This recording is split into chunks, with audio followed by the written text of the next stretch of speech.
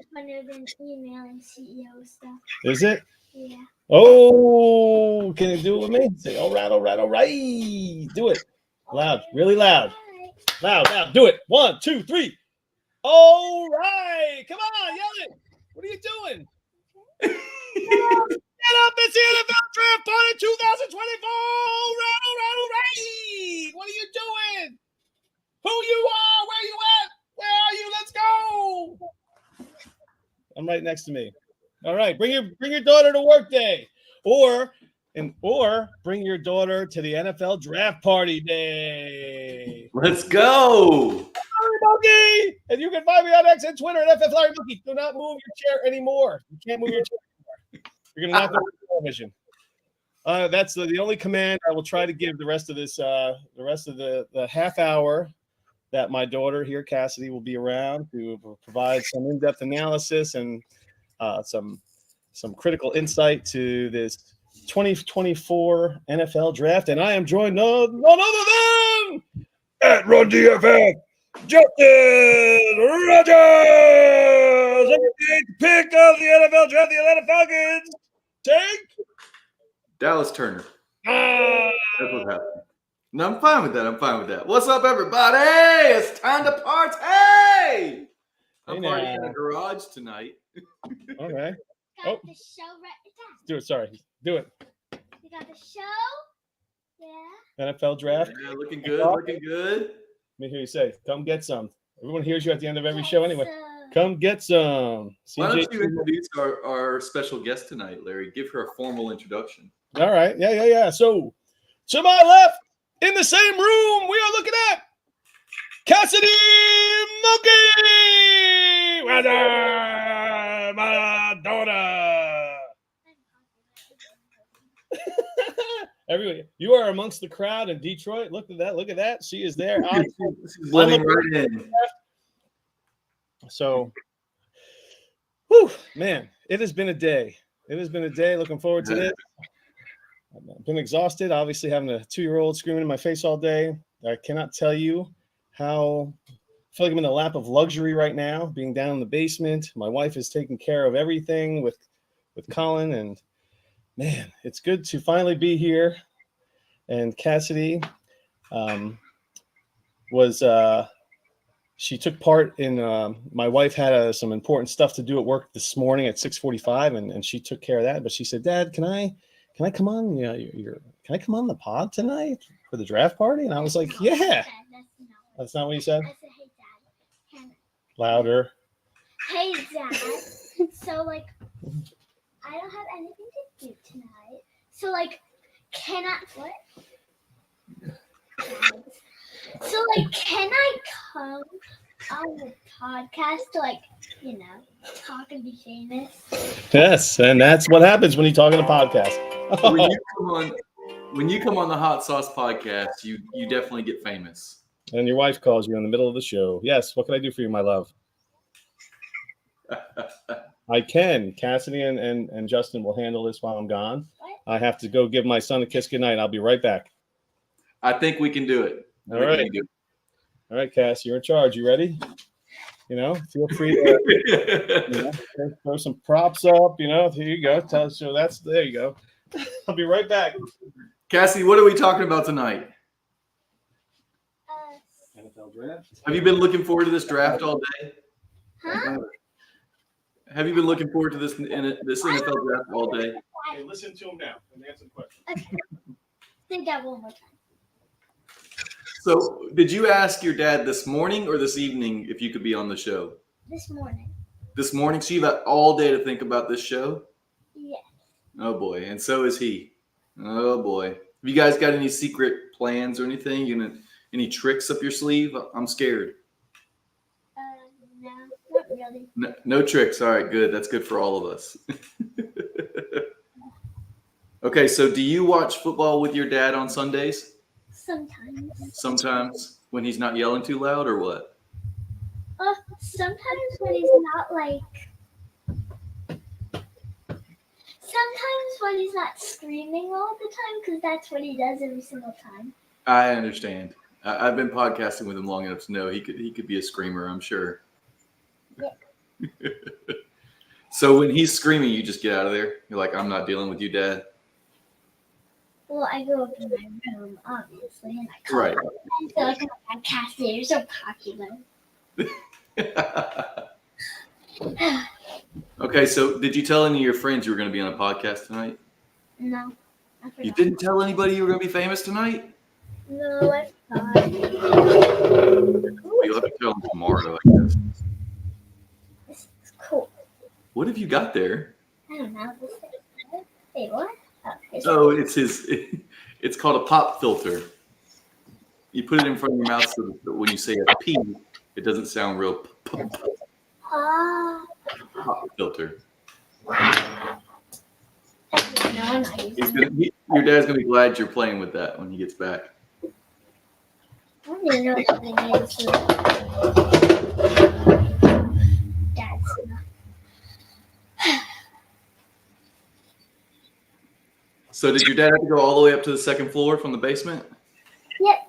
Oh, he's going to be out of breath when he gets back. Do you make him go up those stairs a lot? Yep. There we go. Take the captain's seat there. Yeah, you might have to sit on your feet to be in the computer screen, huh? In the camera. Yeah. There we go. See, you could talk normal from that seat, and we could hear you. Yeah. Put you on the co-pilot seat a second ago. Ooh, I like this seat.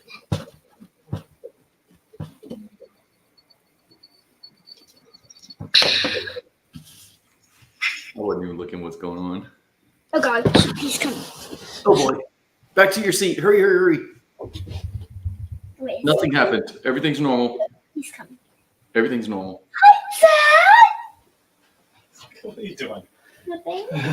Everything's normal. Nothing going on here. Oh my goodness. All good. Yes. The pop filter. All right. Okay. So we're having fun with draft. Watch the television behind you. 7:40, 20 minutes away. Did you just set that TV up over there for the draft, or has that been there? Yeah, just for the draft. I did it earlier. Yeah, it hadn't been there. So we had a little something with the patrons earlier where we did a give us your top 10, just straight team and player drafted top 10. Yeah. And we're going to do a little contest, maybe give something away to the winner who is the most accurate. So what we'll do is, I don't know, who do you have any? Let's hear your top 10 while we. Oh, let me scroll back up to where my top 10 was because I There's put been it some in there. There's been All some right. since join the Patreon, folks. Lots of Okay, fun. so we had those bold takes last week, and none of this lines with my bold takes. Okay. But for number 101, Caleb, that's fine. We can skip. I got Jade Daniels at 2 to Washington. And I've still got New England taking Drake May at 3. I stay chalk with Arizona with Marvin Harrison Jr. and then the Chargers with Joe Alt. So kind of whatever. They're not going to make the same mistake that the Bengals did. They're going to take their offensive line and they'll work on the wide receivers later. I got the Giants taking J.J. McCarthy because they're desperate, and desperate teams do stupid things. Yeah. I got Tennessee taking J.C. Latham, another offensive tackle there because there's nothing left for them to take. There's no QBs available, and they're stuck with Will Levis. I got Atlanta taking Dallas Turner. I wish they would trade back.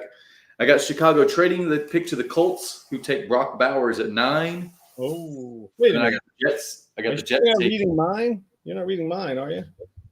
No, I'm reading mine. And then I got the Jets taking Neighbors at 10. Oh, I love So- that one. There you go. What? What was yours then? Well, I was just looking at Steady Eddie fooling around with his, and he has John. Wait, you did the same thing with Chicago to Indy for Bowers. Yeah, I honestly didn't look at that. Wow. Yeah, I feel like Indy is going to try. See, everyone has the Jets taking Bowers. I don't think they go in that direction. They have. I get it. Bowers is a nice piece, but Right. their primary needs are offensive line and wide receiver. You know, Right. they put together a brand new offensive line this year, but although those are highly skilled offensive linemen, they're very long in the tooth. They're old, and with the injuries that the offensive line suffered last year, you got a 40-year-old quarterback coming off an Achilles. you want to put up a wall in front of him, and you want to have the next guy to be able to step in from when one of your guys gets hurt.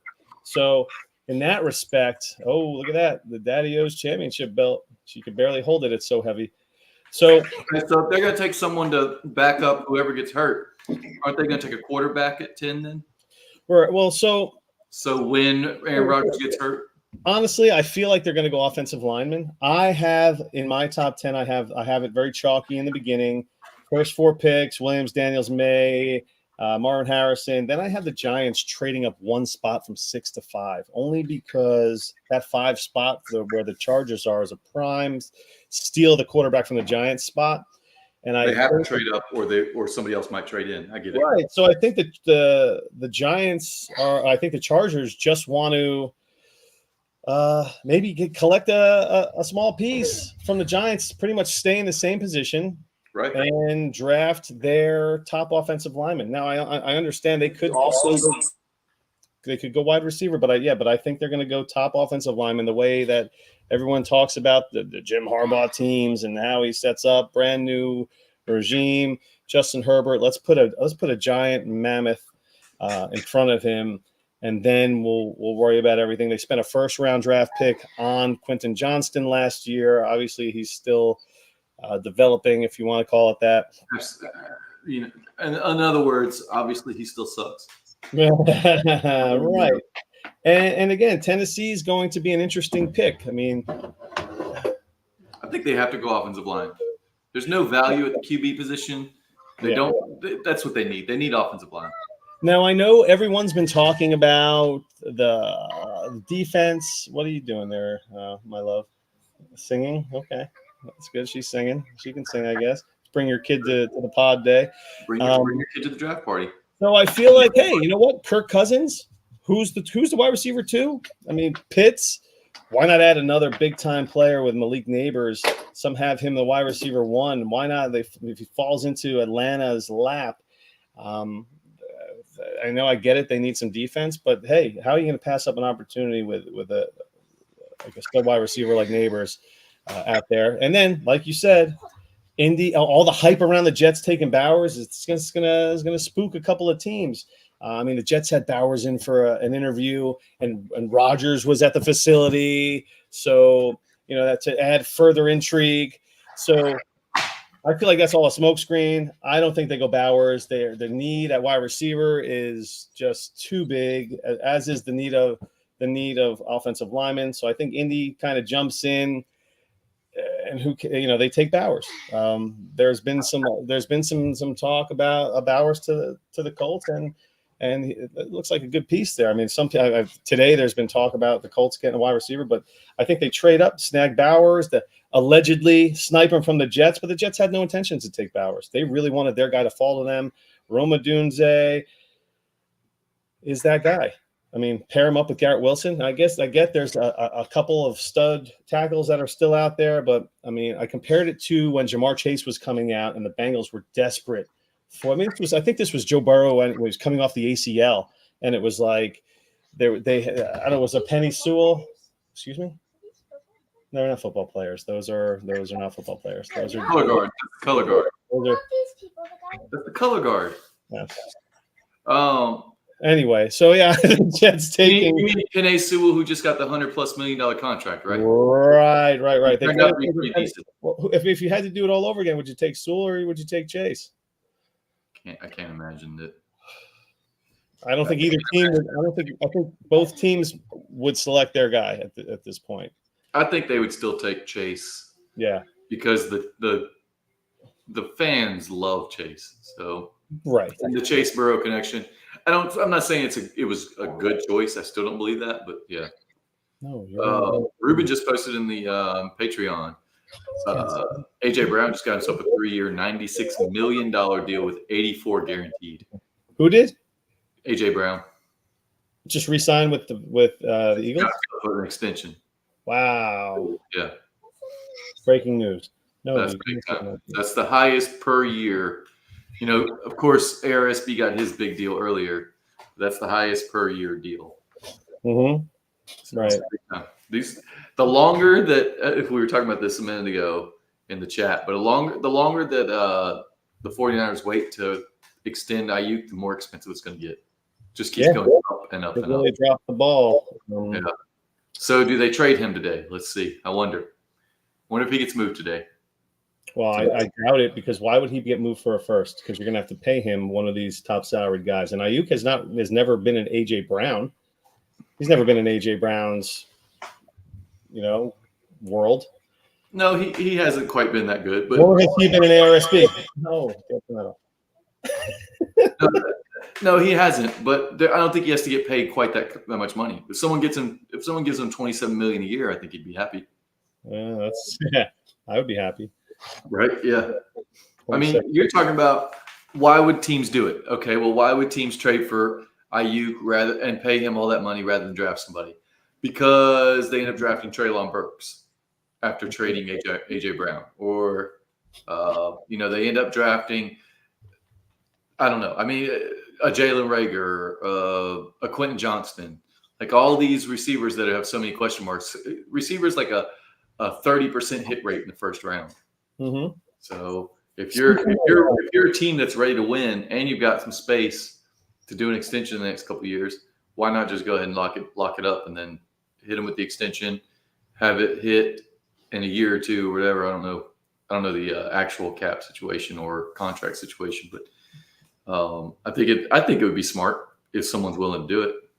Now, speaking of Quentin Johnson, I just hot off the press, I received a trade offer. Maybe Swagzilla 0G is watching the show, because he just sent me a trade offer in HQ1, our Dynasty Trades HQ 16 team Superflex tight end premium. Second rounder? It's worse. Not even. It's terrible. He's trying to buy Quentin Johnson. I have Quentin Johnson on my team. He's offering me the 507, a 25 third round pick, and a 25 fourth round pick. Wow. I mean, that's awful. Now that is really trash. Maybe he's been. Yeah, I mean, even if Quentin Johnson isn't good, none of those picks are good. But you're talking about a 16 teamer, so a third rounder is basically a fourth rounder in the 16 teamer. A third rounder is like we're talking like in the 40s of a pick. Right. That's awful. And that's the best part of the deal that I would be getting would be the 40th rookie pick. So I'm getting like the 40th, 60th, and like 6th. I'm getting two top. Yeah, who cares? Between 40 and 70. 4 times 16, 72. What, 64. So you get like the 66th pick this year, and then whatever. Hey, Cassidy, go instead of going to, you're in the private chat on there. Come to the comments. Click on the comments over there. Yeah, the comments on the people come to draft. When people come in to watch the party, they'll be in that part. That's where the comments go for the people that come to watch. Comments. Okay, chat. There you go. Now just chat in there. I am. That'll be where people are when they show up. Chat. I know we got people who will show up. Okay, so now make a comment. Let's try that. How? Just write any kind of letters or something. I can't. Just write ABCDD. Just do anything. How? You can't. Larry, can you hear this creak of this chair a lot? Not a big deal. I mean, I can. I'm gonna try and find another. I didn't pick up on it until you brought it to my attention. Now it's going to annoy me for the next 3 hours. I may try and go find another chair. I'm limited on seating in this house. There is a couch, a fold-up chair, and one more chair. That's all there is in this whole house. Let's take a look here. All right, so comments. Here's a chat. Some comments. Join the chat. Join the chat. Please. Just put your name and you put the Oh. No. Cats. You need to set up It's sad when Larry Monkey is doing some troubleshooting on some technical issues. Chat with everyone in the studio. Okay, this is what you want. Sorry, I just burped in her face. Sorry. Oh, that's awful. No, terrible. It's a chicken parm sandwich. Ew. Oh, and beer. Chicken parm sandwich and beer. Sorry. Your dad's ruthless. Man. I hope he leaves that part in the podcast when he drops it. Yes. There might be some editing early on, but when the pop filter is being dragged across the desk. Yeah, I don't know. She's on like an iPad, so it's like kind of weird. Yeah, it's different. Sure. Right. So we're going to know what's going on Back in the private chat. in 15 minutes. Bro, don't burp in my face, Dad, bro. This is when your kid turns 8. This is how they're going to talk to you. Bro. All What's up? right, let me go see if I can find a chair that's not going to creak as much. All right. I might have to switch. I don't know. So, Cass, where did you see the Dynasty Hot Sauce Pod comment? Did you see that? This one? Are you looking at? Can you see me on your iPad? Okay. Can you see? Yes. All right. You see where it says that? Yeah, hello, party people. Right. Now, do you still see it? Okay. All right. All right. Whatever. Don't worry about the private chat. I don't know. I don't know what to tell you. So who are you looking for the Jets to draft? A wide receiver? Aaron Rodgers. Aaron Rodgers is. We're going to be giving away some Aaron Rodgers jerseys tonight. Can I have one? You are. I think I might be giving away yours. Actually, no, I'm kidding. Not yours.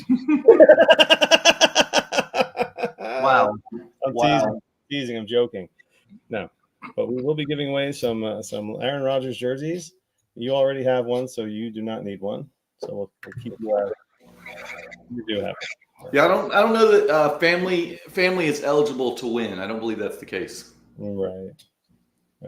So you're in Atlanta, or wait, you're in southern Mississippi. Right. Yeah, I'm down the coast. Oh, Gaucher. Yep. Podcast from a garage this is the first time I've ever podcast from a garage. I'm not sure. very cool. Your garage? Pretty soon, yeah, man. Pretty soon I'll be broadcasting from my new workshop. Yes. The concrete guy's supposed to call me tomorrow, and we're supposed to schedule that. And then a couple months, I'll have the workshop set up, and that's going to be where I'm at from then on. Won't be podcasting in the house off the couch anymore. Oh no. Nope, I'll have to figure out some other seating arrangement.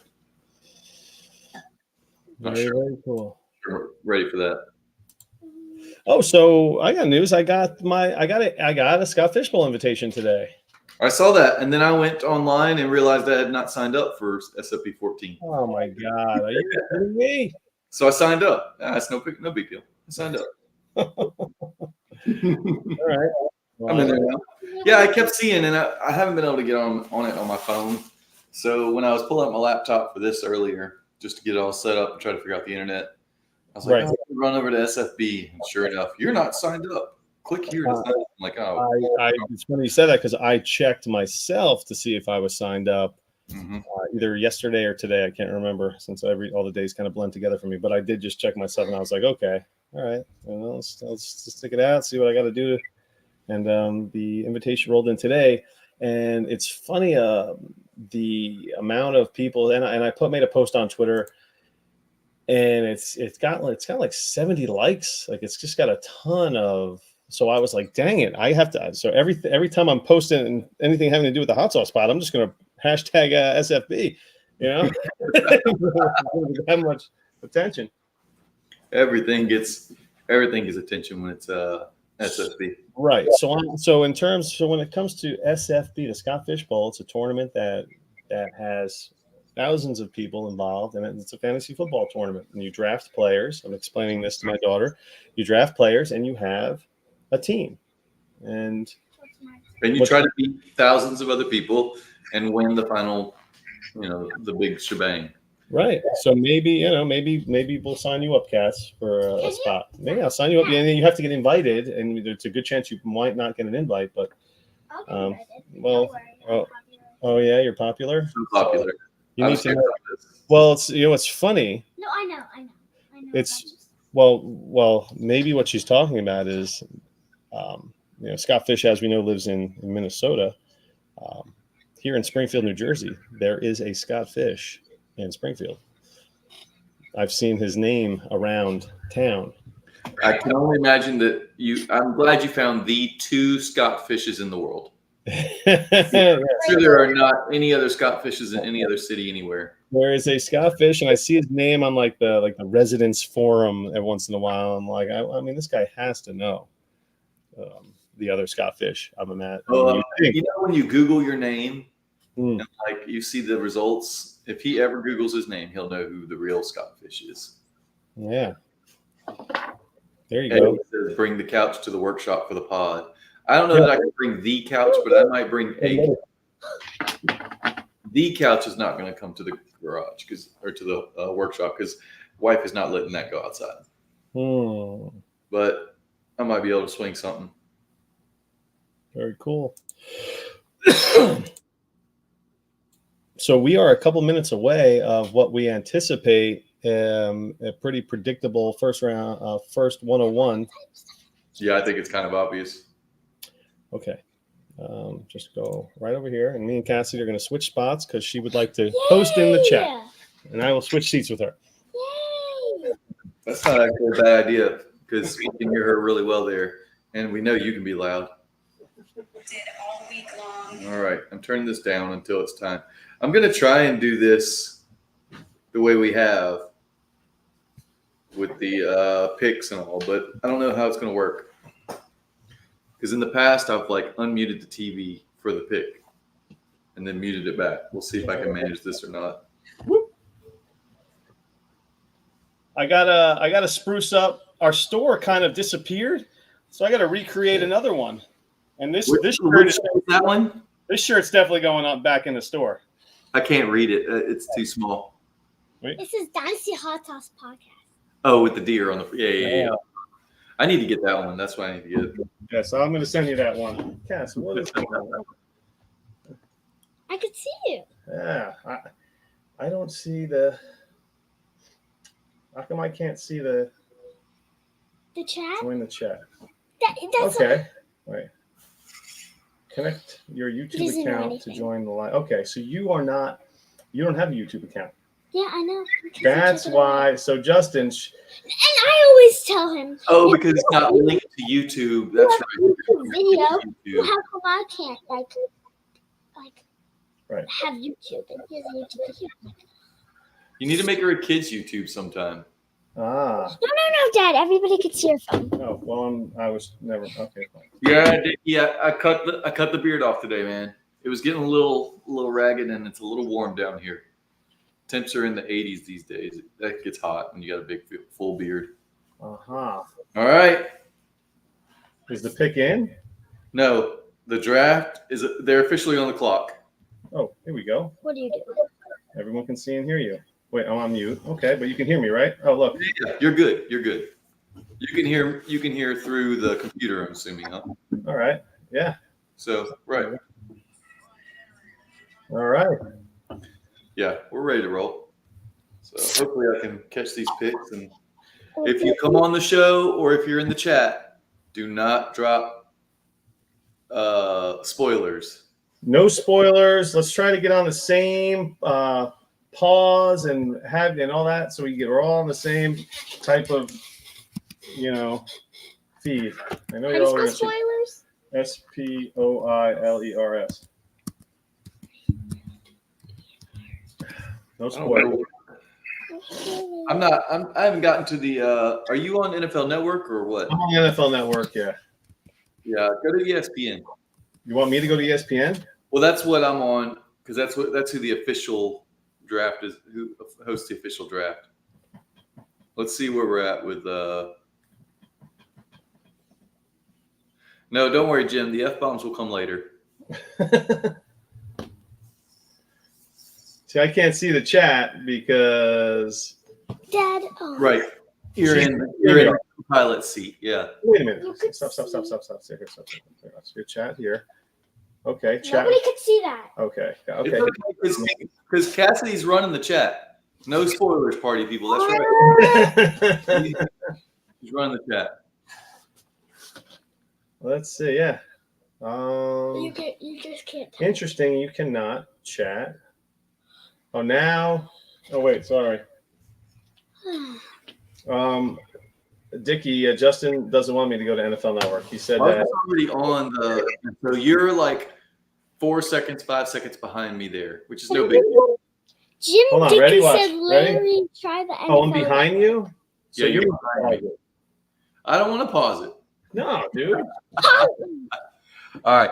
I will pause it and get in sync with you. Just hit pause and unpause real fast, maybe. No, I've got it. I'll wait, and when you get to where I'm at, then I'll. Okay. It's about to go to commercial. Okay. I'll get on the same page. We're on commercial. Oh.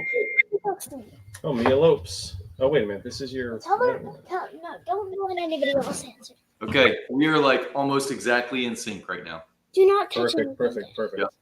Hands up, zooming in on the Courtyard Marriott lady. Yep, we're good to go.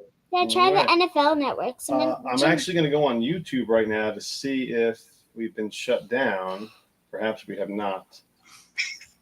Because they'll shut us down once they find out we're like showing the. I feel like the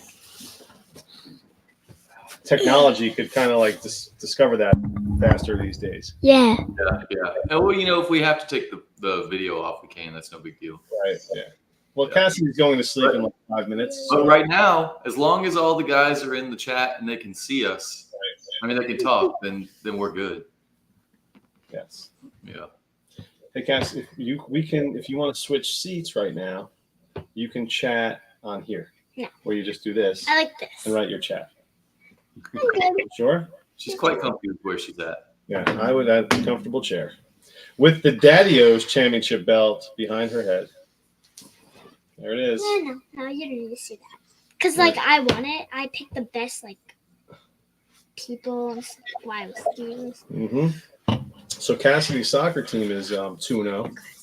How about that? She almost scored a goal. She took the ball from the midfield line, dribbled it through the whole team, beat the goalkeeper, was about to put it in the net, and her teammate was running next to her. And as Cassidy was dribbling, the girl kicked it in, the goal, and turned to Cassidy and was like, "I'm so sorry. I just did that. I'm so sorry I stole that goal from you."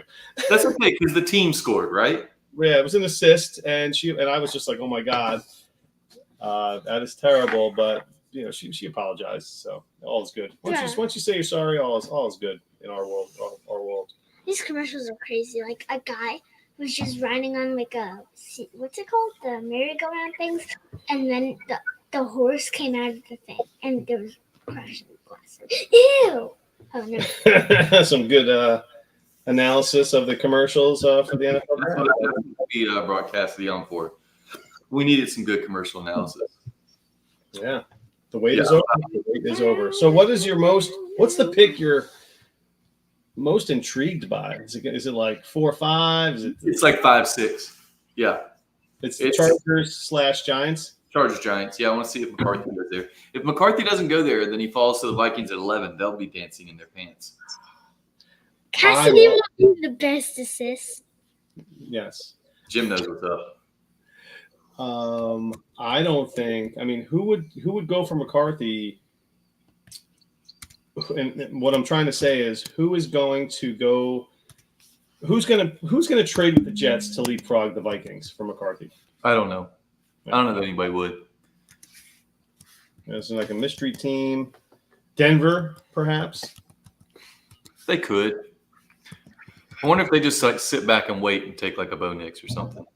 I mean, did you hear the audio of JJ McCarthy raving about the Giants and said that he's been in touch with them more than any other team?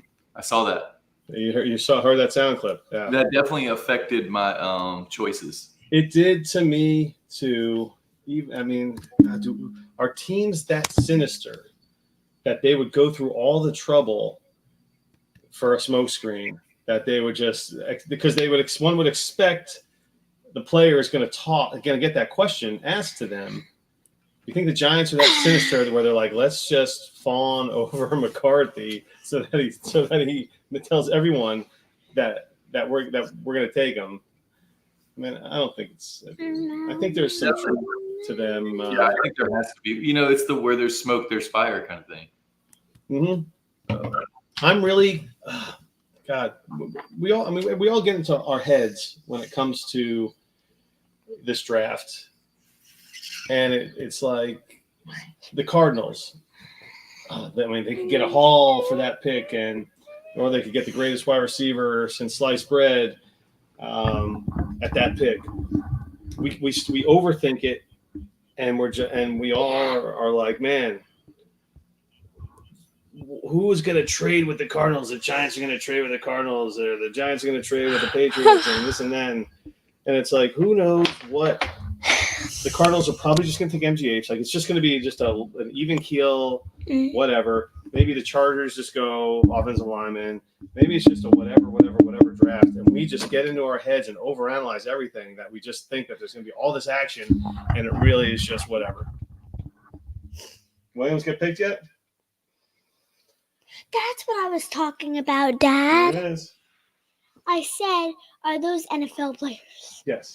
And you were like, no, those trumpet people weren't. Mm-hmm. I don't think we're on picks yet. I think this is just intro stuff. Eminem's up there. Eminem is not going to be dropping the Bears pick as a Detroit fan. No way. So we're not on picks yet. We're just on it. So Cassidy has been with us. The pick's on the clock though right now. Isn't it? It is. I mean, a minute ago it was like countdown to the draft, and then it was like, all right, 3, 2, 1, 0. So I assumed it was on the clock now.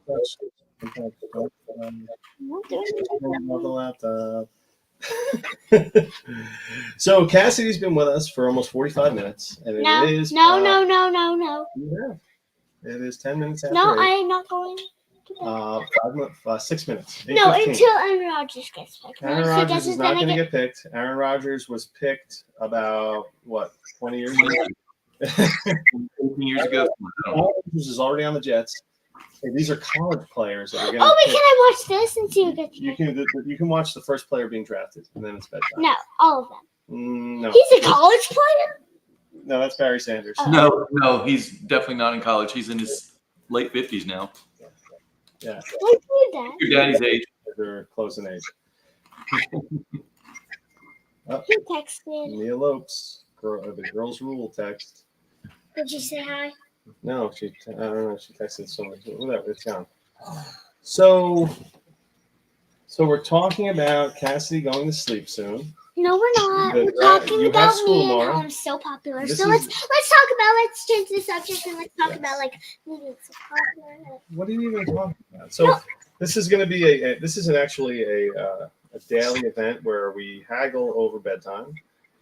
I know that feeling. Like a special moment. It like is a I get special to- moment, and you have exceeded your special moment. To we got it. So Cassidy, no matter what time she goes to sleep, she will get up slowly in the morning. Yeah. Colin has to wake her up. We all wake her up in the morning. It doesn't matter what time she goes to bed. She can go to bed at 8. She can go to bed at 11. She's still not getting up super early. Huh? She has to get dragged out of bed. So my whole thing is the earlier you go to bed, the better. You'll be more refreshed. She has a big softball game tomorrow night. Huh? A big softball game tomorrow night. So, and a softball tournament this weekend where she plays 3 games on Saturday. 3 softball games on Saturday. She's got the tournament goes into Sunday, and then she has a soccer game on Sunday evening at 6 p.m. So it's a big weekend, and My goodness. Thursday You night- need to rest. Thursday night's the biggest night for rest because you can't go into the weekend being groggy from Thursday. Take it from one who has experience on many Thursday night rallies. Here we go. Nope. He was just doing some. This is all 32 teams. I keep muting so that I can listen to it to know exactly where we are. It'll be easier once we really get going because he only comes up to the podium for one thing. Right. We had the countdown clock in the corner. Like, what the heck is that? Oh, there it is. We going 10 minutes a pick? Is that what this is? For the first round, yeah. We started with You just said the Chicago Bears are now officially on the clock. So here we go. the draft is just 9:50 left. We're on the clock. If you're the Bears, do you really drag this out? I mean, you're not taking trade offers. You're just going to make the pick, right? this is what every first round pick does. They wait. I know. Well, every first round pick can because offers are on, but this is I mean, not. They're They not might making. be using this time to talk about the 9th pick. You know, they might be just setting the stage for their second pick. Which I think, They could be pushing running the phone lines about the 9th pick. That's fair. Here's a trivia Or question. do that Who's an old high school teammate of Caleb Williams? How do I change the background of my I couldn't tell this. Oh, I don't know it's how- Fashanu. It's the Dad, did you hear me? offensive lineman. Yes. What was that, How do I Cassie? change the background of my screen? Please. You're not touching anything. The virtual screen. Right. Look, you've got Aaron Rodgers behind you, and a championship Oh, belt. okay, I'll keep it. No, this is what happens when she's messing with the laptop right now. We're not changing the background. We're not touching any buttons. This is my life, folks. This is my life. So there's Caleb sitting there waiting, looking. Why haven't they just gone ahead and done this? That's what I wonder. Like, your guy is sitting there. The camera is on him. Why would you just call him and be like, "Hey"? You got to go through the motion. You got to get the phone call. You got to get up, hug your agent, the family, all that kind of stuff. They're just showboating him right now. Caleb Williams. Yeah, exactly. This is what they do. They kind of showcase players during the draft. And the NFL is probably like, let's milk the first pick. It's, just for There might be some instructions, like you cannot make a pick. You cannot make the pick before 5 minutes is over. or something. Right. Yeah. They might have some official instruction. It's all We're waiting, and they're doing the highlight. I'm grabbing a beer. Yeah, beer is always good. Okay, so we did a little over under a couple shows ago where I have over 4.5 quarterbacks. You have under 4.5 quarterbacks. I wish I could reconsider that because I think Penix ends up going in the first. You have Bowers top 8. Mm-hmm. Come on. I have Bowers not top 8. Yep. I have a top 5 trade. You have a top 7 trade. Oh, look at this. I have a Doomsday top 8, and you have Worthy top 13. So let's see if these come to fruition. Let's see who had the better draft predictions. I don't see how a Doomsday gets I think you're probably going to get the quarterback right. I'm gonna miss that. Why is this? We'll see about Bowers. I wonder what happens if the Chargers take him. Whatever. Curious. I just feel. I don't Bowers. think they do either. But Is he really that much of a beast that he's going to break all the sticks? What are you doing? A flock. What are you doing? We're going to floss our teeth on the show. All right. Let's do the answer is yes. He is that much of a beast. But Complete mismatch for anybody out there. But in terms of from a historical perspective, no tight end's ever gone that high, and he doesn't even have the appropriate measurables physically. And I say that just by like height and weight and stuff. He's a smaller size tight end. Are you flossing your teeth too on DFF? Do we have two people flossing their teeth right now on the show? I was just having a chip or two. It's a long show. I guess they're good. I'll mute next time. We had Johnny Lobb is scheduled to come on a little later, and Michael Sipes is they're scheduled to coming come on on later. the show? They're coming. We have some folks coming on the show. You're going to be asleep No, what time? much later, What time? 10 o'clock. This thing is like 3 hours long, Cassidy. It's so long. 3.5 hours long. Yeah. Can I just stay up till 9? If you look, no, you can't stay up till 9. You got to go to bed now because the Can't show. they just come on the show early? You did come on the show early. No, can they? Why don't you show? No, it's not. People have to put their kids to bed. Everyone's putting their children to sleep right Nobody has kids right now. now. Everyone has kids. Justin's kids are asleep right now. No, Justin left his kids. And they're asleep right now. And they're probably. No, no, no. My son is laying down for sure right now. Yes. Yeah, I think he like that. And although Frankie might be awake, they're an hour behind us. So Right. That's the problem. With the time zone difference. it's only 7 o'clock right now for them. So Right. if you lived in Mississippi right now, Cass, you could stay awake. But because you are in New Jersey, you will be going to sleep very No, soon. can't those the other people come on the show? They'll be popping in a little later after they No, put their right kids to now. bed. That's not how it works. Those people don't have kids. Why don't you stand up and show everyone your sweatshirt? Ah, There you go. Oh, She wore that to that's school today. You wore it to school today, Cassidy? Repping the hot sauce? people like, oh God. Nice feet. Yes, the first. Yeah. That's not the first foot we've seen on the show. I'm not sure. It could be. Come on, Dad, you show your fungus feet. All right, we'll Past that 5-minute mark. Let's make this pick. Come on, Bears. What's the pick? Okay. Oh, that guy looks so weird. You know, mommy's watching this upstairs. Wait, You can, what? this is on the TV. You can watch this when you go upstairs. Well, no, you have to go to bed, so you can't No. watch this. Yeah, don't get in trouble sending her upstairs so that she can watch it. And your wife's like, Mommy's watching. You don't think she's watching, actually. She's still putting Colin to sleep. When I went upstairs, it was like a bloodbath. Can So- she say "Oh, something? screaming and- yeah. It was like the insane asylum was peak insanity. Ooh, mint. Can I All right, have Bears pick is in. Yes. No. I have not seen Caleb Williams get a phone call yet. You can have a mint, you're brushing your teeth, and then it's bedtime. 3. I need 1. 1 mint, that's it, just one. Brush I'm teeth. putting 2 back, Dad. All right, thank you. All right. Can I just see something here? Oh, look at this. He jumps over here. Hey. You got to go over here. Oh, look at that one. Cassidy with the boat, best assist. Look at that. Look at that. He So you click over it and hit show. You can show the comment on the show. Oh, I can. Yes. See, you can do that for a little bit. So the Bears are going to clean up in this after that trade last year, where they didn't get suckered into Bryce Young, and they end up with a much better prospect in Caleb Williams. It's not even their own pick. That's the crazy part. All right, here we go. Here it is. You gonna get some volume or no? NFL draft, and for the first time since 1947, it's the Bears who makes a selection. With the first pick in the 2024 NFL Draft, the Chicago Bears select Caleb Williams, quarterback, Southern California. No surprise there. No surprise there. I have to turn off my sleeper alerts because it popped up right as that was coming up. I'm like, wait a second. All right, there goes Caleb Williams, Chicago Bear. All right, so let me turn these notifications off for now. How do you spell Caleb? Caleb. This is the Cassidy's final comment. How do you spell Williams? Williams.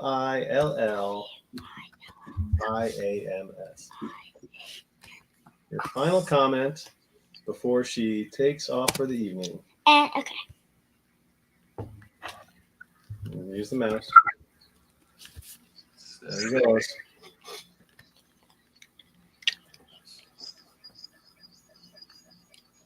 Da-na-na-na-na-na-na.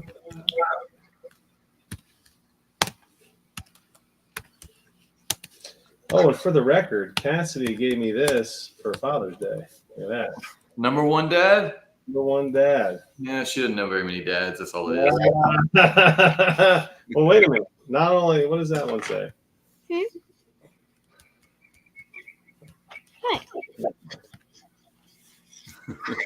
Very cool. We'll say like number two dad. That's what Justin has. He has number 2 dad.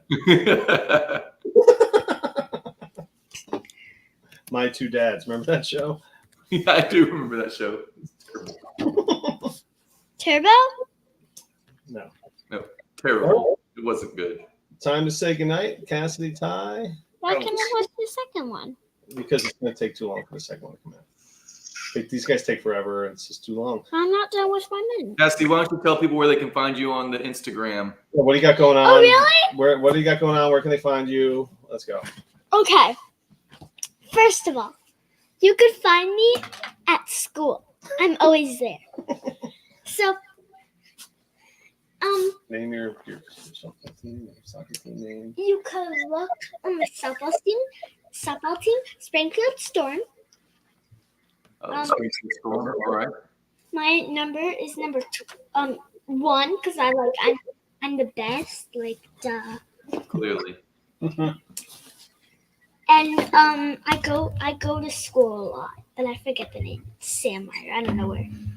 All right. And your soccer team name? And my soccer team name is the Cyclones. That is a terrible. That's the Springfield Cyclones. Both her softball team and soccer team are both undefeated. Nice sports, pretty serious sports program in Springfield. All right.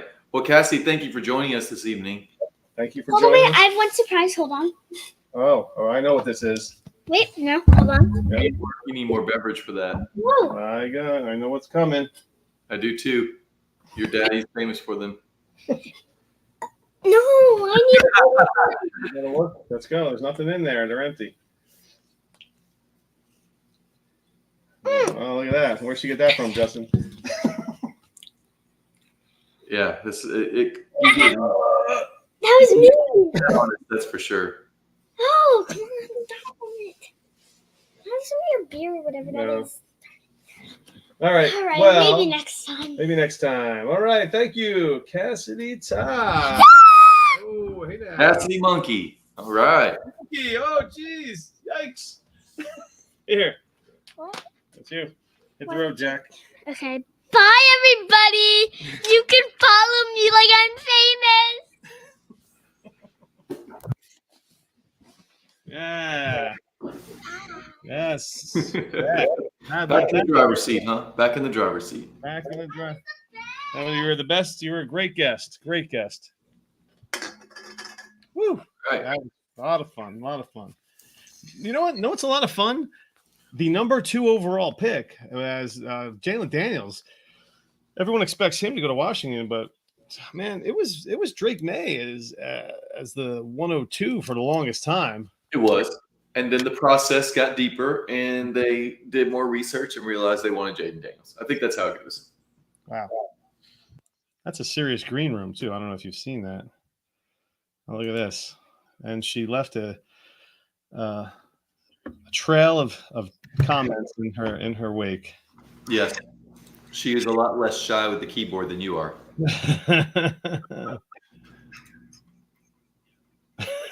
I'll use that one a lot tonight. I have no idea who he is.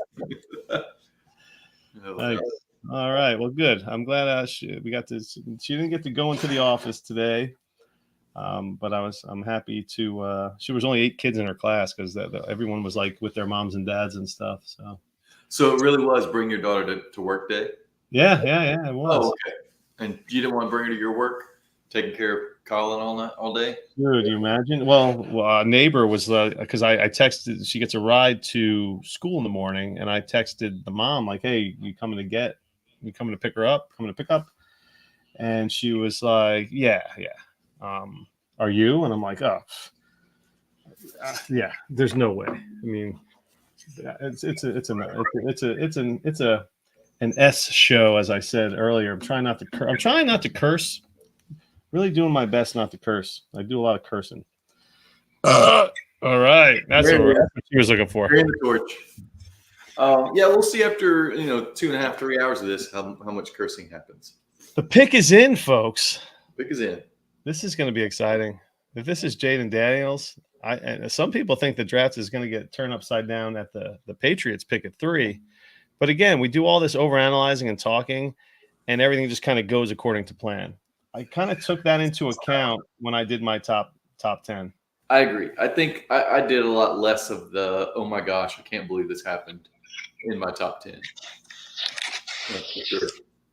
If we had gone deeper, I would have made more trades. I think there's more to be done. But these guys at the top, if you can get the stud, you get the stud kind of thing. Yeah. All right. Are we going to the podium? It's bedtime. Not Wow. yet. That was quick. Commanders are not wasting any time. Oh, here we go. Wow. Here it is, folks.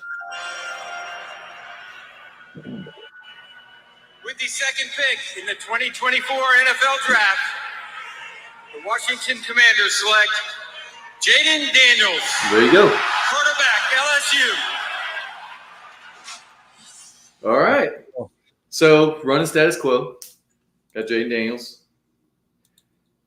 Let's see here. At some point, I'm going to have to do the spreadsheet tonight after all this is over. Since I know everything, but I think basically everyone took Daniels too. Oh, yeah. Okay. So I don't think there's any question right now Like, I don't even have to worry about the top 2 picks because everyone went Caleb and then Jade. So okay. So in our Patreon chat, we all did a top 10 team and player. We didn't say trade this, trade that, trade that. We just put team and player. So if a team traded up, we just put that team and the player. did you see Eddie's? I did, with his silliness. Yeah, he took a jab. He wasn't trying to win. He was taking a jab at Larry Monkey. Yeah, He's got Jonathan Brooks going 10th overall to the Jets. Get out of here. How do you feel about Jonathan Brooks? I don't think anyone likes any of these running backs, and I think draft capital will determine everything. And if nothing goes, if it's third round running back or mid third round running back, those are like Michael Carter types. Those are just placeholder running backs. Maybe. I was talking specifically about Brooks, though, because he's coming off an ACL tear. He had a productive career, but, man, it scares me to have somebody coming off an ACL tear into their rookie season where they're probably not going to be ready for the start of the season. Like, you're going to have somebody coming off, then having to get in shape and get adapted to the game, middle of the season, injury, re-injury risks. He's an avoid for me. If he goes to the Cowboys, I won't get him because he's just going to be too high for me. I'll end up going and trading for, Rico Dowdle or whoever the hell is on the Cowboys now for the first 4 or 5 weeks of the season. I'll get him for cheap. Yeah, we talk about whoever goes to Dallas. There's plenty of teams that need a running back. The Giants, for instance, need a running back. Is Nick Chubb going to be the man that he was for Cleveland? Also, Deontay Foreman, Devin Singletary. Wait. The only thing you're missing though is that the Cowboys are set up to have a good run game with a very productive quarter or running back. Mm-hmm. The Giants aren't set up for a good run game. The Giants are going to be a train wreck for whoever goes there. Yeah, they will. New England is on the clock. This is where it gets interesting. Is it going to be a trade alert, or are we going Drake May? Because it's very weird. All the smoke screens and stuff. Yeah. If I'm New England, I'm trading out of this because they have they are set up for failure. They don't have a good team. But see, it comes back to if you're in position to get a quarterback, you get a quarterback. That's it. That's the wrong way to go. That's not. Well, if you don't, then you end up drafting in the 20s somewhere and you can't get a quarterback. Or not the 20s. You're not in the 20s. You're drafting at 15 and you can't get a quarterback. Okay. Exhibit A, the Detroit Lions. They've picked in the top 10 for how many years in a row. And everyone's like, here's the quarterback. They go with the offensive line. What are you talking about? They had Stafford forever. Not for not when they drafted Goff. Not when they traded for Goff. But I'm saying they had Stafford until they traded for Goff. They weren't going to draft a quarterback early. They had a guy. But that's the worst example. Who's joining us right now? This is Cassidy. She's been harassing me via text. Oh. And we cannot see your face, and your teeth need to be brushed, and it's time for bed. It's 8:30, and if you want to come on the show again, you're going to have to do what I'm asking you to. Can you speak now, Cass? Can we hear you? Yeah,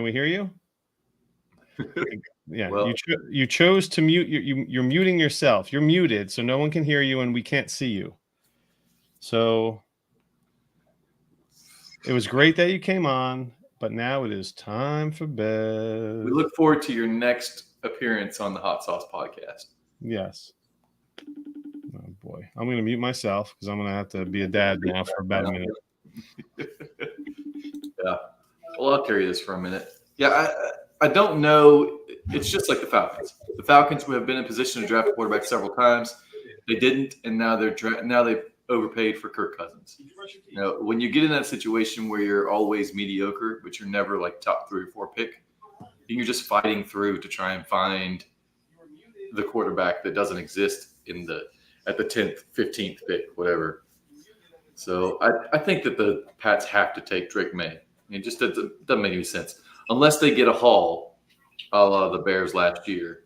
This does not make sense. But the Pats pick is in. So Pat's pick is in. They are not trading it. And so here we go.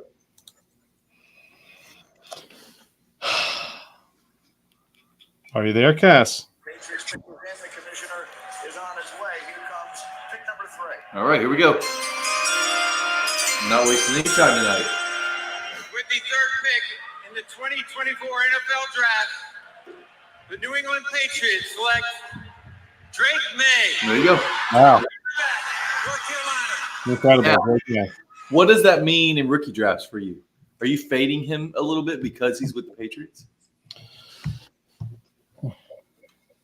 That's a great question. I mean, he's not going to play. They have Jacoby Brissett. Oh, come on now. Just because he won't play the first couple weeks doesn't mean he's not playing. Like, Jacoby Brissett is not holding off anybody. Jacoby Brissett is trash. Okay. He's a placeholder. Listen, why would you put this guy in? You're just setting him up for failure. Well, because in the NFL, coaches have to find out what they have. It's true. It's true. You can't sit there because if they don't play him this year, then they're playing him next year as a rookie, as a first-year starter. And now you've got a coach on the hot seat because if they suck again and they didn't find out that he's 2 years in, he didn't get a chance to fix the mistake he made. Right. He doesn't get to find out if he's got Josh Rosen instead of a Josh Allen or whatever. Mm-hmm. So it's going to be impossible to keep him off the field completely. Okay. Well, now the draft gets good.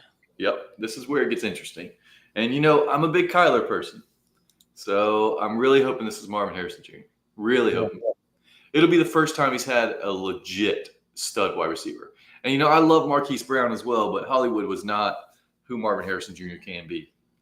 I mean, I don't think there's any comparison between the two, obviously. But we'll see. I'm going to be fading Drake May a little bit. I'll take Bowers over May. I'll take Neighbors over May. So he'll be my 6th pick in rookie drafts. As it stands with projected draft capital, it'll go Caleb and then Marvin Harrison Jr., Jaden Daniels, Bowers, Neighbors. In all these tight end premium leagues, that's where I stand on that. So I don't think there's any way you can't fade Drake May a little bit. Not the best situation for him. Not the best coaching staff. Not the best wide receiver core. Not the best offensive line. I mean, they got a shit ton of. They got a mess. But then what'll happen is he'll come out and he'll be fucking C.J. Stroud and he'll lift. He'll be the tide that lifts all the boats. Where'd you go? Okay. We're good. Hey, Pepitone. All righty, baby. Why's your fridge so far away from the desk there, Larry? Oh, no, it wasn't the fridge. I wasn't. No, I had to. I was still dealing with Children. with someone that got a little taste of the microphone. Yeah, you've given her a bite of fame. Now she wants the whole cake. And my wife is still putting Colin to sleep. Oh gosh! So there's no one. Something tells me that I'm gonna have to run upstairs and make sure Cassidy is in fact gone to sleep because she could still be watching. So let's see. Yeah. All right. So doesn't look like we're going to get a trade with 3 minutes to go here. Unless the Cardinals. I mean, you watch that clip with the Cardinal GM where he's like wheeling and dealing. I think we've all seen that. I don't know. No, the pick is in. There we go. It's got to be Marvin Harrison. It's Marvin Harrison Jr. I don't think there's too much smoke with that. Everybody's been projecting it. Well, they want the Larry Fitzgerald replacement and in terms of a stud wide receiver. It's a weird looking guy, man. This guy's from outer space, huh? Not that I don't look like I'm from outer space, but he looks like he's from a different part of the galaxy. Wow. Yeah, he is ready to roll, Men in Black style. Right. All right. This has got to be. Oh, are they trying to say it's either Neighbors or trying to build? NFL has to build a little bit of hype here, but Yeah. I don't think there's. I don't know. I don't know if there's much question. I know that there were certain GMs out there that, or certain scouts and whatever, that thought that Neighbors was a better prospect, but I think that the Cardinals have kind of made it clear where they stand on this. Yep. All right, so Goodell is making his way up onto the stage here. Here we go, yo. If someone would trade up to take the fourth quarterback Here in we this go. draft, they did. Here comes the connection.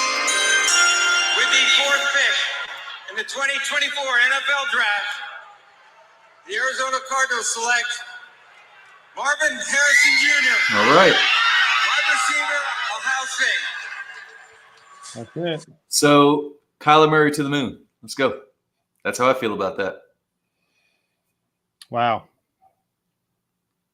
If you took the advice of, who it was? Who was it? What was it? Devi Kane Fasal, who said to tank with Murray coming off the ACL, and he was on the bench most of the season. If you were tanking for Caleb with Murray, now you have Caleb, Murray, and now Marvin Harrison Jr. connection. Yeah. It's Not not too bad. bad. It's Not too a bad strategy way back when. Nope. It's not too bad. I also preached this. I preached this this strategy on the Superflex Super Show when I was on with John Hogue. There happens to be someone that was on this podcast that kept saying, "Buy Kyler Murray, buy Kyler Murray. He's going to get a rise in value guaranteed." Mm-hmm. Somebody said that. I don't know. I have zero. I think I have zero Kyler Murray. Well, you didn't listen to me then. That's for damn sure. Well, I was the one selling them to you or other people. Dumbass. You sold low. You sold at the bottom of the canyon. Yeah, maybe. We'll see. Well, I mean, right now, just from last summer to this summer, he's worth a good bit more. So Drake May to the Patriots, and let's just say Neighbors to the Giants. Like two guys that are they impacted? Is their value impacted by their destination? Like is Neighbors? I mean, it's just so. I'm going to feel better about Neighbors than I will Drake May, because I think that he'll be able to get volume in that offense regardless. It could be an Eli Manning, Odell Beckham Jr. situation where it's just not a good quarterback, but enough volume to sustain. I think May is a project, and that offense and that situation needs a lot of help. So we'll see. I always bank on the talent of the wide receiver, though. I think that's the part that's clear, is that Neighbors would be the wide receiver one in a lot of classes. It just so happens that he's with Marvin Harrison Jr. And I'll say this. If Marvin Harrison Jr. didn't have his name, I'm not sure he would be the wide receiver one over Malik Neighbors. But the name has something to do with it. Yeah. I mean, that there's no denying that. Like, Neighbors has had the better numbers. Okay. So we've had the 4 chalk selections.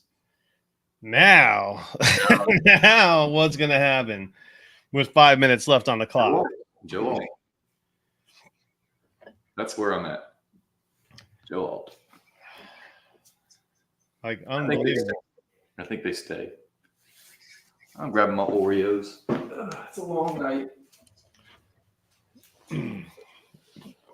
Going with some Run DFF, going with some genetically modified snacks here. I got to my mother's house earlier, settled in, made sure the internet was going to work from the neighbor's house because I'm borrowing the internet from them, and then ran to the Dollar General where I snagged some beer, a pizza, yes, some double stuffed Oreos, some Doritos, and some other snacks of sorts. But that's the diet for this evening. I'm going to mute this while I open this back up.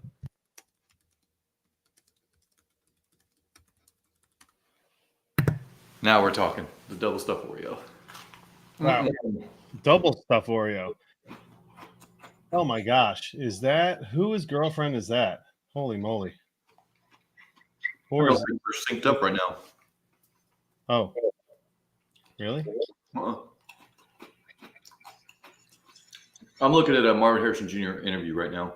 Oh yeah, I'm ahead of you. Let me pause. That happened. Pause. Unpause. How about I just go forward? Oh, yeah, okay. I'm at 342, 341, Okay. Let me go 15 seconds. 337, 336, 335, 334, 333, 332, 331, 330, 329, 328, 327, 326. Okay, we're on sync now. Okay, commercial. Yep. Lifting weights, whatnot. The Courtyard Marriott. Mm. Nice place to stay. I stayed at a Courtyard just last week. Okay. Mhm. So are we going with the offensive lineman or the wide receiver? Well, after watching Joe Burrow get beat up for the last few years, I think the Chargers learned from that. And Herbert has been banged up. So he was banged up this year. Right. He was. Now, Dan Pepitone, I know, is a Packers fan. This is the guy that I went to Green Bay with. Oh, I'm assuming he's talking about the Packers pick. yes, at 25 is what he's saying. Mhm. Mm-hmm. Okay. Offensive lineman or who's Cooper Dijon? He must be a defensive player. You know, I don't pay attention to that. I know. We need Hollywood. I didn't even ask Hollywood. I was just, I don't know. I should have just blasted out the link to everybody, and we should. I guess we'll do. There'll be a point in time where I think we blast the link out for the StreamYard link to. And I never connected with Jerry Sinclair. Oh. Well, sure, there's time. We'll probably throw it out to some patrons in a little bit. See who wants to pop in. AJ Brown, huh? He wanted to. Howie wanted to lock up his wide receiver room. That should tell you. Look, they have 2 stud wide receivers. What's that? And they have Saquon Barkley. They're poised to make another run. But they're gonna have to put in. They got to think they go offensive line. Pick is in, so my bracket's busted. I had the Giants trading down one spot. Gonna hurt. You lose 5 points right there. My bracket is busted, but I might get points for the pick. Well, it's not going to be JJ McCarthy. So I will lose that as well. Yeah, you're gonna lose a point for every pick he goes outside of this. If the Giants don't take him, could get ugly for both of us. Brock Bowers, man. You're right. Yeah, Bowers has been mentioned with the Chargers. So honestly, it could be. It just has to be an offensive lineman. It has to be offense of some sort. That's clear. It can be offensive line. It can be tight end. It can be wide receiver, but it can't be any other position. So the Giants are poised to take the quarterback if they want.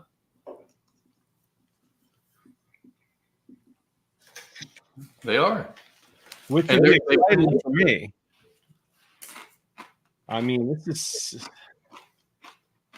There's 2 wide receivers that I have my eye on. Yeah, it's clear there's a top 3 tier. And then after that, it gets a little 6 picks. A lot of question marks. Yeah. So. The Giants, if the Giants take JJ McCarthy, that's huge. It would be for everybody behind them. That's for sure. It's the same way I'm going to look at in rookie drafts in Superplex. I can't wait for people to reach for JJ McCarthy and push a Neighbors or Bowers down to 7. So in a 16-team league, quarterbacks get a little bit of a boost. Yes. When does McCarthy go? I could see doing it then. I could see going 6th pick. But anything besides, even a 14-teamer, I'm not taking him over those guys. That top tier. All right. Are we walking up to the podium yet? Here comes the fifth pick. We're going to lay down the direction. Fifth pick in the All right. Come on, Joe 2024 Alt. NFL Draft. The Los Angeles Chargers select Joe Alt. All right. My bracket stays together. My picks stay together. Okay. I had the I'm 5 for 5 right now. 5 for 5. So if he doesn't look very happy. So if I had Joe Alt and going to the Chargers at pick 6, I get nothing for that. No. You don't get the 5 points, but you get the right team. You'll get the 4 points. You won't get the right team. I think because I guess that's fair. I had Alt to the Chargers. Yeah. Okay, so that's fine. You'll get 9 points because you'll get the 5 for the team and then 4 for being 1 spot off. Okay. Does that make sense? Yeah, whatever. You'll tell me. It's 5 points for the right team, and then every spot you're off, you lose a point off of 5. So because you picked him at 6 instead of 5, you get 4 points instead of 5. So everyone was shitting on Justin Herbert because Jim Harbaugh went there. Like that, why would you be putting together a winning program with a winning coach? So let's bring the quarterback down a couple of pegs. I don't understand that. But now you put this stud offensive lineman in front of him. Are we still poo-pooing Justin? Are we still shitting on Justin Herbert? You know why, though? It's because people were looking at Harbaugh and this offensive line and going, they're going to run the shit out of the ball. They just signed J.K. Dobbins. They got Gus Edwards. They brought over the Ravens backfield, basically. Which doesn't really mean much because both of these guys have a hard time staying healthy. Oh, come on. Gus Edwards has been pretty solid. It kind of has. On the other hand, I think Alt's going to be stoked to be there because, man, dude, offensive linemen loved them all in the run game. How tall is that girl next to Joe Alt? Because he's 6'8", and she was right up to his chin, so she's got to be a 6 foot. She's got to be 6 foot. Well, maybe she's 5'10", something like that. Well, 5'10" female is pretty tall. Yeah, it's my wife's height. Is she? Yeah. Nice. I did not know that. Yeah, I don't know. She's just a tall woman walked up to me one day, and I couldn't resist. Oh, I think my wife is 5'8", 5'9", one of those. 5'8", yeah. She's not the tallest woman I ever dated, though. I'm 6 foot, and I dated a girl that was 6'2". Oh yeah. Yeah. Wow. That was interesting. She must have had her way with you on the basketball court.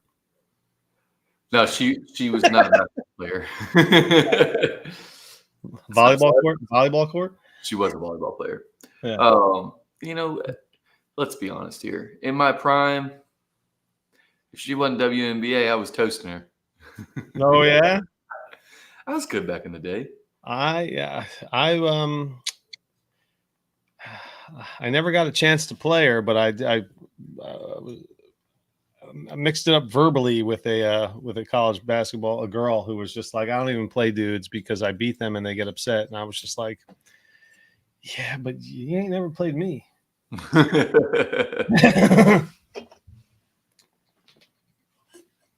It was my early 30s back then. She was tall. She was about 5'10", I think. Oh, she might have got you, man. Nah. I was like Jordan, man. I was ruthless. I was like Jordan. That's what we need to put that on a shirt. Yeah, we need to put that on a shirt. That needs to be a little sound bite. I was like Jordan. The pick is in. The Giants wasting no time. Yep. JJ McCarthy. Holy moly. He's sure got a little giggle there. Look at this. A big old smile. Has he got the phone call? This dude looks like he's 18. Well, they are young, dude. Yeah, you know what? We are old. This dude just started getting into rated R movies. Yeah. Being grafted by the New York Giants, perhaps. Oh my God. Yeah. So the Giants have been, everyone was like Neighbors, and then McCarthy started picking up steam. So it's Neighbors and McCarthy. And what's funny is the camera keeps going to both of these guys. So the NFL is doing a good job of keeping everyone in suspense here. Yep. Oh my God, the freaking Giants. Ugh. All right, here we go. With the sixth Here we pick go. in Marky, the come on. 2024 I want to be NFL right. Draft, I don't care about anything. the New York Giants select Malik Oh, Oh, wow. LSU. Wow, that sucks. Fucking Giants. Fuck you, Giants. Punk. I don't mind it, but that kills my my bracket, man. Your That bracket. kills it. Neighbors. Because I had neighbors going at like 9 or something like that, 10. So they're going to run it back with the broken back I had QB. 10. So I get 1 point for that. Yeesh. Broken back quarterback. Punk. Yeah. Ugh. Yeah. This blows. Because Odunze can go to any one of the next 3 teams. That is terrible. Look at you munching down on the pod without a mute. Look at this. Bush League. Old school. I cannot believe that the Giants went Neighbors. Why would you go Neighbors when? So you're going to stick by Danny Dimes. They're going to give Daniel Jones the one more chance, I guess. How many chances are you going to give this guy? You just gave him $40 million. Well, that's Now their you're going to problem. pay him again. That's their problem. They're locked into that for at least one more. Well, one more year.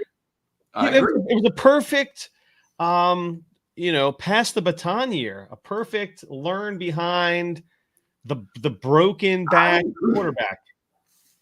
I agree. They should have traded. I mean, they should have drafted McCarthy. As an NFL prospect, he's fine. As a fantasy prospect, I don't want nothing to do with him. Why do you put that much effort into a quarterback to make him think that you're going to draft him?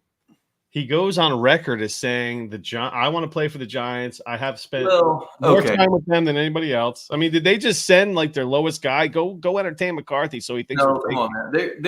They're doing their due diligence. They probably did invest a lot of time into McCarthy the same way they did Neighbors and probably an offensive lineman or two. Like, you got to think they've had 2 months of just constantly bringing players in. It's kind of, I mean, it seems about right. But this does open the door for him to fall all the way down to 11 to the Vikings. Yeah. That would be interesting. The Jets are taking an offensive lineman. That's how it's going to work. Womp womp. And they're going to run it with Alan Lazard. Dumbass Rodgers was probably like, no, man, Lazard, he's my wide receiver too. You know, he's got that bloated page. They got Mike Williams as the wide receiver too. Dude, Mike Williams sucks. Okay. You're not starting Mike Williams on your fantasy team. Hold on, Larry. This is a lot of Jets bias and a lot of Mike Williams hate, but you cannot say that Alan Lazard is the wide receiver two over Mike Williams. Is Mike Williams? Alan Lazard has never sniffed a season that Mike Williams puts up every year. Mike Williams doesn't put up an every year season. He's had 2 1,000-yard seasons in his career. But what's Alan Lazard ever done? Mike Williams has more broken backs, more broken bones in his vertebrae than Larry. I said Alan Lazard has never sniffed a season that Mike Williams puts up every year. Do you know what Alan Lazard's best season was? 60 catches for 788 yards. 60 for 788. That's so pedestrian. Ugh. Hate the Giants. Hate the Giants. So I take Colin to my gym. My gym is just this big giant room with stuff to climb on and jump around on and stuff. And so I take him there, and there's this woman there. I've never seen her before with her kid, and the kid has like a toy truck with him, 2 toy trucks with him. You don't bring toys to one of these places. It's like not like it's a curriculum based, but it's like driven. Like, okay, we're doing this now. Okay, we're doing this now. Okay, and you have free roam and to run around and jump all over the place in this open gym setting. But you don't bring stuffed animals with you. You don't bring toys with you. Anyway, this kid has a toy truck with him. Nobody's saying anything. And I'm just like, as soon as Colin sees this, he's just going to Oh, right. He's going to lose his shit. Yeah. And boom. Titans pick is in already. Jesus, I'm never going to be able to get upstairs. So These folks are not wasting any time. I am jonesing. So this woman, the mom, has a Giants sweatshirt on. So I automatically thinks she's automatically she's automatically shit to me just because of the Giants sweatshirt. And her kid's walking around with this truck. Colin sees the truck. Oh, truck. No, dude. No truck. He starts going berserk to the point where I have to tell one of the instructors or whatever, can you get this kid? Can you tell that lady to get her kid's truck out of here? And I was like, I'm done. And I left. I had to leave with them 20 minutes into this 50-minute thing. Yeah, because you can't. It's not like you can let Colin run over there and snatch the truck away. Right. What you should let him do. He's going berserk. I get into my car, and I'm pissed. I've already had it, man. This dude's been on like this screaming. I mean, I had no idea. Cassidy, who was just on the show, was a perfect little angel, perfect baby, like perfect baby. And and she was. Oh, and I said it back then, but I never really understood it. You just said it. I never understood how perfect she was until this guy's the complete opposite. He's the absolute worst. And he's screaming about it. I get in the car and I sit there and I get on the My Gym website and I write a letter. And I fire off a text and an email. Nice. And the director calls me like an hour later. Oh my God, I'm so sorry. I was just like, I didn't like, this is the last thing I needed today was my kid screaming in a place where he loves to go to. And you know, I get to like let him, he gets his steps in is what I call it. And yeah, if this dumbass biatch with her Giants sweatshirt, I hate the Giants. It's the Giants' fault. Yeah, so I'm sure I'm going to get a big apology when I roll in there next Wednesday. But yeah, Jets are going offensive line. I'm convinced. There's no way Adunze is going to fall to them. Not that they were going to end up taking them anyway. Focused on the Jets. That you haven't. What do you remember what's happened in the draft so far? Or are you just Jets? Well, I've been rolling in the truck. You know what? Let me tell you what's also bothered me is that the dumb Jets wasted the last game of the season. They ran Breece Hall like 45 times in a meaningless game against the Patriots in Foxborough to beat the Patriots to secure the 10th draft position, where they would have had the 6th pick. This would have been their pick. The Giants pick. Malik Neighbors could have been going to the Jets right now. They would have had the 6th pick if they had lost to the Patriots, who they always lose to for like 15 times in a row. They haven't beat the Patriots in 10 years. They decide they wait to the last game of the season to move to drop back 4 places in the NFL draft. Give the Patriots the 3rd pick with that loss so they could draft their quarterback of the future. So Belichick's always playing chess. Yeah, he's always playing chess. Everyone's like, "Oh yeah, we stuck." Okay, hold on. Belichick wasn't playing chess there because that loss. I don't know if he gets canned before that, but he got canned for that loss for sure. He did not get canned for the loss. But that loss did not help him at all. He wasn't playing chess if he was going to be fired, and he kind of knew it was happening. But especially after that loss. But what happens? The Jets drop from 6th to 10. The Patriots move up to 3, where they take their quarterback of the future, who's going to quiet. Calm down. 2024 NFL Draft. Let's see, J.C. Latham. The Tennessee Titans select J.C. Yeah. Latham. All right. Hi guys. I had him going there. We ride that one out. So more. I got that one right. Yeah, I did too. Did you? We had similar top 10s. We did. We had very similar top 10s. Huh. It could be the separator. Could be the Jets. Could be the Falcons. Because you had who'd you have? I had Neighbors going to Atlanta. Yeah, I was trying to be spicy. Huh? I was just trying to be spicy with that one. Uh-huh. Everyone's been saying Dallas Turner to the Falcons. Everyone. So. And that's kind of like the chalky pick, but I was just like, let me mix it up a little bit. And okay, Neighbors is free right now. I mean, I had McCarthy going to. I mean, if McCarthy goes to the Giants, Neighbors is still there right now. Yeah. Wow. Are you pumped? Okay. So the Falcons, your team, this is up. This is it. This is big. What's going on? Offense, defense. I know you want Dallas Turner. Is that who you No, want? I'm good with whatever they choose because they've got now they can draft best player available. They can just go BPA, honestly. So if they feel that Dallas Turner is the best player, then go for it. Trade back. Fuck it. Trade back. Who do you want? Who do you want? Don't say whatever. Who would you be like? Who do you want? What do you want? I don't want Neighbors there. Obviously Neighbors can go there. I don't want Adunze there. I don't want add some more firepower for Cousins. No, because I think it's a death nail for Adunze. How's the Falcons' offensive line? Because It's remember, good. Cousins is coming back Top from seven. Achilles. It was like top 7 last year. Okay, so they don't need. No, they could probably go later. Second, third round with some offensive line because obviously, it never hurts to have more offensive line. But no, they were a highly rated offensive line last year. Young, fairly young.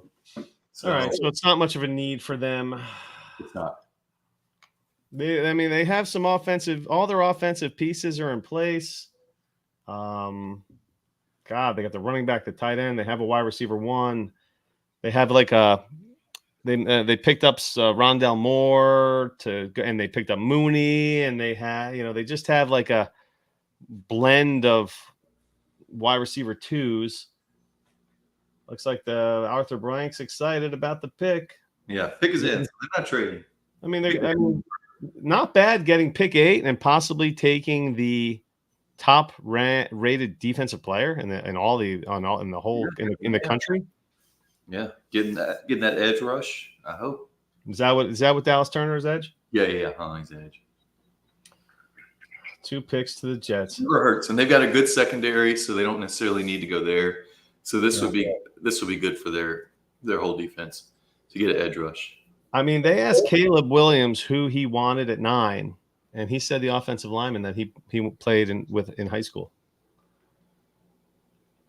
So if the Falcons go defense here, it would kill me if the Bears went Adunze. Yeah, I don't know. And we still have Bowers. I mean, Bowers has kind of been an afterthought for me, just because I just don't see him. I just don't see these folks taking a tight end. McCarthy, that girl's got to be an athlete. Look at those arms.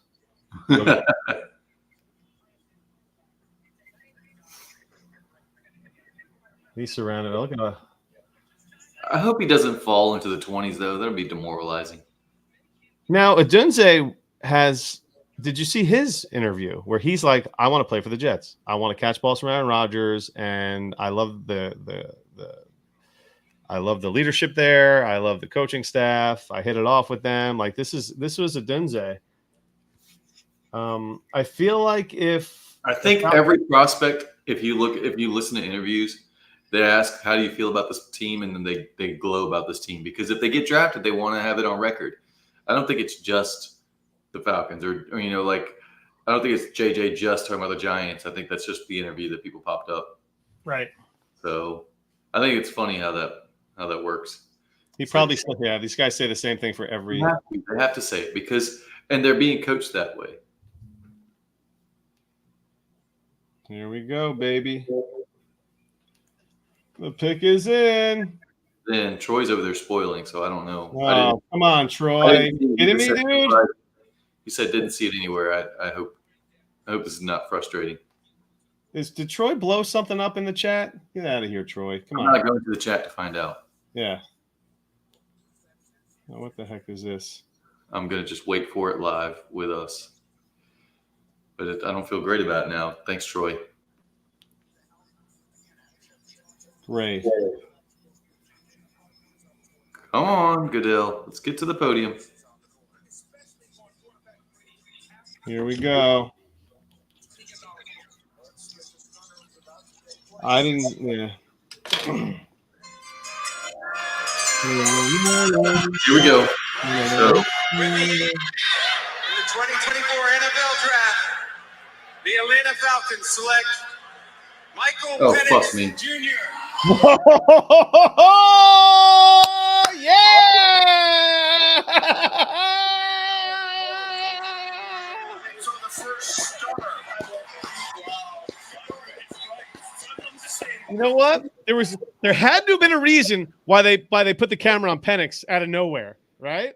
Remember they just showed Penix on camera? They did. They just showed him. What the hell's okay? There's Penix. Who cares? That is amazing. Over JJ. Okay, so they signed Cousins to a 4-year deal. They want to win now, and instead of taking a player that can help them win now, they take a quarterback that they're going to start in 2-3 years or at the earliest. Wow. Come on, man. The Falcons being the Falcons. This is the Falcons being the Falcons. Oh, wow. And they just showed a clip of him fumbling out of the end zone. Wow. Is Penix Go that all good? in. Go all in on. Isn't he older than Kirk Cousins? Also, Yeah, right. Go all in on winning this year with Kirk Cousins, and then draft a quarterback. Oh my gosh. This is unbelievable. Wow. Now I want to go back and see what Troy tried to spoil. Come on, Troy. Troy doesn't join us, but he drops the nuggets in the chat that trying to spoil us here. Let me see Troy. Oh my God. That's amazing. So now this is unreal. So, oh my gosh. So are we going to see a trade right now? Oh, the pick is in for Chicago. If they take a Dunze, I want to trade. I want to trade out. Let's go. Come on. No. Somebody's trade. The Jets have got to get that second round pick back. Who are the Bears taking here, folks? I need a glass for a fresh beer. I need to go outside for a little blah, blah, blah, blah. This is crazy. Michael Penix. What's funny is if he had an S instead of an X. Right? I'm just depressed. Could you imagine if the X was an S and the Falcons just drafted someone by the name of Michael Penis Jr.? I feel like if my last name was Penis, I would want to be the senior and not the junior. I don't know if anyone's ever covered that aspect of. You just keep rambling while I just sulk over here. Huh. Fuck. I hope the Jets take a damn linebacker or something. It would have been So we can both be in misery because I know you hate when they take a defensive. Dude, listen, if anyone has been a part of our draft show for the last X amount of years, I have said every single year the Jets need to just draft offense for the first 4 or 5 picks. Just go offense, straight offense, because they've had the 30th ranked offense, whatever, every single year. And where are we again? 30th ranked offense again. The 30th ranked this, 31st ranked that. Blah, blah, blah, blah. So you know what it is? I need to be the GM of the Jets. That's what it needs. No, listen, Atlanta was told that in 2026 the league is going to go to Superflex, and so they're prepping. They're playing chess. I got to go on Twitter. I got to go. Shit. Look at this. This is great. I love it. The season-ending injuries they just gave. He's got more injuries than O.J. Simpson in the Naked Gun. The O.J. Simpson. The pick is in. Dang it! I want it to be all kind of banged up for this Jets pick, but I'm 3 seltzers in and 1 beer and nothing else.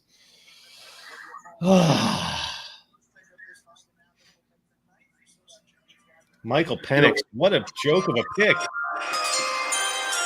9th pick in the 2024 NFL Draft, the Chicago Bears select Rome Odunze. Wow, Jets got to trade. Jets have to trade. Is that good though, or is this like a JSN situation? Well, just look at this. You Because have they DJ Moore, and this is a similar thing. They have DJ Moore and Keenan Allen now, and Rome Odunze. and now Rome Odunze. No, they have a sick wide receiver group. But is it good for fantasy, Let's or do they?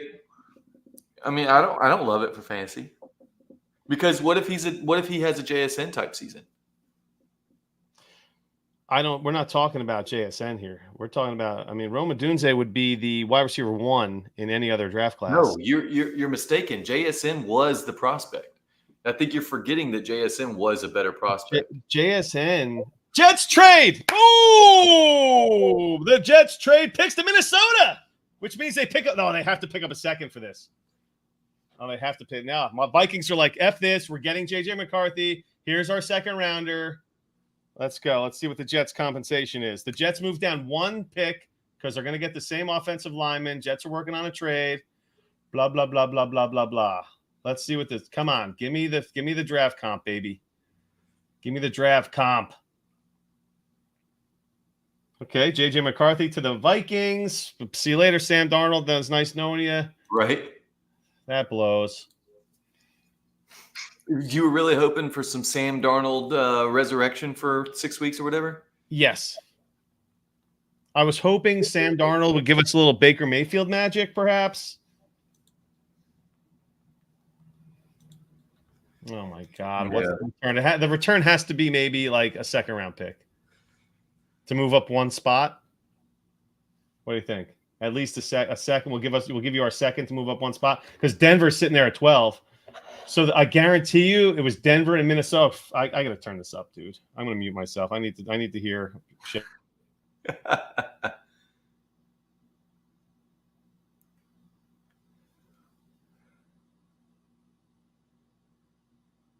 Nah, there's nothing.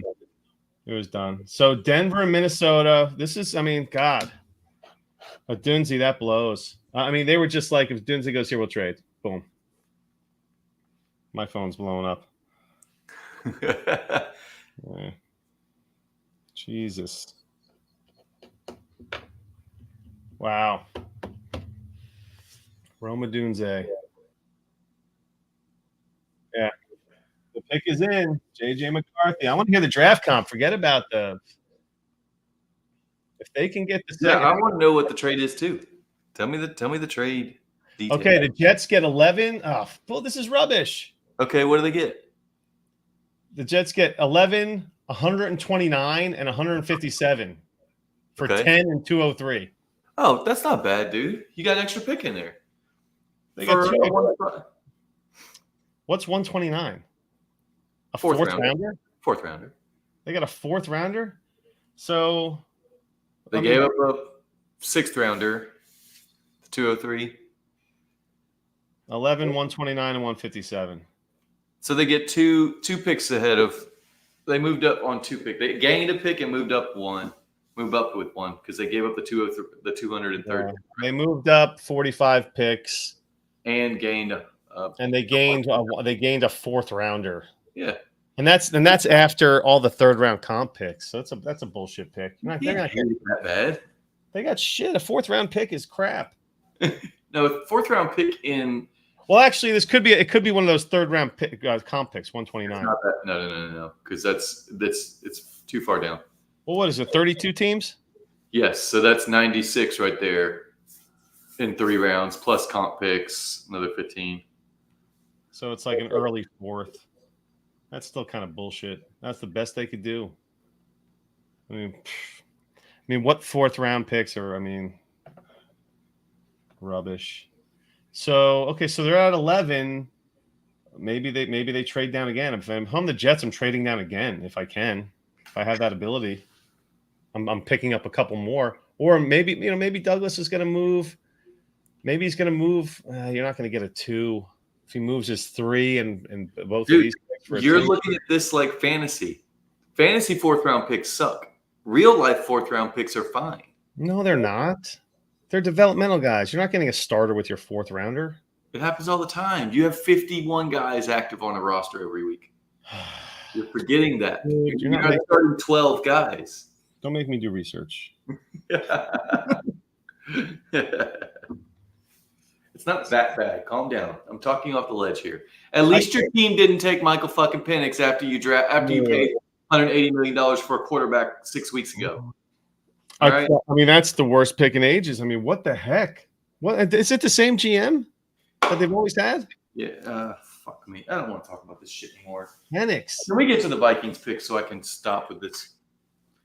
Ready to move the fuck on. Oh my God. I'm like Cassidy on this show right now. I mean, maybe his Cousins. I mean, Cousins signed a huge deal. $180 million. The first 2 years are fully guaranteed. That's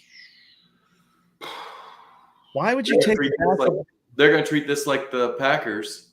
Except, guess what, guys? The Packers didn't win shit the last couple of years. After they drafted a quarterback, they didn't win anything until the next quarterback came in. Like, if you want to win, you got to draft players. You're sitting there with the 8th pick. You had a chance to get Dallas Turner. So my thing is, okay, you have a top 10 quarterback drafted. Where is Penix going in a superflex? That's a great question. He's stuck behind Cousins for 2 years. I mean, everyone's in shock. If you scroll through Twitter, everyone, the memes are just incredible. I will be on Twitter later, but I don't know. I can't right now. I can't. I mean, how old is Penix? I just don't need to cry live on the podcast here, okay? So I can't go on Twitter. I can't have tears streaming down my face, quivering voice. Yeah. Michael Penix. Just awful. Why didn't they trade back? If that's the case, why didn't they trade back? I'd like to know the logic. Well, let me give you the logic. Well, actually, I mean, Denver was. Let me give you the logic, Larry. Let me give you the logic, Larry. Go ahead. Atlanta Falcons. That's the only logic that there is. Is it's the fucking Falcons doing Falcons shit. Wow.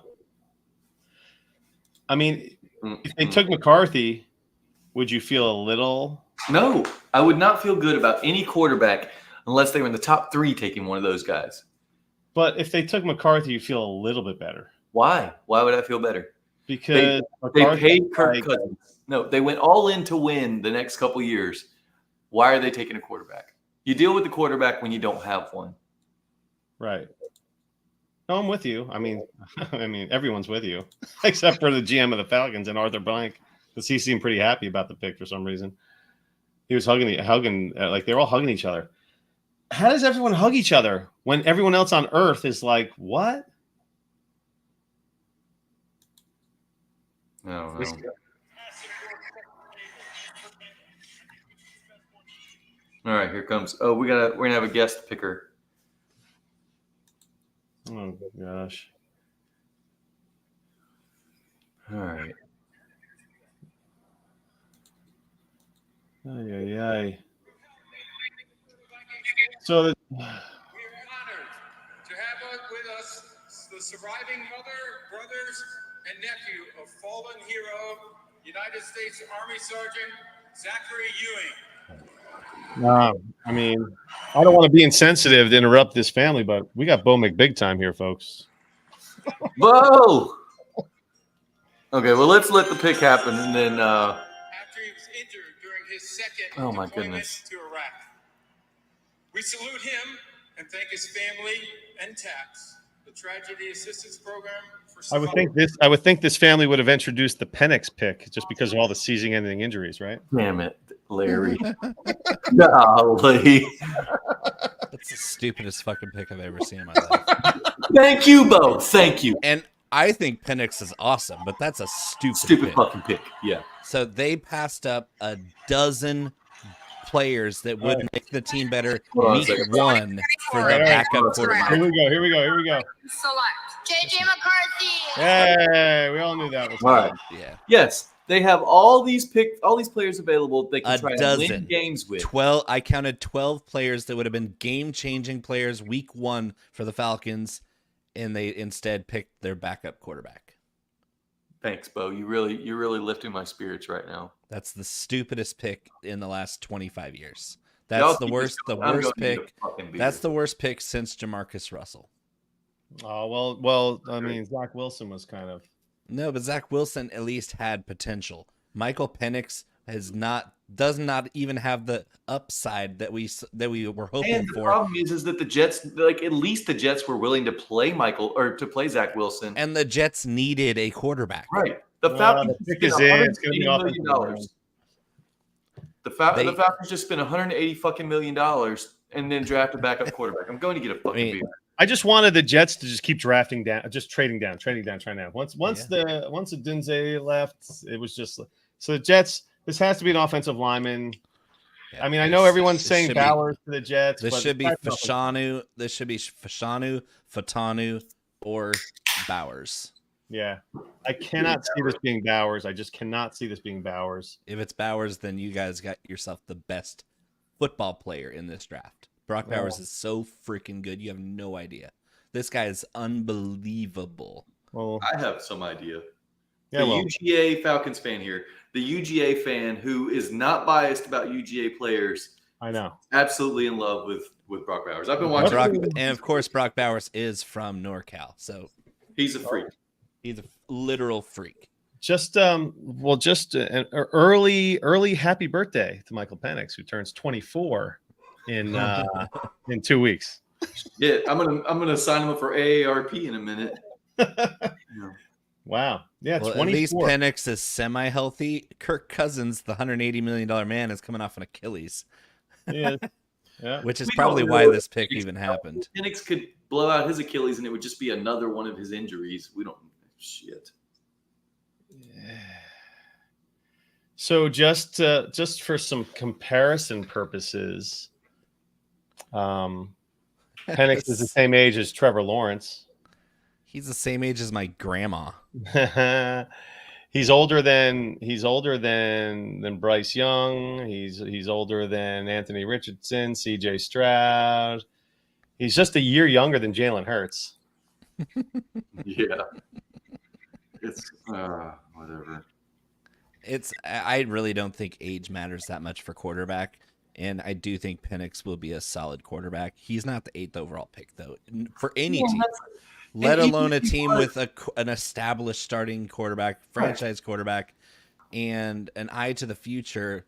They wouldn't have signed Kirk Cousins if they knew they were going to need a top 10 pick at quarterback. That's stupid. Like, do one or the other, not both. It doesn't make any sense. Even if he was a top 10 pick, why do you take him if you're the Falcons? It'd be just like if Arizona had taken a quarterback. Or if LA had taken a quarterback, you're investing in quarterback already. You're already locked in on what you're looking for. Especially with the Falcons, they have so many needs, and there were They really need some defensive end. There were some blue chips sitting right there. Like everybody comped the Clemson guy, Miles Turner, or no, that's the Alabama kid, right? Dallas Turner, yeah. And then Miles, what's his name, from Clemson. You got 2 edge rushers at the top of this class that would have made a huge difference right off the bat for the Falcons because they needed it.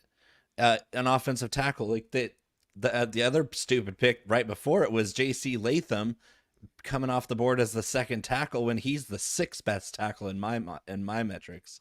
Like it's just another example. Every single year we are reminded at how inept and moronic the front offices are. Right. What I'll talk about 2024 NFL Draft. Here we go.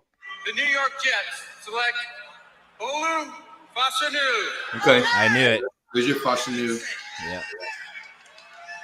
It's a great pick. That's a great pick. Fashanu's a monster. Monster. He's 10 times the player that J.C. Latham is. That Latham pick made no sense. Yeah. Another guy who's a good first round value, but at the back half of that round. He's not a top 10 guy. Like Joe Alt, right, is multiple tiers above Latham for me, and Fashanu is in the same tier for me.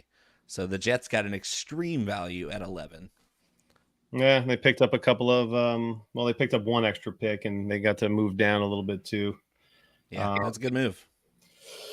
Yeah, I mean it's the safe play.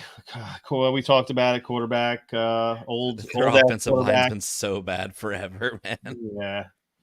And this is a piece for the future. I mean, these are all short. They shored up the offensive line, but what they did was they signed a bunch of old guys to short-term contracts.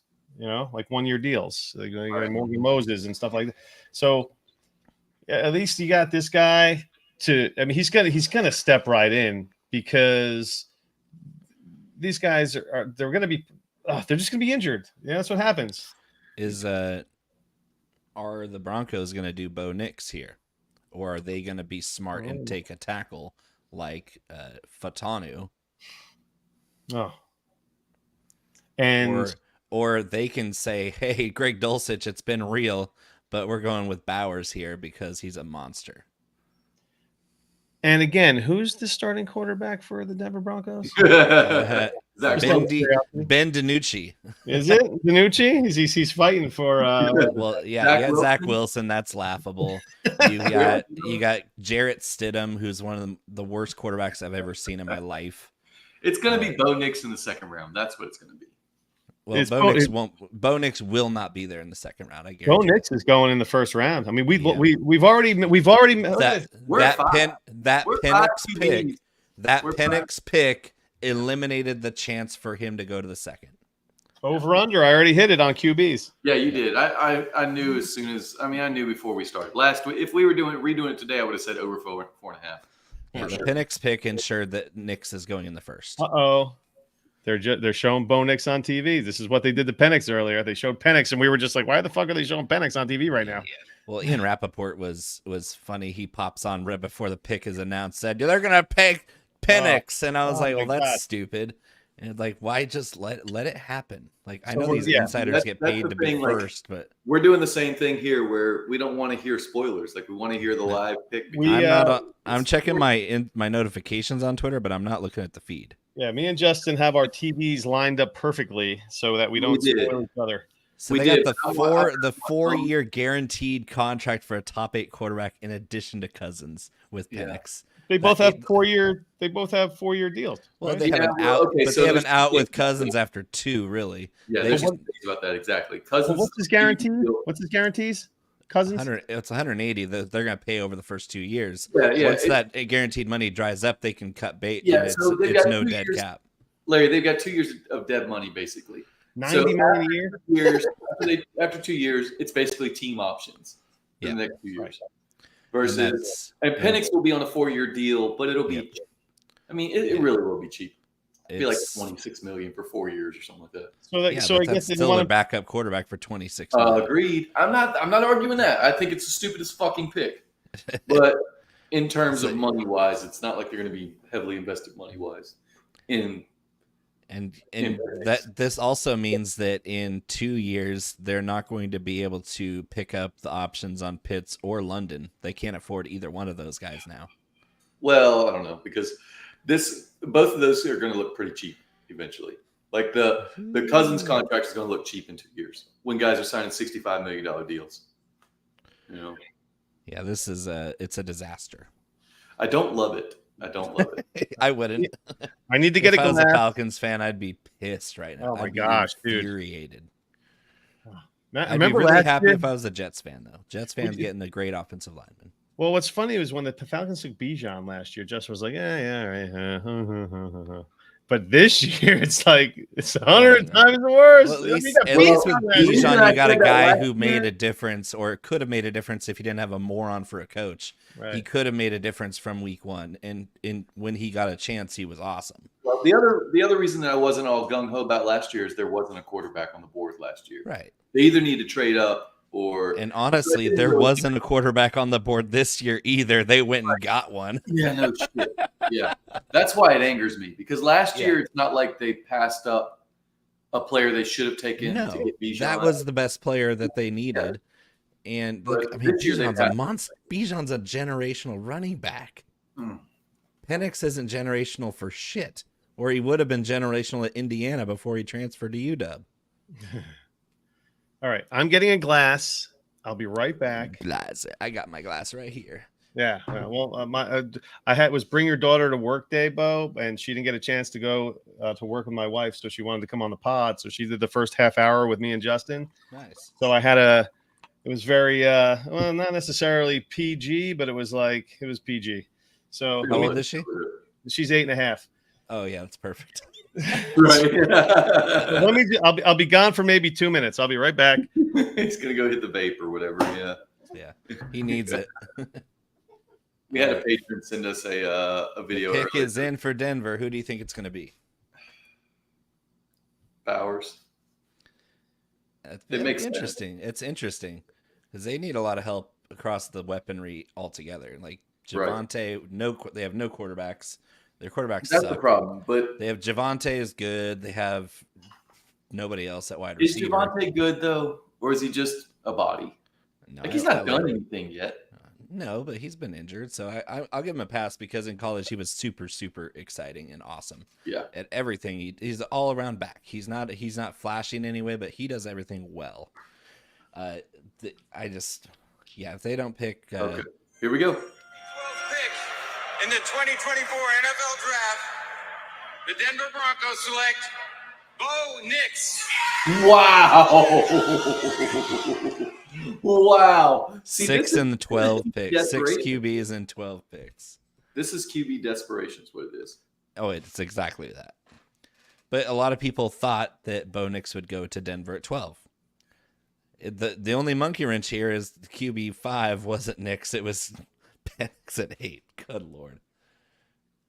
Bo Nix can beat out the 3 guys they have there pretty easily. Yeah. He walks into a starting role. Yeah. If they're pretending to start Zach Wilson over this guy, that's dumb. Yeah, no way. Because, I mean, So Bo I Nix asked is the this same earlier. age as Zach Wilson, isn't he? Yeah. Might be because Zach. They were the same high school class. I want to say that. Oh, it's wild. They were like no more either than way, 1 year apart. Already better than Zach Wilson. I asked this earlier. The Drake May to New England had to affect some boards as well as far as fantasy goes. Are you bumping him down a little bit? No, I think he's a project anyway. Like Okay. I don't even think that they start him week 1. I think that they baby him along because he's more of a project than the other top quarterbacks. So on the other hand, do you bump Nix up a little bit since he's going to be starting? Probably. No, because he has no weaponry and a pretty bad offensive line. So until we see Denver load up around him, I'm going to keep him where he's at. Wow. The one So guy he's- moving up is Daniels because Daniels and Caleb are really well off here. And then Caleb's set up for so much success. That He is. defense, Chicago's defense last year was great down the stretch, top defense in league last 6 weeks. And now they have Keenan as their possession slot receiver. They got DJ Moore and Rome Odunze on the outside. Opposite DJ Moore is scary. You know who's the big loser in this is Cole Kmet. Yeah, but he's not your playmaker anyway. He was Well, no, but chain Keenan mover, Allen red just took zone. his role. Oh, Keenan yeah. Allen just took his role, and then But how much is he really losing though? How much did he have to lose? Well, that's in the fair. last couple of years. How many he's targets just- did he have last year? 90, 95? I couldn't tell you off the top Yeah, of and my they all kind of came at once. He wasn't like a consistent performer. He had some big blow up games, but yeah, for me, it was never going to be Cole Kmet's offense to run. So yeah, them putting wide receiver talent oozing out of this offense with a quarterback as talented as Caleb Williams, that team's going to be good right off the bat.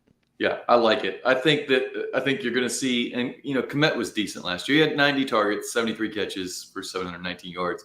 I think he regresses back to his 2022 50 Probably. 544, Probably. which makes him like a tight end 2 instead of a low end tight end 1. Not that there's a huge difference between the two because that flat Well, yeah. tier, but yeah, outside of the top 5, you're looking at the same guy. it's a flat tier. Yeah, a point or two a game. Still, I don't like it as far. Nope. I don't like it specifically Not for for him. For the whole team, it's all good. Oh yeah, things. it's who it's best for is Caleb Williams. Oh my god, yeah. The rest of the team is gonna be a little bit of attrition. I Just forgot based that they signed DeAndre Swift too. Yeah, they did. They got Swift, so that offense. Swift is- doesn't have to be a main character. Swift can just be his explosive self doing whatever they draw up for him. right. Mm-hmm. I love Caleb Williams too. That guy's such a stud. And It's going he to be actually- exciting. I have the 101 in a league. In one league, I have the 101, and I also have Joe Burrow and Deshaun Watson. I'm like, And the guy at the 2 spot, I swear he thinks that I won't take Caleb Williams. I'm like, you lost your fucking mind. Caleb Williams Are is you on my serious? roster. You can start Caleb right off the bat over one of those two guys. Probably the latter. Yeah. Deshaun I mean, Watson becomes my QB3. And Deshaun last year was not a QB2 on a starting Superflex team most of the season. Right. So you can Which start is Joe why I Burrow, have to Caleb work on Williams that. from week 1, and you're like, hey, Deshaun, show me something, please. Yeah. You have that liberty when you take a stud. Maybe if he turns into anything between Burrow and Mahomes, which is what I think, like top 10 guy right off the bat, you already got your value from 101. Right. Yeah. And the team itself, I could use wide receiver help, but I think I have Brees and Bijan on that team. Mm-hmm. So it's like I could, and I have a 1 That's 5. So delicious. maybe I go, That is delicious. yeah, maybe I go like neighbors there. Let's see. I think I All right. What did I miss? Brees and Bo Nix. You missed Bo Bo Nix? Nix to Denver. Wow. So there's your 6 quarterbacks in the first 12 picks. That's amazing. That's incredible. That's unprecedented. And everyone that has a quarterback is just licking their chops right now. Oh, yeah. Everyone that has a quarterback's just like, yeah, keep knock them down, baby. Yep. And all your teams that have those 20 to 32 picks, they're already there because they're drafting better than they do. In the 2024 NFL Draft, The Raiders? the Las Vegas Raiders select Brock Bowers. okay. Yes. In Georgia. Wow. They're going 12 personnel. Michael Mayer, see you later. Dead. No, Dead. that's 12 Dead. personnel all over it. It doesn't matter. They're It going doesn't matter. heavy. He's the blocking guy now. Who's throwing the ball to It don't matter. both of those? Gardner tight ends? Minshew, apparently. Yeah, it doesn't matter who's throwing the ball, but I can guarantee that Michael Mayer is now he's a 12, backup. 12 I mean, personnel, yeah. 12 personnel or not. And He's gonna what's be funny that on is the 2 years ago, that was tight end 1 and tight end 2 in no particular order for Dynasty and Debbie. Yeah, Wow. yeah. Like I think it prospect was- wise, in my C2C lineups, I had 2. I had Mayer and Bowers as my tight end 1 and 2 for 2 straight years. And Man, for a while, Mayer was number 1. Matt Hicks. God, he talked to me. Well, thankfully, I didn't make any deals, but I sent out a ton of deals looking for Mayer because he was all about Michael Mayer. Yeah. And I'm glad Mayer's I a know stud. Mayer's a left- stud, but this pick really cripples him because Bowers is a monster. Yeah. He's a, Mayer is really good, and Bowers is legit generational. He and Kyle Pitts are the top 2 prospects at the position of ever. all time. And all time. Kyle Pitts had the athleticism advantage. Bowers he's a much more refined tight end. Well, and he plays all over. Like He does. Kyle Pitts is either going to be your boundary receiver or a stretch tight end because of his athleticism. Bowers can play slot. He can play running back. He can play tight end. He can play in H. line. Yeah, like all right. Yeah, He can- this he guy can is block. he is the positionless player that Arthur Smith wanted Kyle Pitts to be, but really Kyle Pitts is the guy that just burns you. Yeah, he's a If you- receiver.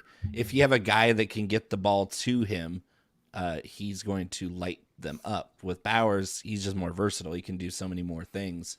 And not to knock his athletic ability, you can't compare anybody's athletic ability to Pitts, but Bowers himself is a freak athlete. Yeah. He's just a little smaller. Okay. He's just a more refined player at the position than Oh, yeah. anything we've ever seen out of the tight end, in my opinion.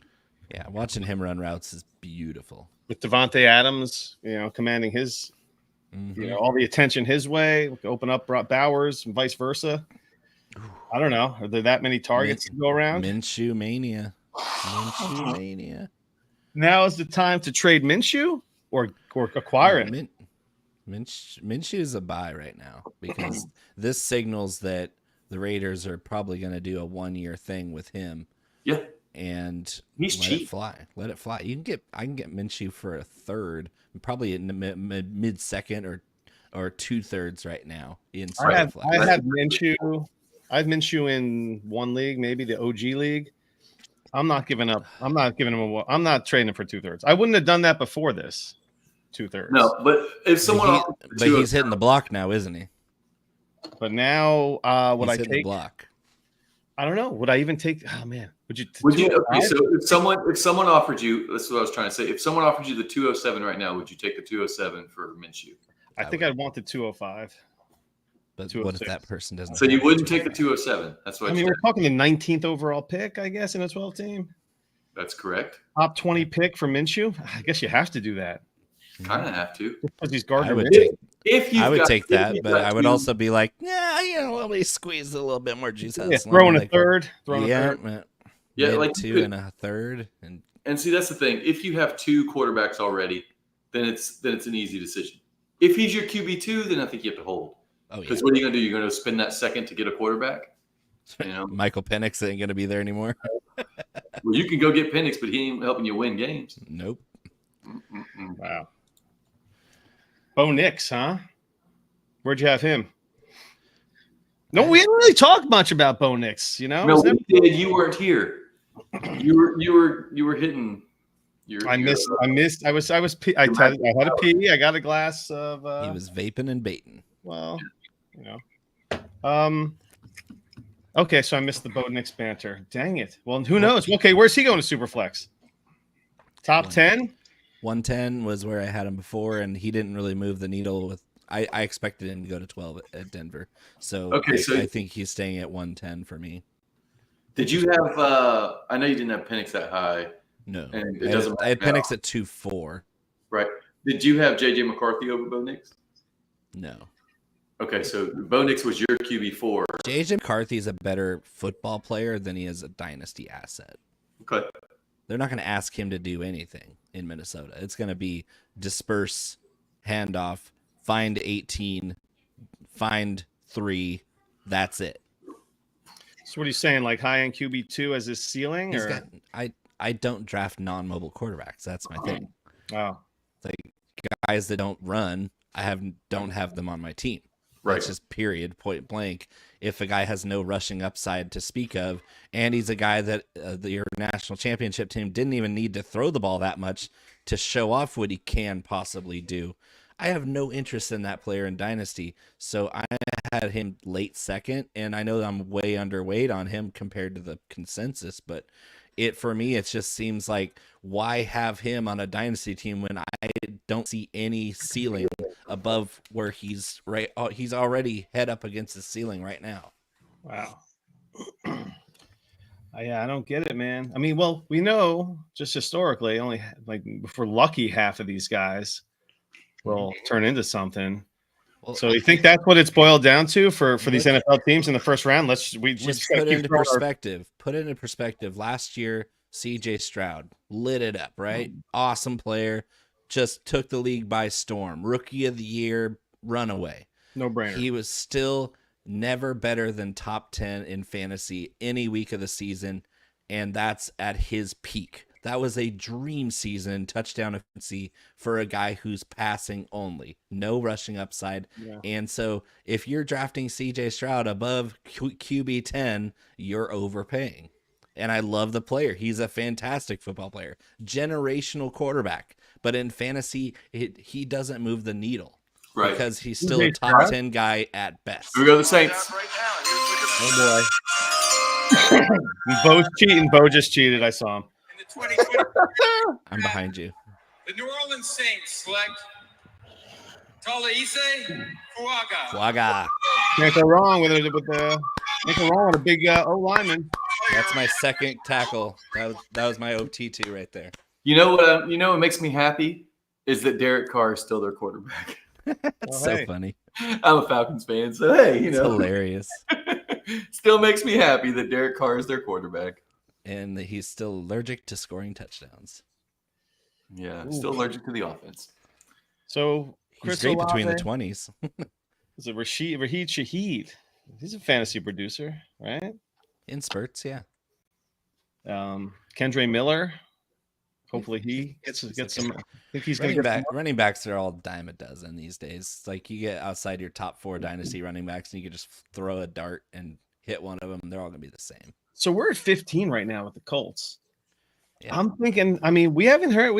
I think I'm smelling a wide receiver right now. I feel like it's like wide receiver. We We haven't seen any defense. So We haven't. Not a single defensive player. This is what's insane. But it was kind of expected. Everybody knew that this draft. I don't know, was man. The edge rushers and the corners in this draft are getting disrespected by some of these picks, like especially Atlanta's pick. Atlanta disrespected everybody with that shit.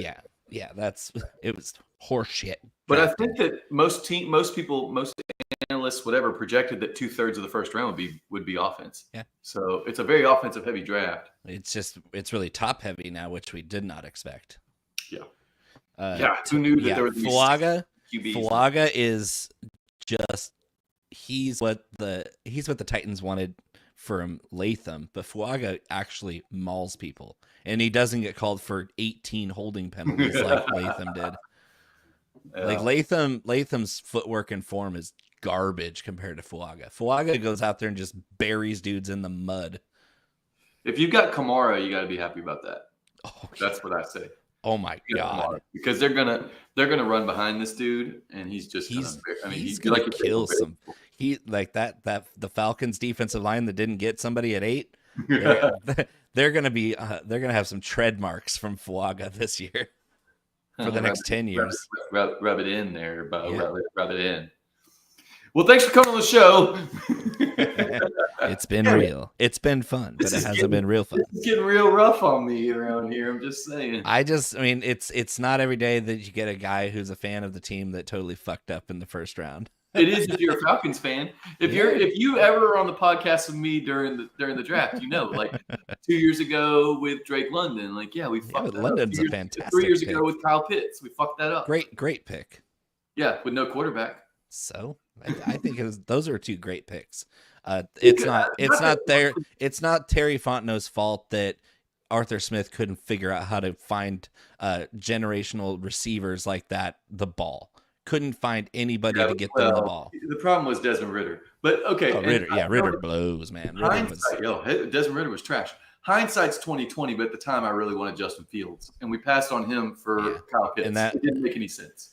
And Fields from Georgia, man. It didn't make any sense to pass on him 3 years ago. Now, of course, hindsight 20/20. He might have had a different future. Might have. Of course, then.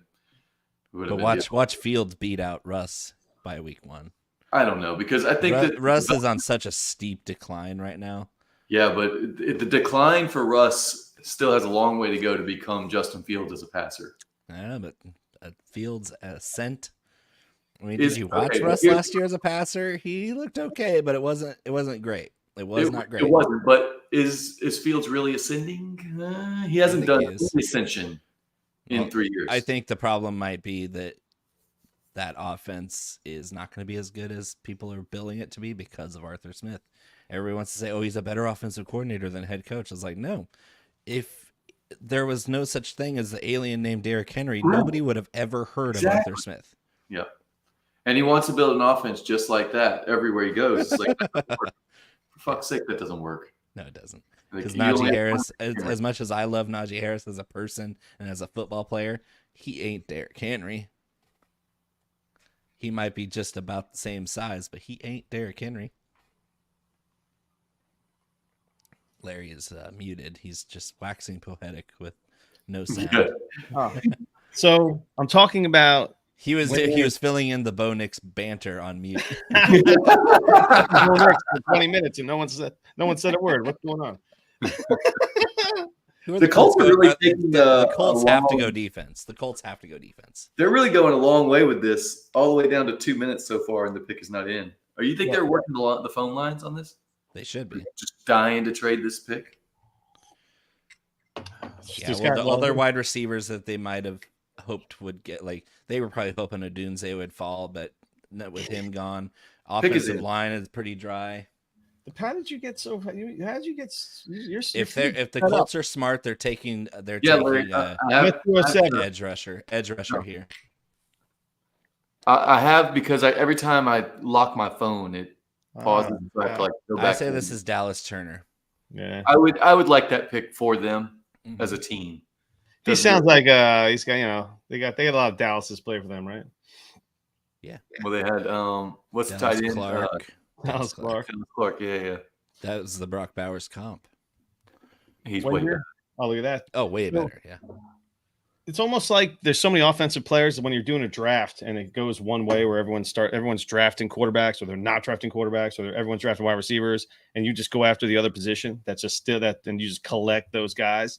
There's gonna be one of these teams that is good offensively, and they're just gonna clean up on all these high-end defensive players that are just sitting out there because everyone's been going offense. And all those teams were already good because that's why they're later in the Yeah, draft. They're all gonna beef up their And defense. the rich get richer every year in the draft. The rich get richer and the poor get poorer. Yeah, I got a comment on my Michael Penix. My Michael Penix tweet got some action, and the main comment is Falcon's gonna Falcon. Yeah. Well, I mean, Justin's had a great run in our draft shows, man, because every year it's been a nice offensive piece. Pitts, London, Bijan. I mean, we haven't complained. You shouldn't have had complaining for at least the last 3 years of the show. We've been rocking 3 years minimum. Larry, who was the quarterback?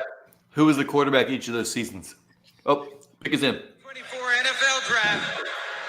The Indianapolis Colts select Latu, defensive end. Great pick. UCLA. Great pick. Latu is a beast. Beast. There's gonna be It's someone okay, to though. deal with Turner. Turner is right behind him. Latu is more versatile. He can play both sides of the edge. I think Dallas is more one note edge rusher, speed rusher. Latu, power, inside, outside, left, right, doesn't matter.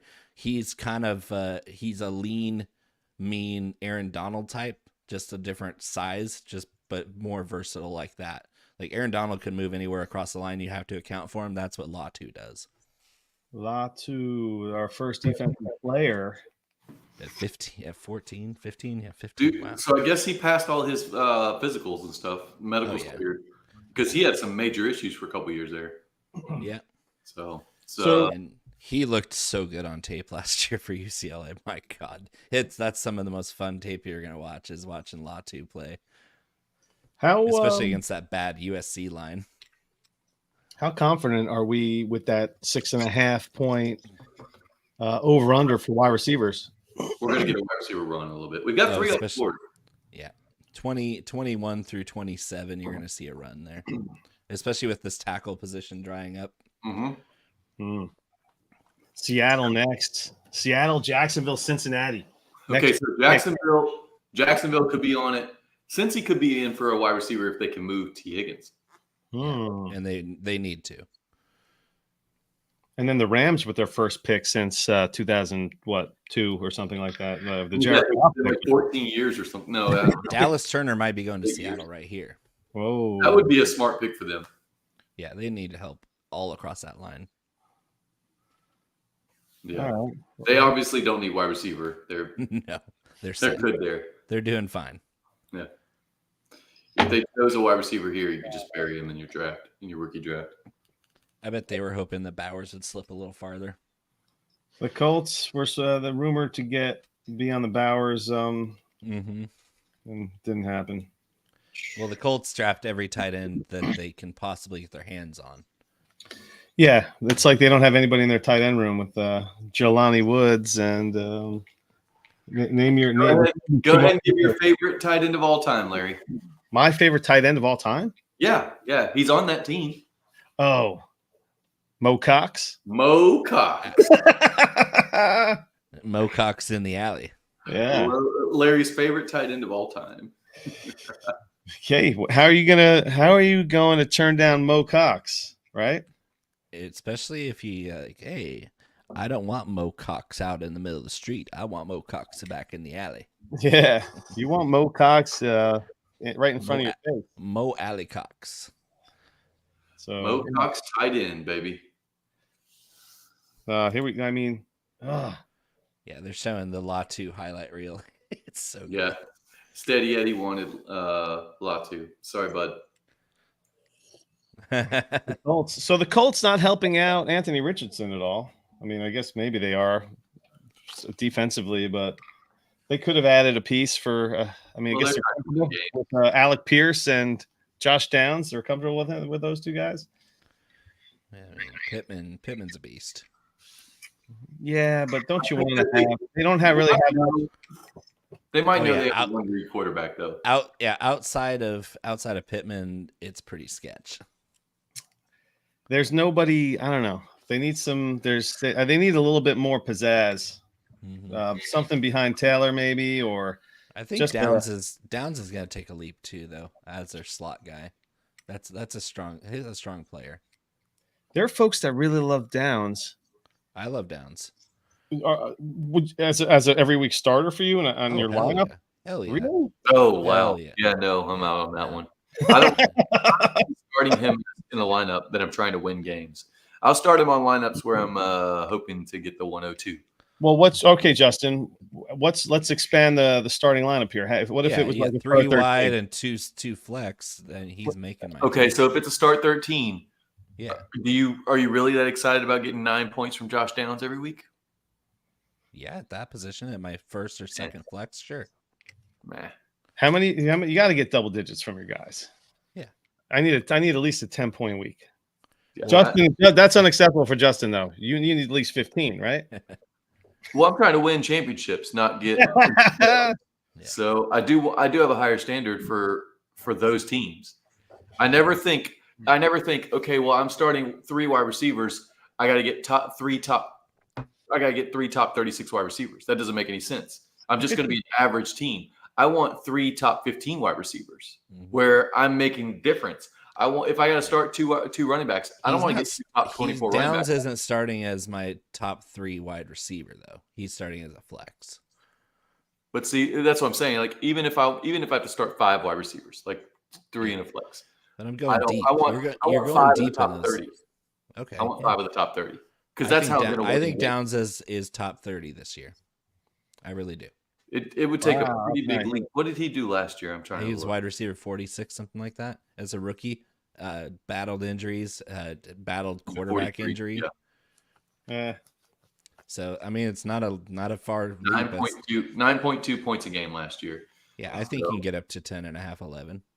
In a start 13, listen, in a start 13, I'm happy with my lowest guy getting at least. If everyone gets double digits, I'm good in a start 13. If that's my floor is like Josh. You're going deep. You're going deep in a start 13. You're hoping that all of your guys are getting snap share. And Downs as a starting slot receiver for an NFL team, that's more than your opponents are going to have at their second flex position. 10.5 only gets you up to like a Brandon Cooks wide receiver 38 though. That's all 17 games. So you gotta shoot for higher than that, in my opinion. You got to be shooting for 12 or 13 points a game. Does it get there? I suppose you're right, because if you are in a contending situation, you're already building a pretty solid top tier anyway. So why go for the steady Eddie when you can go for the boomer bust in those positions? You can shoot for the stars, you know? Yeah. Yeah. I want, when I'm trying to build a roster, I don't want to settle for 9 or 10 points in my lineup. Because I'm not getting anything out of 9 or 10 points. I get that, especially in the flex, where the flex is your chance to hit that boom player. Right. Trade alert. Got a trade offer here in the Renegades. Would you do, what side you got? The 212, a 24 212, or a 25 second? Oh, give me a 25 second. Yeah. You're very likely to have it better than 12.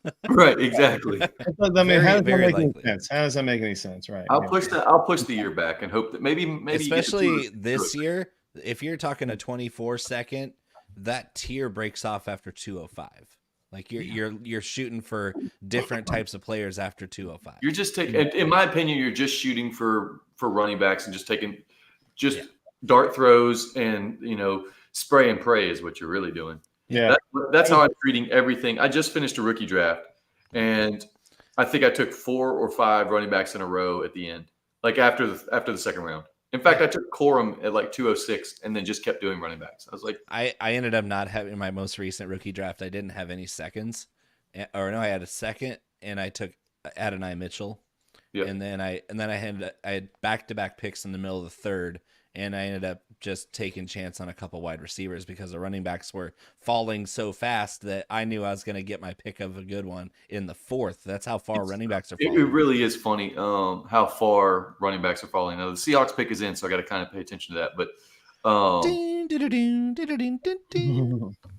But this draft, I got. If you can get Estime in the 4th. I got Estime at the 308 is where I got him. That's I got nice. Shipley at the 401. Ooh, that's nice. Will Shipley, baby. We love. I got Blake Corum at the 208. Okay. Oh, popping in, Mr. Pop Culture Blitz, huh? Look at this guy, FF Blitz, in for the show. Welcome, my man. Hey, hold on. I think I have this set up. It's so loud. Hold on. That's because Larry Turn the shouts. volume down.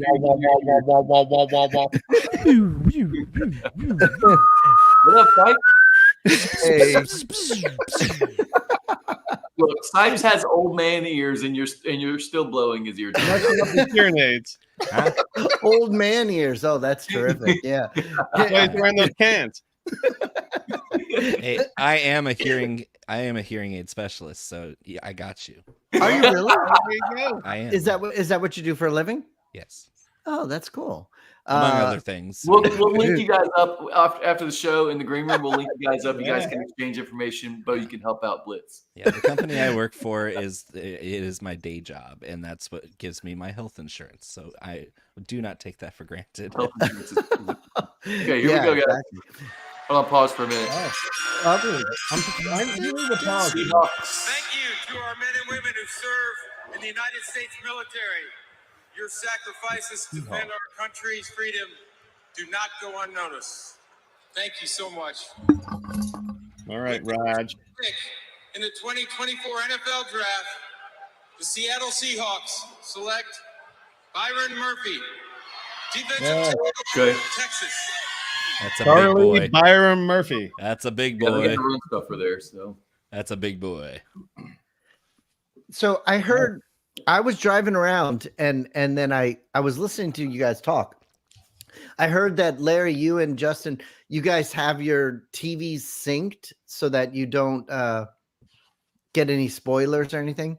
well, I'm slightly ahead of Larry now because every time I close my phone, I have to fast forward because I'm at my mother's house and my mother went to assisted living a couple months ago. So I'm down here. She's got no internet, no TV, nothing. So I'm in my garage.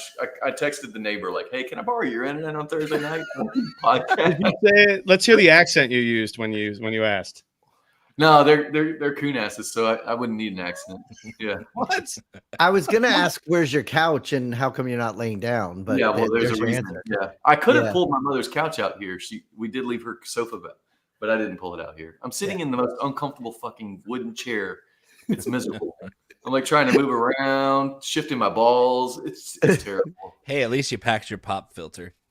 Yeah, exactly. I got the whole setup here. It's prominent right in the shot. Yeah, I Well, still At have first, I thought it was a dumbbell plate or a barbell plate.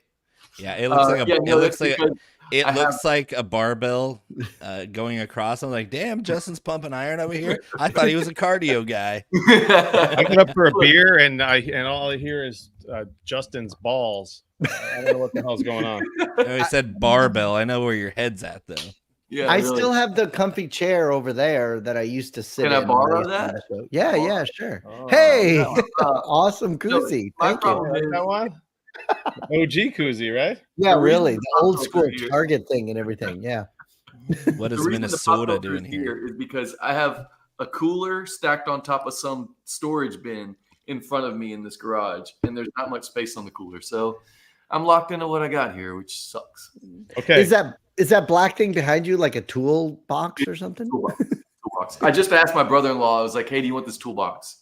So now I got to give it to him this weekend. Oh, okay. I'm sorry. How tall is your brother-in-law? What? How tall is your brother-in-law? He's about to be tall. He's 5'10". Is he What- really? What does the That height have sounds to do with the pretty- tool I don't box? understand, Right? Larry. What? Sounds you- normal. Like, what do you think? The toolbox is 7 feet and he can't use the top shelf? You need the ladder to get to the top of it. I don't understand. That's the thing, exactly. There's a jar of marbles on top of here, and I haven't seen it in years. I still love that all these years later, no matter what happens, you always have some big head behind your head. Vikings. Minnesota Vikings select Dallas Turner. Okay. Wow. Let's All right, not now support we- JJ McCarthy or Sam Darnold right now. Since it's a defensive draft or defensive pick, we can keep on going now. So after all these years, what blitz? I was saying every time I come in, there's a different giant big head above his head because the Jets keep having to change their quarterbacks all the time. Right, exactly. Yeah. We've gone through 3 in the however many. What are we on? Year 4 now? Yeah, we're 4 years in, Larry. You've gone through 3 different fat heads. Is that it? It seems like he's had way more than that. Yeah. Well, we had Darnold, then Wilson, and then Rodgers.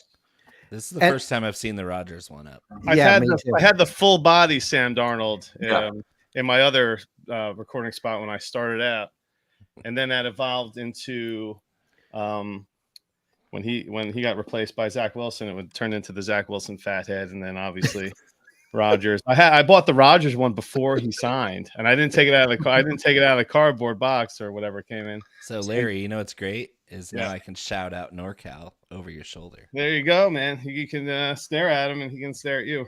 Hey, I've had a beer with Aaron. I think Aaron gets such a bad rap. I love Aaron Rodgers. He's a great person, and the persona that he's built through the media is actually hilarious to me. No, that since I've met him, that dude's a nut job.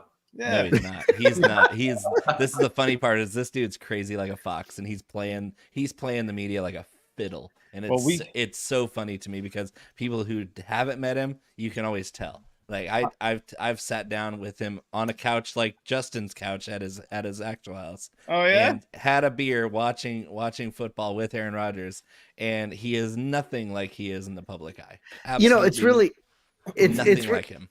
It's really funny because having a beer with Aaron Rodgers. Nice. But it's funny because I've always thought that he knows exactly what he's doing and that he's saying all the stuff to make it so that people keep talking about him and keep following that whole conversation. Does that make him crazier that he thinks it's cool to be like the weirdo? No, but that's the funny part is if you look outside of his realm of football, like the football media is where he's playing this character. If you watch him on game shows like on Jeopardy or just on the $20,000 pyramid, he was on there with Michael Strahan, and he's totally normal. He's a thoughtful person. He cares about people. He's not the arrogant narcissist that he plays in the football realm. He's playing the heel role in the football media, and he's so good at it. And if you just looked right outside of where that world ends for him, like his ayahuasca trips, he's just doing normal shit. This is shit that everybody in NorCal does. We go to the mountains and we trip out for a whole weekend. We don't talk to anybody. We don't text Adam Schefter when shit's going down. It's just it comes down to playing a heel role, and he's so good at it. And it makes it so much more enjoyable for me to watch people freak out about how arrogant Aaron Rodgers is. Like, actually, if you knew him, it's quite the opposite. I love the hold on. I'm sorry to interrupt. The vice president stuff was awesome. I mean, when you look back on it, it was that was hysterical. And that was more of Kennedy doing that. In Aaron Rodgers is like, okay, whatever. Let's let this roll. Yeah, I mean that's a great joke. I could see. Hey, how'd you like me to? Can I? Yeah, that would be amazing. The media would go berserk, like New York media. It was so laughable. Yeah, they were eating that shit up. That's for sure. It was just fun to talk about for a week or whatever. Like I don't want to be a fly on the wall because I know Aaron's just eating the shit up, laughing his ass off all the way through the football season. Are you a wrestling fan? Because you kept saying a heel roll a couple different times. No, I'm actually not. I used to be, but I don't follow it anymore. But it's just why use wrestling when the NFL has so many of these same characters? I don't need the WWE anymore. It's true. Has Rodgers ever been on General Hospital? No. Hey, you put it in the universe, now it's going to happen. No, it better not happen. No, that's hilarious. Because I always, he's one of the only people that even on our show that I ever say that I dislike, but I understand why I dislike him. And I understand what he does to make it so that everybody keeps talking about him, regardless of whether it has anything to do with football or anything to do with what he plans to do after football. He gets people to talk about him, and that's what a lot of people do that know how to manipulate the system, especially with social media. You know, he's really good at sitting in a nice air-conditioned room and telling somebody, hey, go kick that hornet's nest for me, and people will just do it. And then it'll be like, Aaron Rodgers kicked the hornet's nest. Actually, no, Aaron didn't, but he's gonna pretend like he did, and he's gonna take credit for it because it's entertaining him. Like, I think Aaron just gets bored, and he'll be like, let's see what happens if I push this button. We fuck with the media. Oh yeah, that whole yurt thing about him going and, you know, for me personally, one of my family members has 2 yurts on their property. So I knew exactly what he's talking about when he said it. My family so has a giant teepee on their property. It's just a NorCal thing. I didn't think that was crazy. Like, I was the Native American influence in NorCal is very understated. Okay, Where are you? I am just north of Sacramento, but I'm from Chico, just like Aaron is. Oh, one of my brothers lives in Santa Rosa, and then my other brother, he just has a whole bunch of land now in Sacramento, so that's where he's at, and LA. So, yep. What'd you say, Larry? Sorry. I was going to say the Bengals pick is in. Are we thinking? I mean, let's just. We've had this little defensive run here. Are we going to get back into the offensive side of the ball, or what?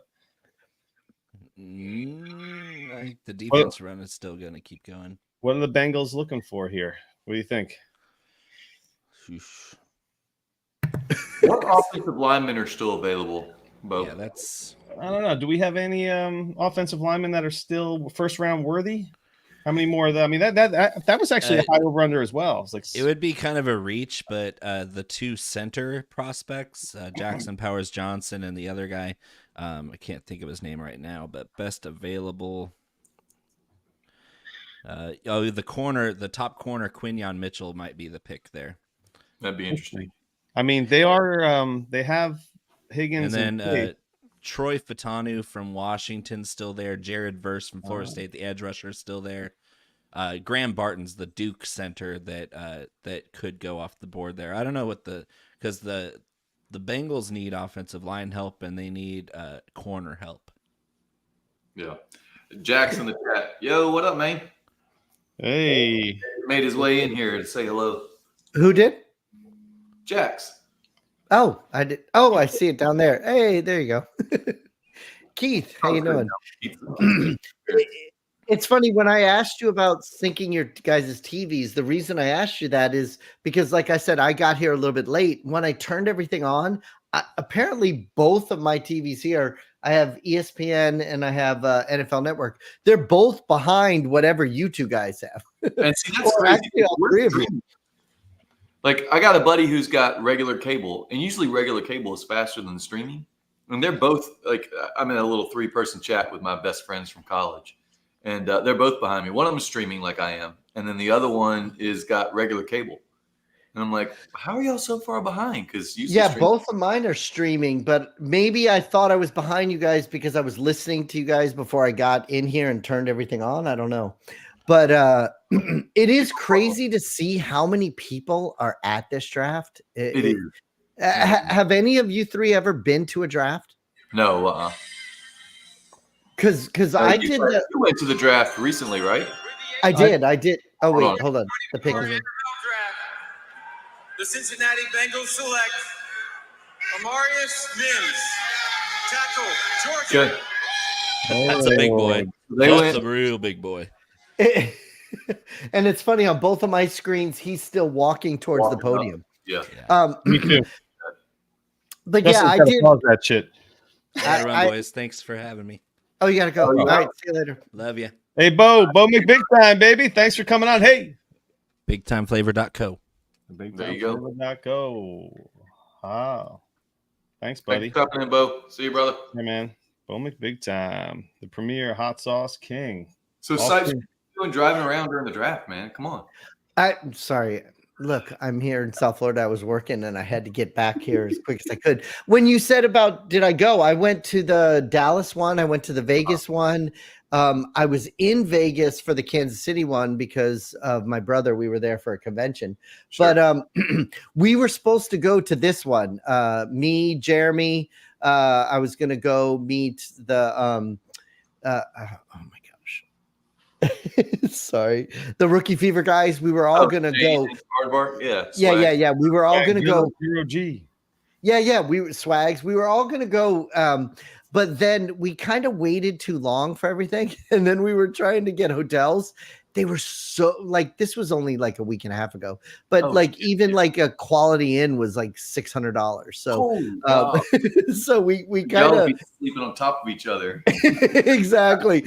We kind of decided not to go. And then when they showed the opening of this show, when they did that drone shot of the entire crowd, I mean, it's insane how many people are there. And I don't know if you guys heard, like when we did the Dallas draft, it was in the stadium. Right. And it was so different than the way they do this. It was really cool. But I heard whoever the person is in charge of all this now, I heard him on NFL radio today on Sirius, and he said they're going away from that model of doing it. And their model now is doing these giant crowd outdoor open air things. Yeah. And it's such a different experience than the way it was with Dallas. I can imagine. I wonder what the attendance is. Cause yeah, when they bring the crowd out, like they zoom out and you can see the crowd, it's like this big V of people. It's amazing how many people were like crammed in there. When we were in Vegas for that draft, we tried to get as close to the stage part as possible. And in Vegas, it looked, at least in my mind, like half as many people as here in this Detroit one. It was nowhere near as many, and it was impossible to get close to it. You know, I was supposed to meet Pat Fitzmaurice. He was in there, and he was like, let's meet, and I was going to meet him there. And it was just so hard to get anywhere close to the stage. And that was in Vegas. At this thing, I don't see how anybody can get close to that stage. Impossible. Right. Jared Goff. Last time the Rams had a first round pick, it was him. Right? Jeff Fisher was the head coach. Oh, Mr. 8-8 or 7-9, really, Mr. 7-9. So the Rams with the first pick, man, gonna help out the offense some more. There's no more quarterbacks to take, right? No, Spencer Rattler. Could he actually go at the end of the first? No, I don't think that he can go in the first round. I think that they're smart. I think they're smart, and they're not going to do like the Falcons, and they're going to try and get a player that can help them win this year because they have an aging quarterback and they're in that window still. When you say not like the Falcons, I heard your rant. Yeah. I said that over and over and over again. Just an exaggeration. Are you okay? No. All these years I wanted them to take a quarterback. They finally sign a quarterback and then they take one. Like, here we go again. Sorry, I don't mean to stir anything up. He's had it good, man. I have not had it good, Larry. They kept taking players when they didn't have a quarterback. That was not good. Bijan in the first round, and you have Drake London in the first round, and you have Kyle Pitts in the first round. Who was the motherfucking quarterback, Larry? It's not a fun draft party for your team. It's not fun if you don't have a quarterback, Larry. Sucks now, man. Sucks for you now. They got all these players like Desmond Ridder or whatever bullshit at quarterback. Fuck. And this is what's fun about doing all of this. Any of the podcasting and the analysis and all that stuff is to have fun with the genuine reactions of people when they're watching their team. I see you shaking your head again. I'm just looking at it. I'm just looking. They just showed Michael Penix on the ticker. That's what I was thinking in my head.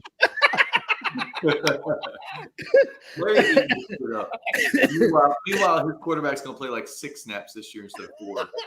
Oh my god! He's gonna be out there looking like Sam Darnold. Hold on. So what? We're in the 16 teamer, the HQ1. Oh, yeah. legendary. I mean, where does Bo Nix go in the first round? Does he go before Penix? Well, what's funny? Do how many picks? Or I don't know if you know off the top of your head, but do you two guys have very many picks in that HQ1 draft, our 16-team league?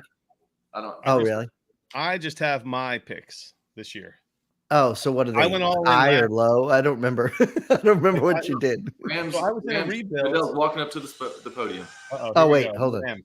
Maybe we go back to some Not offense. on either one of my two screens. They're not. It doesn't matter what the TV looks like. Justin needs to pause it after this pick, dude. You got to pause it. Select Jared Verse.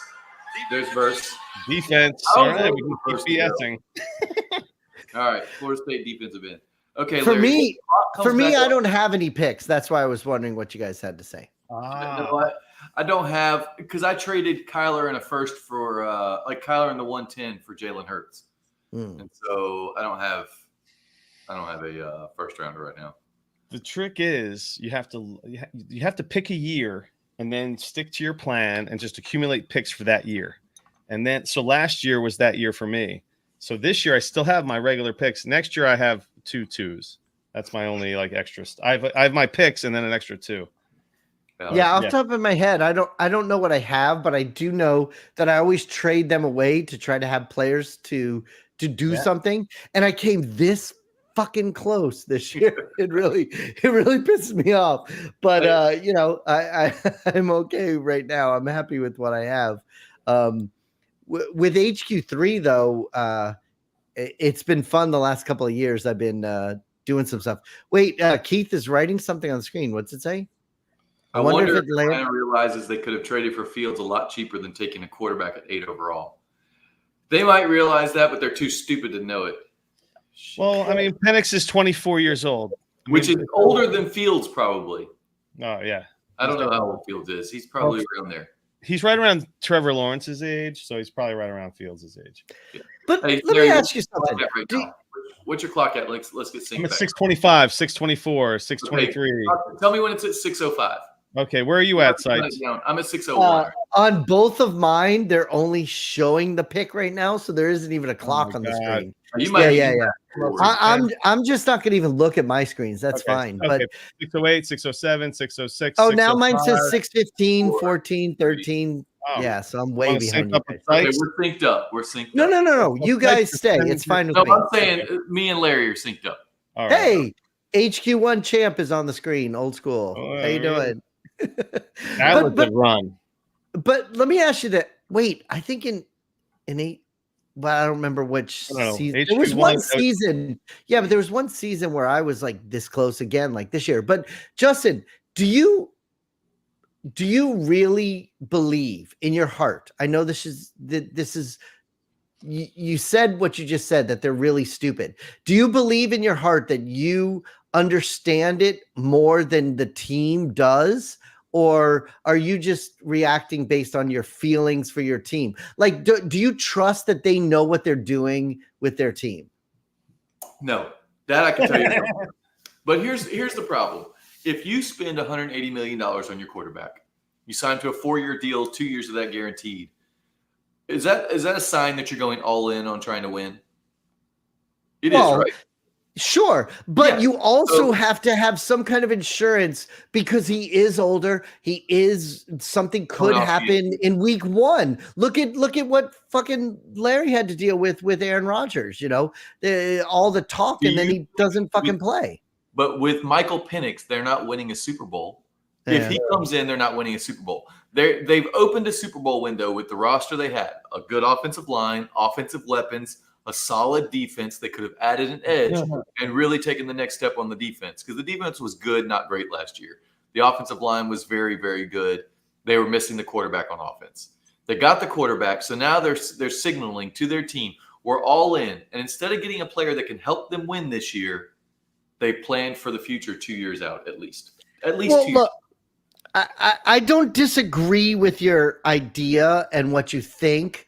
I'm just asking if you believe that these people that are getting paid so much money to make these decisions, that you truly don't believe they know what they're doing, or is it just an emotional reaction to what happens? No, I don't know that they do know what they're doing. I think they're planning too far ahead instead of looking at how they built. Because just like in Dynasty, you have to kind of plan your team where you're at and then build around where you're at. If you're rebuilding, you don't go get the running back. You don't draft, you don't go trade for the running back. If you're a contender, you don't go trade for the rookie wide receiver or the rookie tight end. That's not what you do. You go get winning pieces. The same situation here. Jax is in the chat. He says, here's a prediction. Cousins will be a post June 1 cut next year. That's not actually how that will work. So if he gets cut next year, post June 1, all they can do is split that salary, the $65 million dead cap over 2 years. He won't be cut next year. They're out the next year when he's got a $25 million dead cap. And they can post June 1 him. They can't cut him next year. So they're locked in 2 years. Because all post June 1 cut does is allow you to disperse the cap hit over 2 years instead of 1.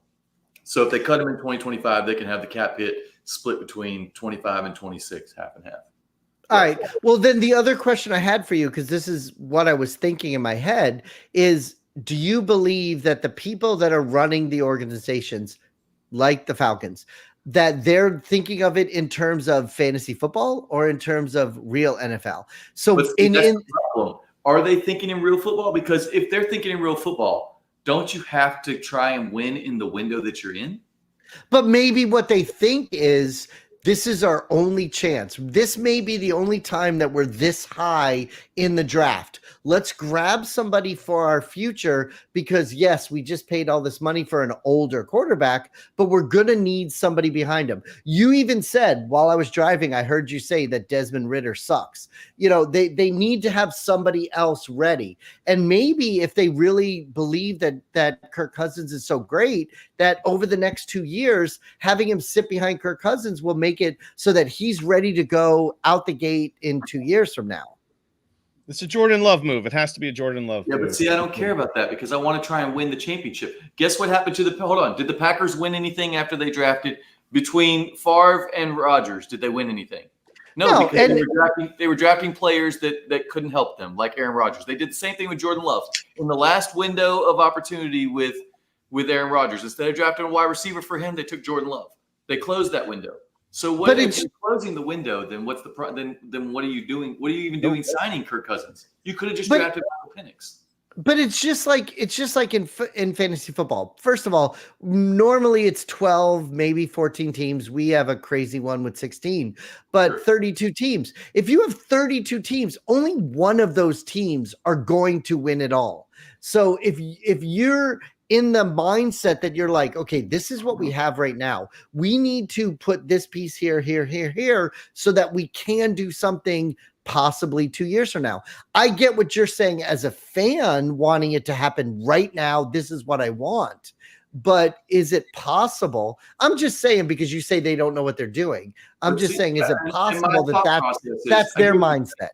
I get what you're saying, that their mindset is let's keep the organization going. But if that's the case, why did you spend $180 million on Kirk Cousins? If you're not going to keep building, for right now, then you wasted that money. I'm not going to back down from that. Like, you wasted. The Steelers pick is in, folks. Steelers pick is in. But could it also be that they spent that money and then 2 days later they said, "Oh, what the fuck? We just spent all that money. Let's fix it." Oh yeah. Well, you can't play that way. I know. I'm just saying. Hold on.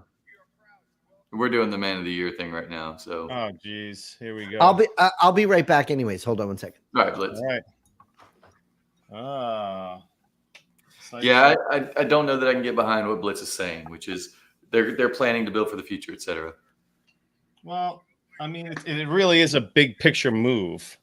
It is, but your problem is that in the NFL, your windows are small. Right. You get a 3-year. All right. In the process of joining the league this week, I want to challenge you. Use your platform to brighten someone's day. Oh, boy. So, yeah, get rid of that. I mean, I'm fine just seeing the flash up on the screen, honestly, with just by talking. I could see the Steelers taking like an Xavier Worthy here, something silly. Could be. They've got. They could use a wide receiver after shipping off Deontay Johnson. Yeah. All they have is George Pickens. Here we go.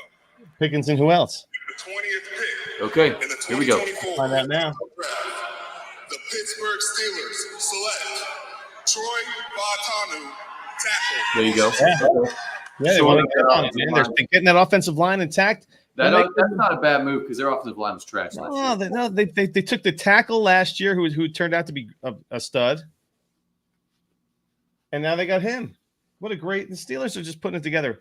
Steady Eddie's got to be happy. Mercer's got to be happy.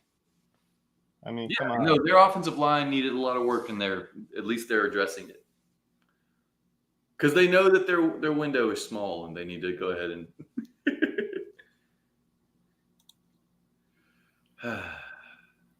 Oh wow, Najee Harris, Jaylen Warren. It Who should do you be. want? Who do you want to start out of those two guys? I still think that Jaylen Warren is probably I still think that Najee Harris is probably the guy. Yeah. Change of pace. Warren. He's kind of more of a change of pace guy. So what I missed? You missed the Pittsburgh Steelers taking a tackle. Troy Fautanu. And actually, Justin, I'm not saying that you're wrong. I was just asking what you think could be their mindset, other than what you their mindset is. I understand their mindset is we can shore up our quarterback, but the problem is that NFL windows are so small, and if you put yourself in that window, you can't play for the next window. It just doesn't work that way. Hold on. No one builds dynasties besides the Patriots, and no one builds dynasties outside of the completely outlier generational quarterback, the Chiefs, the Patriots, etc. Otherwise, people win one Super Bowl. So if you're trying to win one Super Bowl, let's just get one. Why are you trying to build off of? I'm okay. I know what. The more I think about it, the more I'm okay with this pick. Not that it's it's still going to be fun to make fun of, obviously. But it's all of it should be fun. But listen, listen, they maybe they feel like they can win right now with Cousins. Maybe they feel like Cousins is the missing piece, and he's 35 years old, coming off an Achilles.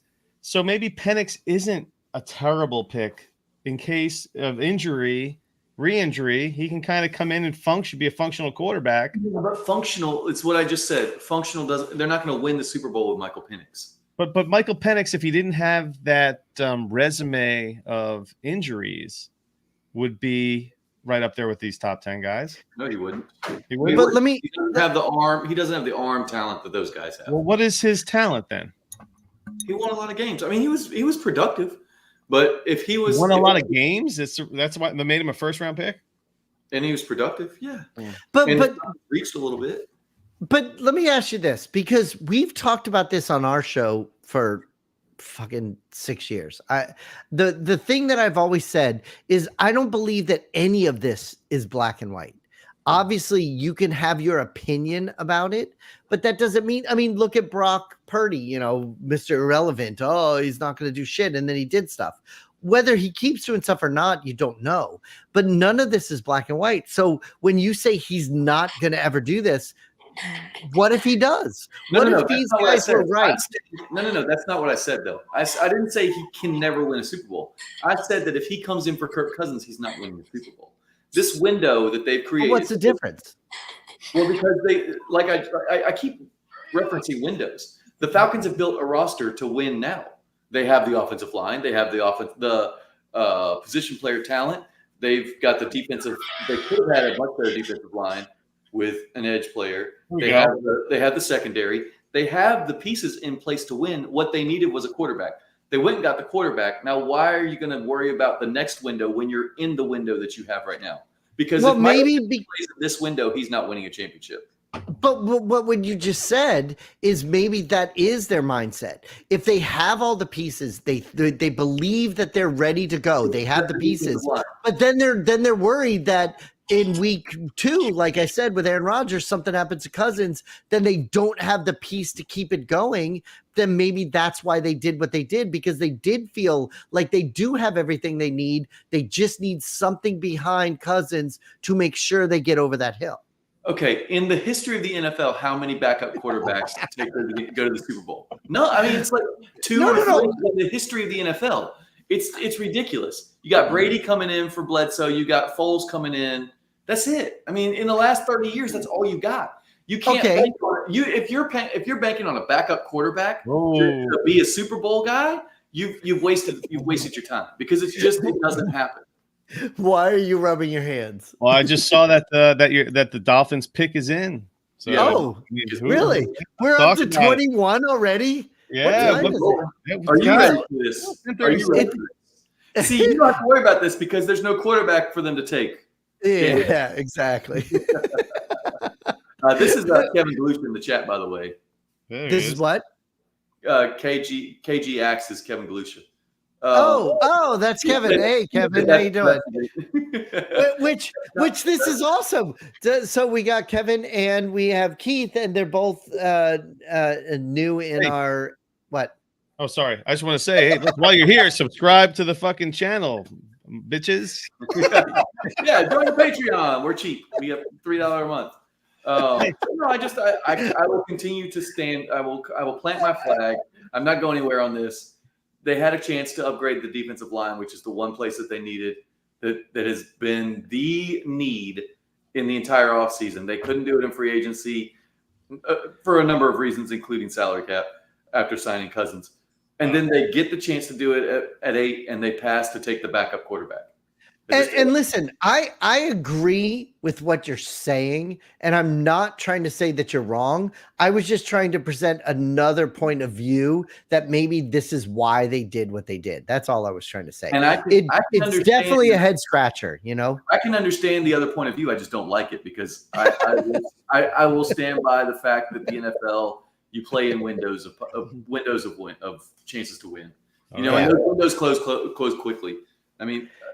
Is the Eagles window closing? Hold on. I can't see how. Hold on. Dolphins pick. Right, here's the Dolphins pick. Okay, Dolphins pick. I cannot see them not throwing defense. Chop Robinson. Oh, yeah. That's a Chop nice Robinson. pick. A cool name. You can argue with that name.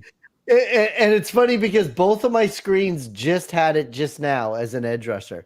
You know, we have talked about it for years on our show about that most people don't really care about IDP, but I do. I enjoy. Oh, yeah, we love when we have IDP. IDP guys on the show because you can provide some insight. Have you done any like rookie analysis on any? No, of these guys? no. That's what I'm saying. Part of what happened this year with me is I had to scale back big time, and of my. I don't know, 16 leagues that I had. I only had 3 IDP, and now I'm down to 1. Wow. So it's and that's my home league, which is the IDP one. Oh, okay. You're gonna have to refresh your IDP catalog there. I've been thinking about it, but look, I have to keep the HQ leagues. You know, we have all those, and then my home league. I was going to ask you, Larry, I saw you had a belt behind your head and on your chair. What is that belt that's on your chair? That's so I formed a redraft league in town, just dads, 14-teamer. And it was, it was the Springfield Daddios League, 14 guys, live draft in my backyard. And we kind of touched on it throughout the season on the show. So and I ended up winning the leagues. That's awesome. I have this one. I don't know if you can see it up there in that top corner.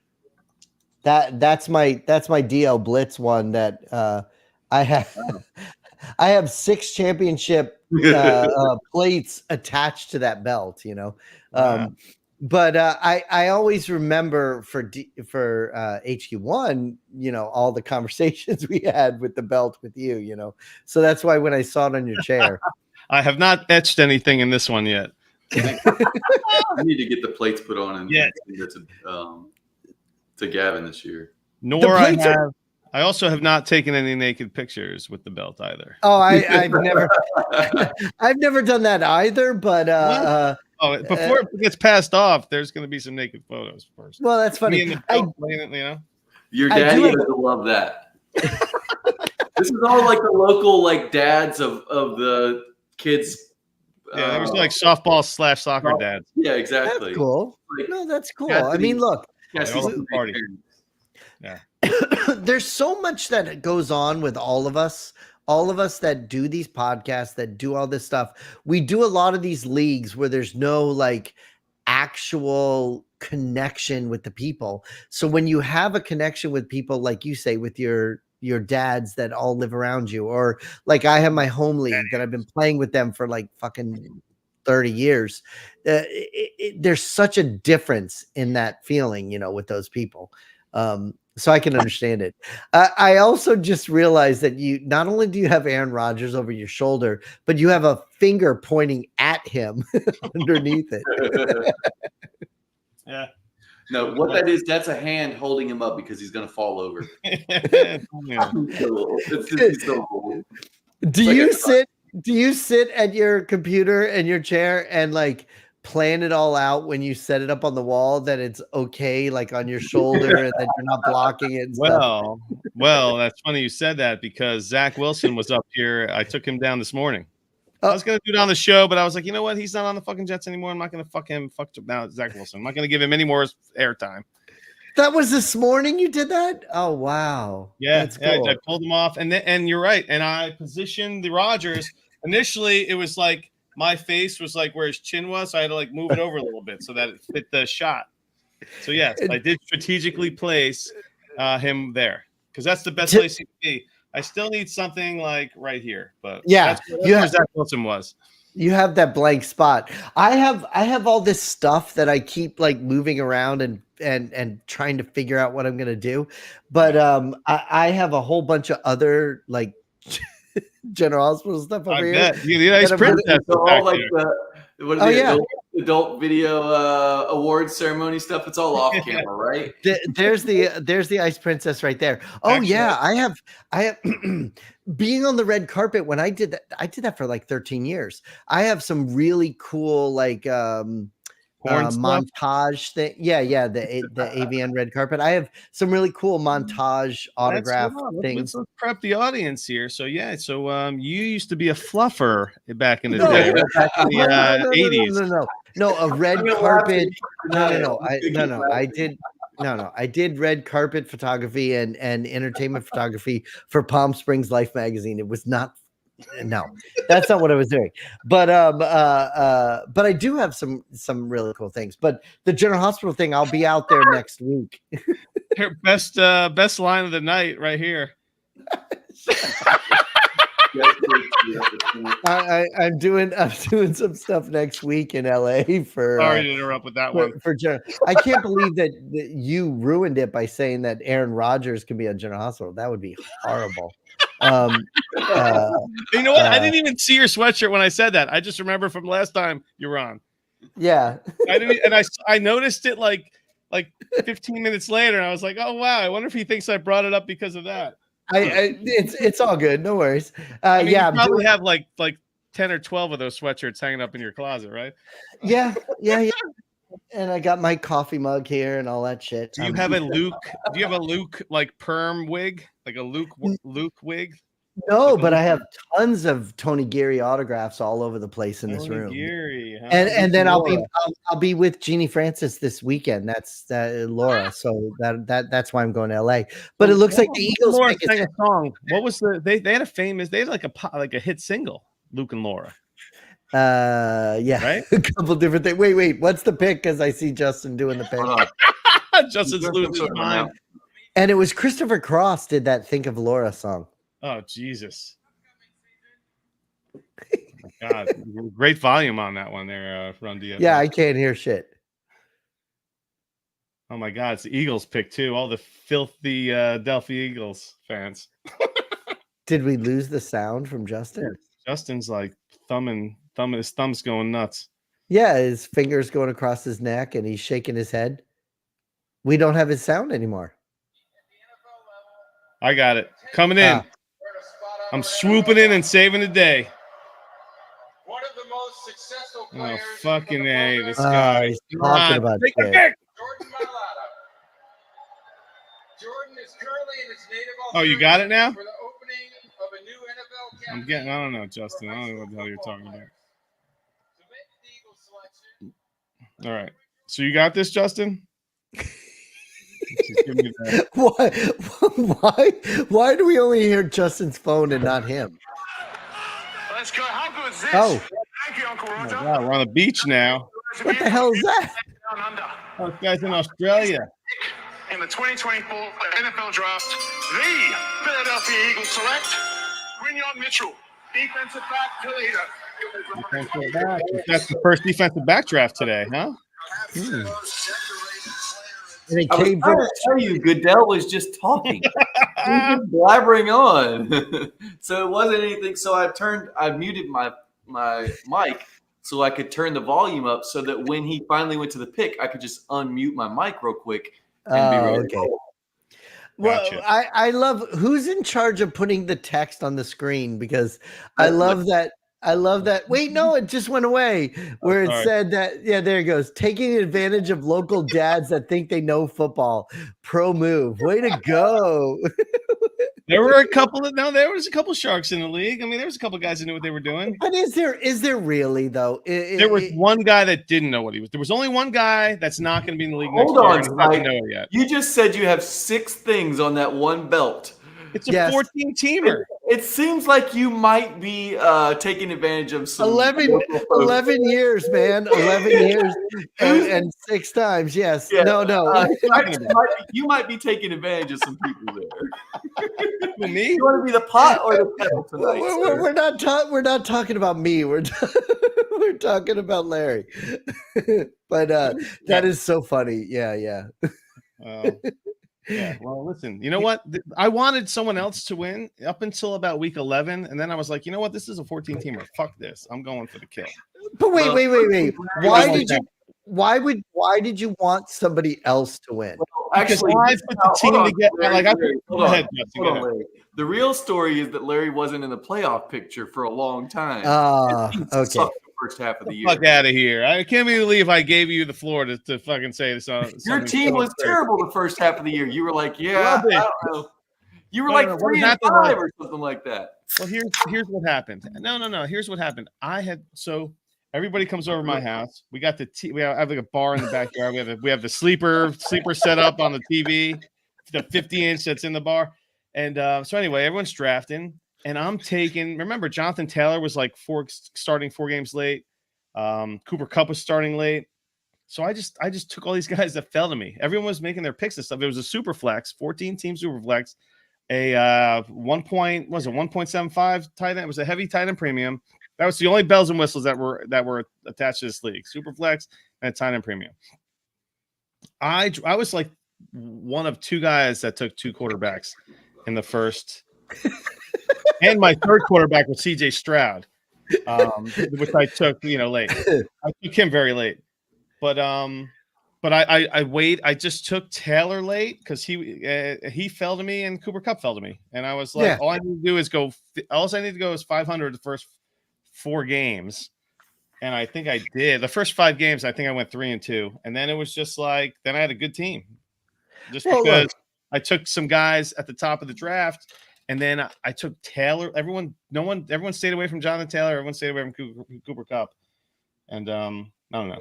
Whatever, man. Yeah, fuck it, man. Fuck you. I'm in a fucking league. I'm there to win, baby. Exactly. And redraft is totally different, anyways. I would not do a dynasty with these guys unless they knew. I wouldn't get into a dynasty league with these guys. That's not fair to them. Yeah, redraft is different because you can't do it. I want to play next year. I want to play for next year. You have to keep playing for this year. Oh my God. To hear you say that it would not be fair to them is just hilarious. Now, listen, another pick went. Oh no, that's am I still far behind you guys? Dude, I just see the family hugging, and it does still say the Eagles. all it says is pick is in right now. So the thing that happened today that I was not expecting, and I don't know about you guys if you guys were expecting it, but we ended up getting our see, it says happy draft day from Steve Dennis. I was telling everybody happy NFL draft day to people, but I wasn't expecting to get any presents. And then we got Scott Fishbowl invites today. Me so too. It was like, yeah, it was like getting a present on NFL draft day, you know. What were you saying, Justin? I felt the same way though. It interjects it was just like, oh, awesome! This, I needed this today. You know, it was with a little cherry on top. I told Larry I saw this SFB invite, so I went to check, and I had not signed up yet. Okay. So you didn't get one. My application in here. The cool thing, and the reason I bring it up is because you just said sleeper. You know, for me, I've always just did MFL. That's what I've done. I did one league on sleeper like 4 years ago, but that was 4 years ago. I don't know how much it's changed since then. So I only pretty much do MFL. So when I got the Scott Fishbowl invite today, you click on it and you can pick the division and what spot you want and everything. And it's funny because there was quite a few things that I would have chose, but every single time I saw it, it said sleeper. So I was like, oh no. Okay, so, here we go. Jags pick. Okay. Let's see what wide receiver they take. Gotta be wide receiver, baby. Brian Thomas Jr. is my guess. Come on, Xavier Worthy. Yep, Brian Thomas. Okay. I did not see that. I did not cheat. I did not cheat. That was a legit guess. I think we all knew. I was hoping it was Xavier Worthy. It was an easy guess to do for you, you know. I do like pick 20. I mean, come on. The over under it's like 6.5 wide receivers here. We're only at 4 wide receivers. And what are we at? Number 23? 24. We're 24. The Thomas just went through 23. We got 4 receivers. I like this destination for Brian Thomas. I mean, who is he dealing with? Kirk and Calvin Ridley? Well, Ridley's gone. Where did Ridley go? Who did he sign with? Shit. Washington? I'm totally lost on Ridley. Where the heck did he go? I thought he went to the Jaguars. No, he didn't resign. No one in the chat knows this. Tennessee? No, where'd he go? Shit. Why am I lost on this? How do you see the chat? Can I see it as a guest or no? Yeah, you can see on the right side. You minimize the Titans. There we go. I had you guys on full screen, so I was looking at yeah. Oh, I see. You like our faces more than we do. Jeez. I do like your guys' faces. No, usually with the screen I always do it that way.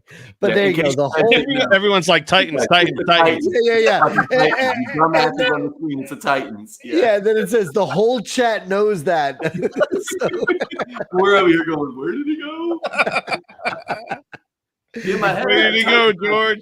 But let me ask you that's kind of true. Look, we've all been doing this for a long time, you know. So when we're all sitting there like, where did he go? It seems more prevalent nowadays than it was in the past that a lot of these guys are all switching teams in the offseason. So I don't think it's the most embarrassing thing to say that you're not 100% sure where somebody went, because it's happening way more now than it used to. I'm just blaming the beer. Yeah, I feel like in a multiple choice I would have got that one right, but at one in the moment. I like how Steve Dennis says Larry has the chat right in front of him. I didn't have my glasses on.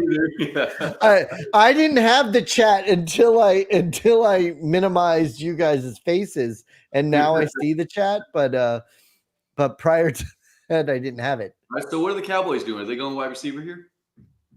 You think? Who's left? What you like? Xavier Worthy out of Texas. Go far. Yeah. And that'd be a good fit with CeeDee Lamb. I have a question for Run DFF. Is you going Brian Thomas or Penix? I'll be right back. Hold on. In a Superflex, clearly. 12 team rookie draft. Thomas or Penix? Well, let's go 16 team. Thomas or Penix. Oh, 16 team. I'm going Penix. Are you? Yeah. Woohoo! I'll sit him on the taxi squad for a couple years and then probably pull him off. 12 team. I don't know, man. That's a nice fit there with Thomas. I mean, with Jacksonville, it's a nice fit. I like it because it doesn't because Kirk and Ridley aren't Ridley. Kirk and who did they pick up? Nobody. Kirk and I don't know who. Oh God. Here, Jaguars depth chart. Let's see. Our lads. At Tankathon, we had Brian Thomas going to the Jaguars at pick 17. Oh, there you go. There was a trade. They got Gabe Davis. They got Gabe Davis. That's who they got. So, like I said, nobody. Gabe Davis. So he steps right in. Yeah, and probably number one. No, I don't know, man. Brian Thomas is a bit of a project still. Wow, you're talking about a guy who, huh? 6'3", 209 pounds. His last year at LSU, 68 receptions, 1,177 yards, 17 touchdowns. Yes. Okay, but what did he do before that? He was a super late breakout. Okay. Didn't do anything. I mean, literally nothing his first 2 years. So, I don't know. Well, the Jaguars must have traded out of the 17th pick because they picked 23rd. So Kevin makes a good point. I'm not waiting after seeing how cheap Love was after sitting. That's true. Like if Penix sits for 2 years, he's going to be so cheap. You know, like his value will not get a bump. So you're just going to draft Penix for a first round rookie pick? No, I'm going to take Thomas, and then I'll trade for Penix later. Trade for Penix next year. Look, I just walked in here. I didn't hear what you were saying before that, but what you just said, Justin, is stuff that I've said on the show a bunch of times. Yeah. I am very happy with if I have to overpay a little bit and wait till next year to see if somebody's going to hit, as opposed to paying for it now and then sitting there for a year and then nothing happening. You know? Yeah, the conversation was, are you taking Brian Thomas or Michael Penix Jr.? And the only one that, I won't say the only one that really has a shot of, but the one that's more likely to have a shot at improving his value is Brian Thomas, because he can see the field. Now, Penix can see the field with an injury, and perhaps he steals the job, whatever, but the odds are not hugely in favor of that. You know, yeah, he's so established. Kirk Cousins is as an NFL quarterback that it's not like you're going to be bumping off a Baker Mayfield or something. Even how do you do a chef's kiss? Like, is it like this? Is it like that? Right, yeah. Wow. Because I see that. Oh, you just put it on the screen right now. That's what I was gonna say. So yeah, HQ3 chef's kiss. Yeah, we got the Cowboys traded back, huh? Oh, there's a trade? No, did you? The pick is in. Cowboys pick is in. We're just waiting for it now. So then why do you missed the Jacksonville Jaguars traded something? Wait. So how many trades have there been? We're on pick 24. How many trades have there been? Hold on. Like two? Hold on. Two? You're right. Two? Yeah, the Cowboys just traded. Yeah, so you're right. Nope, the Lions traded for the pick. It said the pick is in for the Cowboys on the screen, and then there was the trade thing. Yeah. So what freaks me out is that shot right there that they're showing on the screen with how many people. Like, we were supposed to be there. I am so fucking happy. I'm sitting here in my house instead of in that massive crowd of people. That's imagine trying to leave. It's going to take you like an hour and a half, 2 hours to get out of there once it's time to go. And that was one of the big considerations that we had when I was talking to the Rookie Fever guys and even Jeremy. I was like, you know, if we're there, it's going to be insane trying to get like an Uber or a Lyft. So you need to at least be at a hotel that's in walking distance. If it's not in walking distance, you'll never get back to your fucking hotel. Right. Is Swags not in Detroit anymore? I don't know where Swags is. No, he's in Kalamazoo. Actually, we were in Kalamazoo last week or 2 weeks ago, me and my brother, for a convention, and Swags brought his family and came to the convention. But yeah, he's in Kalamazoo. So he was going to drive there, and then we were going to all fly in. But it just didn't work out. So yeah. And looking at this crowd, I'm very happy we didn't. Man, that's a lot of standing. That's a lot of Honolulu blue. Yeah, and what's funny is I understand the mentality of being able to say, "Hey, I was there," because Hey. I've done it. I've been there 3 times now. But that there is just fucking insane. What? But the Detroit, the Detroit faithful, do the Lions make this deal if they're not drafting in their hometown? Is the question. Do they want to get the fan base like riled up? Like, anybody let's seen the we traded up, let's go, let's fucking go. But if that is truly the reasoning behind it, Why not? It makes sense. Exactly. Why not do it? Look, we talk about it in Dynasty and in Fantasy, what the hit rate is on first round picks in our fucking rookie drafts. What's the hit rate in real NFL rookie drafts? A lot of times these guys are doing stuff. Look at what Justin went through with his team. They're doing stuff for their team for the future. And maybe whatever this trade is something that they believed was for their future, whether it was at home or not. I bet they're trading for something they can win with. But that's so then that answers his question then of whether he does it if it was here or if it was in Green Bay. Is it in Green Bay next year? I think the draft is in Green Bay next that year. Would be exciting. I was in Green Bay this past or two seasons ago for a Jets. That is where it is this year. That's a really cool place to visit. Nice. It's just a nice atmosphere. Everyone, no one cares about anything but the Packers. It's all Packers. Yeah. All right. Well, we have a year to decide, but let's all plan on going to fucking Green Bay. It'll be fun. Yeah. Let me tell you what's not happening, Sipes. I am not with a 6-year-old and 3-year-old getting to the NFL draft. I wasn't talking about bringing your 6 and 3-year-old. I mean, like my wife is not going to be like, yeah, go to the NFL draft. Okay, I'm sorry. Well, whoever can go, let's do it. It'll be fun. All right, here's the pick.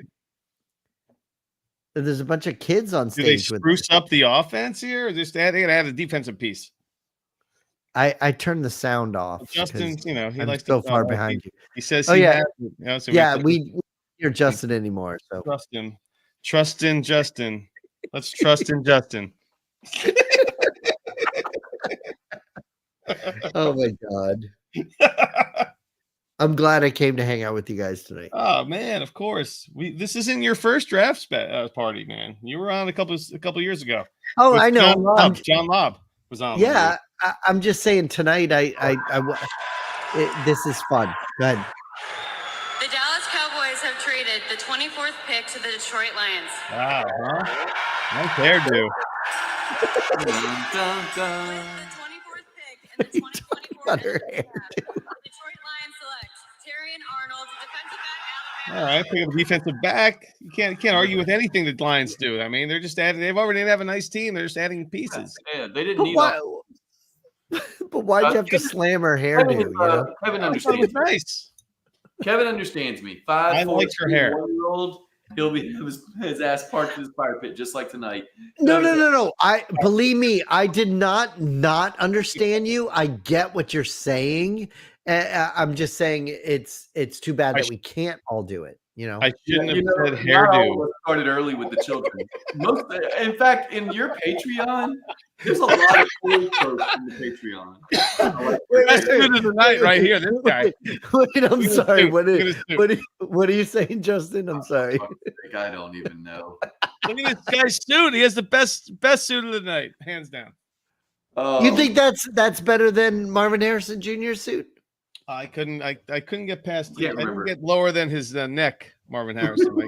I liked it. I wasn't a big fan of the Caleb, the double-breasted with the zipper thing, but I thought Marvin looked really cool. But yeah, you're right. His sunglasses took away his appearance for me. My brother has the same sunglasses. According to my wife, she's like, "Hey, that's the same sunglasses Greg wears." But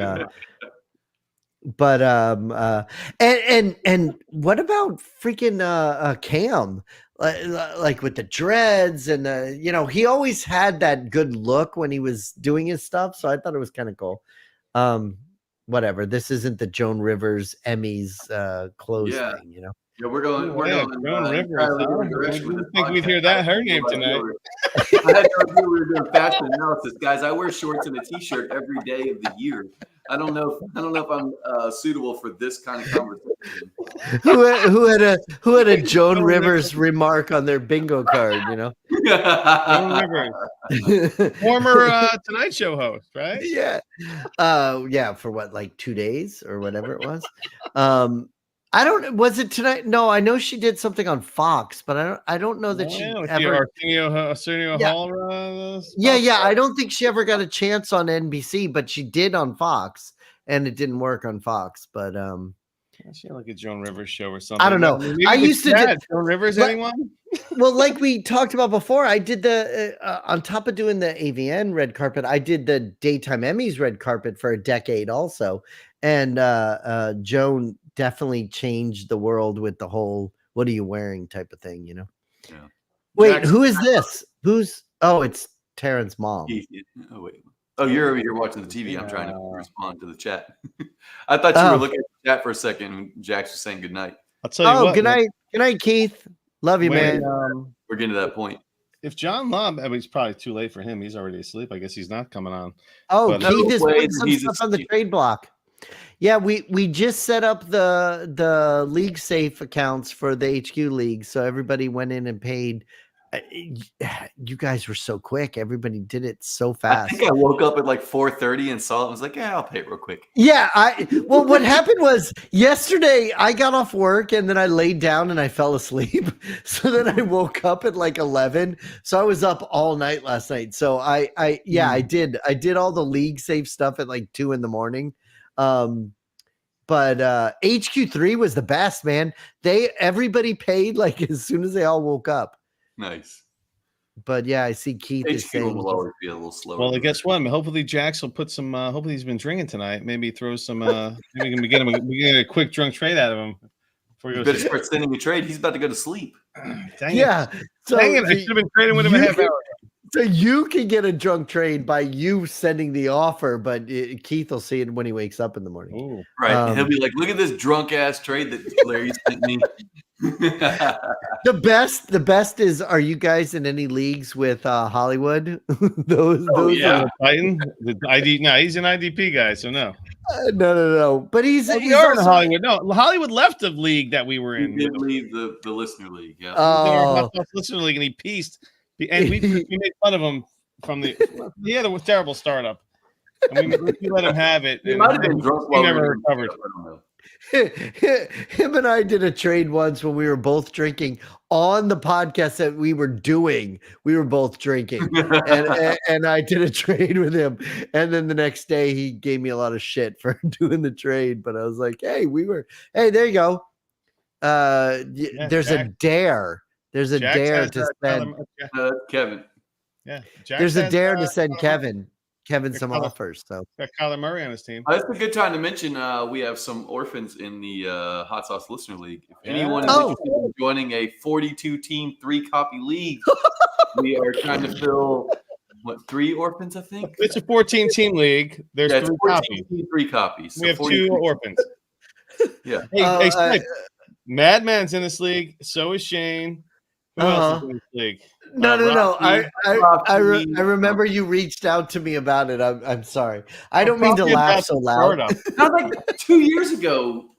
How do you No, remember that? that wasn't 2 years ago. That was relatively was. closer than 2 years ago, Well, wasn't we it? I Probably. reached out to you the same time I reached out to Madman, probably. Well, we did 3 we did 3 startups, and Yeah, we that's did how it 3 became a 3 copy. yeah. Yeah. Oh my God, Yeah. 3 copy. Fun. You trade with everybody. You know. Yeah, It but is that's fun. the thing. Three Look, guys. all of this is supposed to be fun. If it's not fun, then why do it? I don't have any interest in doing it anymore if I'm not having fun. Yeah, see, that's Um, why Larry and I like copy leagues because it's like so many trade options available. Well, I mean, yes, I like to have some. I like to have a diverse, you know, what do you call a diverse portfolio of different types of Sure. leagues. I'm in the DDCL, the Dynasty Diagnostic Champions League. That former podcast. That's a relegation league. That's fancy. 4-copy league.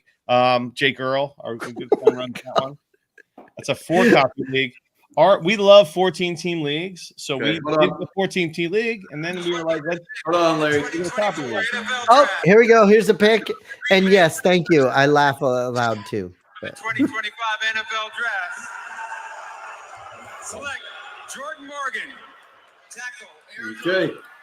You gotta be happy. They are not loving that. So not loving that. So how many picks do we have left in the first round? 7, right? Yeah. No. Yeah, 7 picks. So was it just me? Like I said, I was trying to get home. I was listening to everything, and it seems like the picks were flying so fast in the very beginning. Yep. So I was like, oh shit, the whole draft is going to be over way before it's supposed to be. But it sure doesn't seem that way now. Now it seems like it's very well. We were like, man, it's flying, and we have been live now for 3 hours and almost 40 minutes. Oh yeah, look at that, 3:39. Well, here's the thing. I mean, we talked about it. That it's flying. This draft's going to end early. The NFL Network and ESPN feeds, if you're like DVRing them, go to 11:30, and so there's like they have 6 or 7 picks in the next 18 minutes. So we'll see how it goes. See if they could. So you still look at that? Like, what do you have when you say DVR? Do you still have DirecTV? No, I don't know. Maybe I should have said VHS. I don't know. No, I have just a cable, regular cable. Oh, okay. No, I got rid of all that. I have YouTube TV and all that kind of stuff. But it's just funny the way to hear you. Justin has YouTube TV. Is that your guys go to? You love YouTube TV? I do. Whether I love it or not, I'm not sure. I had DirecTV forever, and mostly because of the NFL package. That was the reason I got it. Sure. Hey, look at that. I beat Hollywood 258 to 147 in HQ3. Yeah, I love that guy too. But I switched over to YouTube TV because I travel so much now that streaming television makes more sense for me. And that's why I did it. And also I did it for the football package, but it turns out that you can get so much football in so many different areas that, I don't want to anybody, you don't really need to have the football package anymore, but you can find a game. Yep. Yeah. Well, but I'm in different towns all the time with my brother and doing all this stuff. So there's always some kind of football going on somewhere, so I kind of stopped doing that. But so I have experience with Sling and YouTube TV, and I had Sling for like 3 years, 4 years, something like that, at least. Right. And one weekend, Georgia's playing a big game, and the night before, they like the Disney contract ran out or whatever. Yes, I remember that. They blacked it out. Middle of the night, they blacked it out. I wake up in the morning, I'm going to watch a game. It's not on. And I literally went on Twitter and I said, if you guys don't have this straightened out by the start of the Georgia game, I'm dropping you and switching. And they didn't get it sorted until later that evening. And I had already dropped them to YouTube TV and switched and was done. I was like, I'm done with Sling. But the one thing about YouTube TV is they have local channels, which I didn't have with Sling. So that was a big advantage as well. It's like I get the local channels as well. So I can watch, CBS and Fox for the NFL games, et cetera. And all the local sports stuff or whatever, which I couldn't do. I like YouTube TV and I use it for live things pretty much. But like I have Paramount, and that's where I watch my CBS shows. Right. I have Hulu. That's where I watch General Hospital. And then I keep my YouTube TV for the things that I need it for.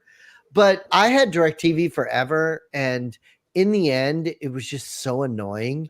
And I see there it says fuck DirecTV, stream everything. What's that? That Guinness got away from me for a second. I know it's spraying everywhere. Fucking mess everywhere. it's funny that people said what 2 years ago or whatever, cut your cord, go for streaming. Right. But the cord really doesn't matter because we're paying for all the streaming things, but then we're still paying AT&T for our internet, which is kind of the cord anyways, so it doesn't really matter. But I think it's just whatever you guys like and whatever you want to watch. I travel a lot, so I'm able to watch stuff on the plane and in hotel rooms. So Right. streaming just makes way more sense to me. Can I ask a question? Sure. Do you watch besides General Hospital? Do you watch any other soap operas? I don't watch any other soap operas, but I know a lot of the actors on the other shows. So I follow a lot of it, but I don't watch any of them. No, I've watched General Hospital. I'm 56. I've watched it since I was in 7th grade. So that one I'll never stop watching. But I have a lot of friends on Days of Our Lives. I have a lot of friends on Young and the Restless now. So I talk to them, but I don't watch them. No. When you talk to people about soap operas, do you refer to them as soaps? What? Do you call them Question. Answer the question. Pretty straightforward question. I don't material over here. That's what we're asking. It's kind of funny. I never thought about it if I talk about it as soaps or shows. I guess I do. I mean, You say I got to watch my soaps today? No. I always say G is how I say it when I talk about G. General Hospital. I say G, but Why not a GH? well, Why sometimes I G? say Lazy. GH, but I say G. Lazy. Shut up. Lazy, But lazy to say GH. oh my god, that is fucking hilarious. But like, look, like I have all this stuff, like even those posters. Whoa! Look at that. And then I have another poster that has over 300 autographs on it. That's what I'm doing next week with Jeannie. As soon as I get her to sign that poster, it's finally done, and I'm gonna frame it. But a lot of these props and autographs, all these scripts, everything is all from General Hospital. So it's mostly General Hospital. It's like you've grown up with General Hospital, though. I have. Like I said, I'm 56. I've watched it since 7th grade. So yeah, I've grown up with it. You know. Oh, another pick. Oh, here we go. Oh, the Bucks. Here we go. This is exciting. The Tampa Bay Buccaneers select Graham Barton, center Duke. Center, nice. All Wow. right, Baker Mayfield, some help. I love Baker it. Mayfield's got another guy to reach under. Hey, yeah, he's gonna be like, let me check this guy's junk out. Yeah. I wonder what it smells like down here. Oh my god. On my wrist. I'm gonna be heading to Tampa next week. Shut up. I just realized what you said. Are you going to get a sniff? No, nothing like that. But Okay. Hey, I want to say this real fast. Yes. Maybe I talked about this because I don't know if we had an extended soap opera when we were discussing soaps. Well, we were talking General Hospital. So Yes.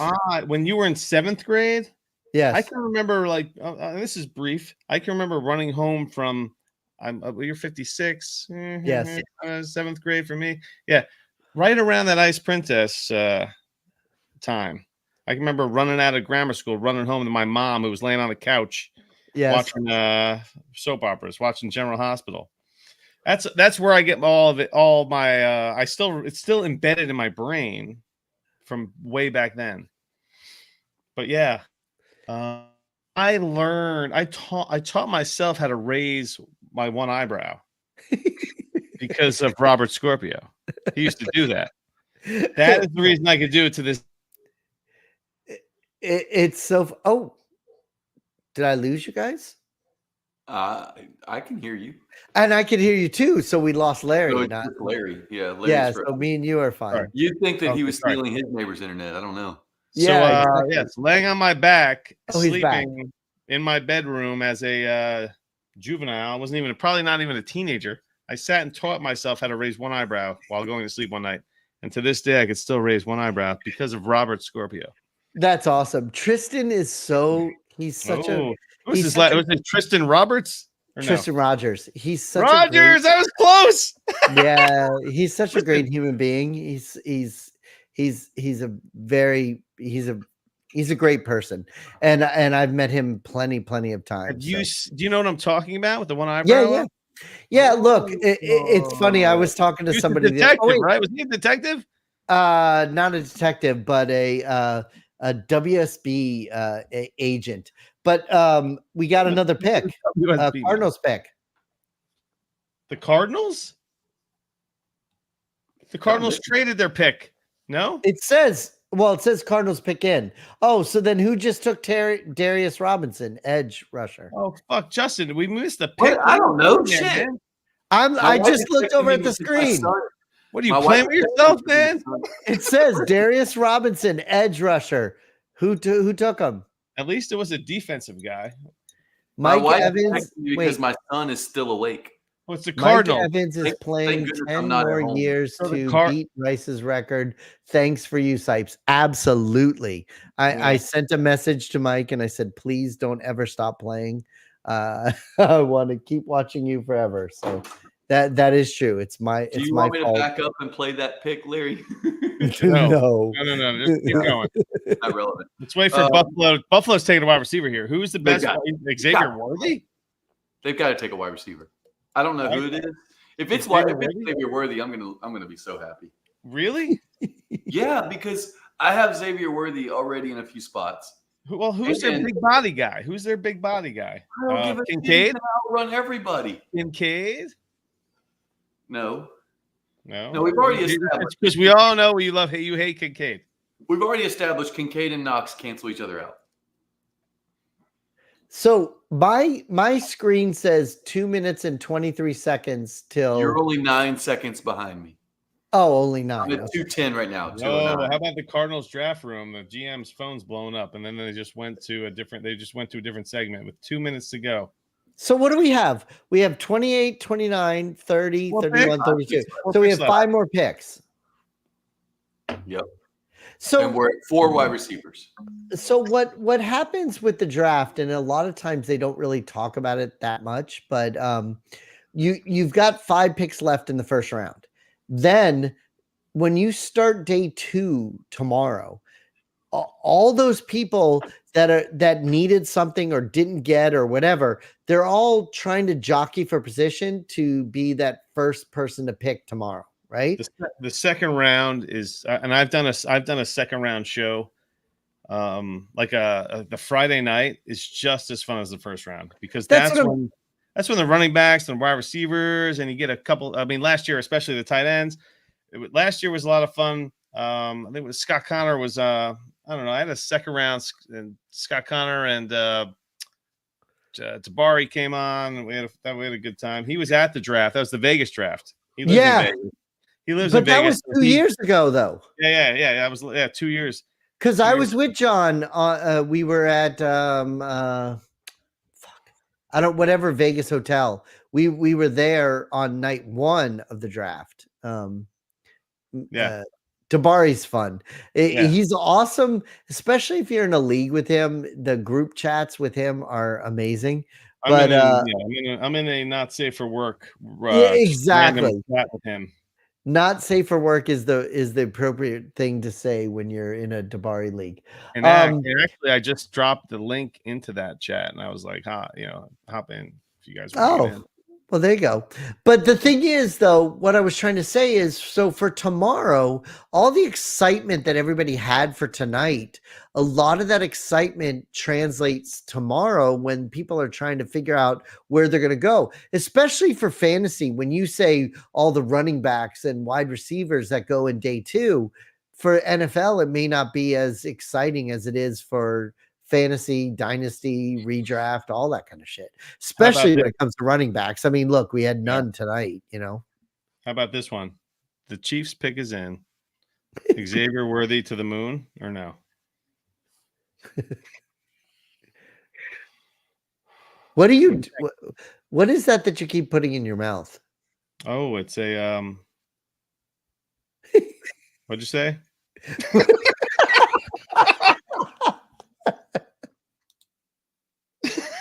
So what were you talking about, Justin? You kicked me out because I asked, "What is it you keep putting in your mouth?" I'm sorry. Is that a question? No. It's a no. I'll tell you exactly what it is. It's and then you mute yourself. Okay, sorry I brought it up. oh no. This is a what do you call this? This is a watermelon. Okay. Just a vape, weed. What? Okay. Watermelon flavored disposable vape. So you get like a week's worth of bakage out of it. And you just throw it away. Sorry, I was just telling somebody 1 second. So listen, I actually do need to head out. Listen, I've had a great time with you guys. Thank you for having me. Brother. Yeah, man. It's great. It's great to see you as always. It's fun. And tomorrow night, if you guys are doing this again, I'll what? I hope. You know what? You never know. You never know. I've my daughter's softball game. The draft starts at 7 tomorrow. That's the deal. And they do the second and third rounds. Yeah. Well, listen, I appreciate you having me here. Yes. When I say us, I know you invited Jeremy as well. Jeremy had to do some family hockey thing, so he wasn't able to be here tonight. So, yeah, he's actually the worst part ever. But he's actually doing a hockey thing with this kid in Detroit right now. So he's not with all the crowd of people for the draft. He's like about 20 minutes from there, but he's there refreshing his phone. Probably. Yeah. But but thank you for having me. I had a blast with you guys. As always. Dude, awesome, man. Love seeing you as always, and we'll our paths will cross again soon. Absolutely. FF Blitz, baby. Thanks, guys. Love you. See you later. Peace out. So I just responded to a trade from Gavin, old school, Patreon Gavin in HQ1. Yeah. He offered me the 116 for my 2025 first. I asked him if I sounded that drunk on the show. The 116, yeah. Yeah, let me give you the 116. We just talked about a trade exactly like that. Let me give you the second round pick. Let me give you my 2025 first, even though I earned like the 105 this year. And let me take your 116. That's an awful idea. Thank you very much. If this is a worthy, I mean, what do you think? Worthy to the Chiefs? They finally get their. I mean, with the Rashee Rice nonsense and Kelsey long in the tooth, they don't even have their wide receivers has always been half-ass. This is Marquise Brown. It seems like a good time to move up and get one. But I would have rather had Xavier Worthy to the Bills than to the Chiefs. And who the Bills take? Who the Bills take? They didn't. They traded. They traded this pick. Oh, they traded the pick. That's right. Right. So what's that? The third trade? Is that all it's been? I don't know. I feel like we missed some trades. When we don't do the volume, we only do the picks for the volume, so we kind of miss any type of any additional banter we miss. So. But most of it's just bullshit anyway. They're talking about stories and background. I want to talk about fantasy sports. Let's go, baby. All right. Where are we with total receiver right now? We're at 4. Brian Thomas was the 4th. We haven't got one. So the over-under is no good? Well, we don't know because there's still 5 picks left. We could get 3 of these left. The Jets have traded in there. The NFL is proud to support. Oh, we've got more talking. Here we go. Oh, you know what I'm going to do? I'm going to mute my mic. You talk for a minute. I'll come back on with the pick. We love this group now, and here's a representative of the group that we now love as yada, yada, yada. Waka, waka, waka. So Aaron Rodgers, oh my God. We've already made 3. So, wow. All right, so Rodgers has been on McAfee talking about how he loves the pick. You hear this? You hear Rodgers talking right now? Can you hear this? Yeah. I'd like all of you to join me in cheering on Justin as his wish There we comes go. true. All right. Yours, Justin. Go get it, man. I don't know what you're talking about with Rodgers. I was trying to. Oh, sorry. Here we go. The Buffalo Bills have traded the 28th pick to the Kansas City Chiefs. With the 28th pick in the 2024 NFL Draft, the back-to-back Super Bowl champions, Kansas City. There we go, baby. Wheels up. All right. I mean, I'll take it. I will take it. Xavier Worthy to the Chiefs. Fastest combine time ever. Very, very skinny. But can do the things that no other If you think about the small dudes, if you think about the small dudes in the last few years, you think about Devontae Smith, Hollywood, Tank Dell. Who else is small? We've had a number of small receivers that have excelled. So it's getting less. It's becoming less of an issue for wide receivers to be thin or whatever. I guess the league is taking out some of the hitting, like some of the contact. And so it's benefiting all these smaller receivers. The days of needing a 6'4", 230 guy are gone. Kevin, I hate you, by the way. Screw you, Kevin. Screw you. Thanks to the Falcons. You know what sucks about it is that it did not affect, or that it still had no effect on the Dunze not going to the Jets. Man, I thought for sure that it might come back to bite them. Maybe the Bears should have added some protection for Caleb Williams. Why not? Why not? Why wouldn't you not add some protection around Caleb Williams? That's what I was More so, thinking. I guess the Dunze, are they that comfortable with their offensive line that we still have Cooper Kupp. Not Cooper Kupp. I'm Cole Kmet. I got my right. I got my cucks wrong. Your CKs. My CKs. Cooper Kupp, Cole Kmet, CK. Yeah. Yeah, we'll go with it. So there you go. And then Keenan, you still have DJ Moore, Keenan Allen, Cole Kmet, Rome Odunze. Not necessarily a need, but if this guy was like a wide receiver one, if he's in that dominant, because let's talk about great wide receiver classes of the past. I think of the 2014 class, which had like Mike Evans and OBJ. It wasn't necessarily the first guy that was drafted. It was just a cluster of guys. The Bears are going to be a thing. Are they? Is Caleb Williams just going to throw this guy into the mix right out of the gate? Caleb Williams is that good. Okay. Well, that's exciting then for the Bears. DeAndre Swift. Isn't what's the former tight end of the Chargers? Doesn't he see over there too? Who? What did you call him? I don't know. Gerald Everett's still with the Chargers. Gerald Everett's on the Chargers. Gerald Everett's on the Bears. Are you sure about that? I couldn't tell you for sure. But I'm trying to wait for this Cowboys pick. I couldn't tell you for sure, but I'm just trying to wait for this Cowboys pick. Oh, he is with the Bears. Damn. There you go, man. So, yeah. Okay.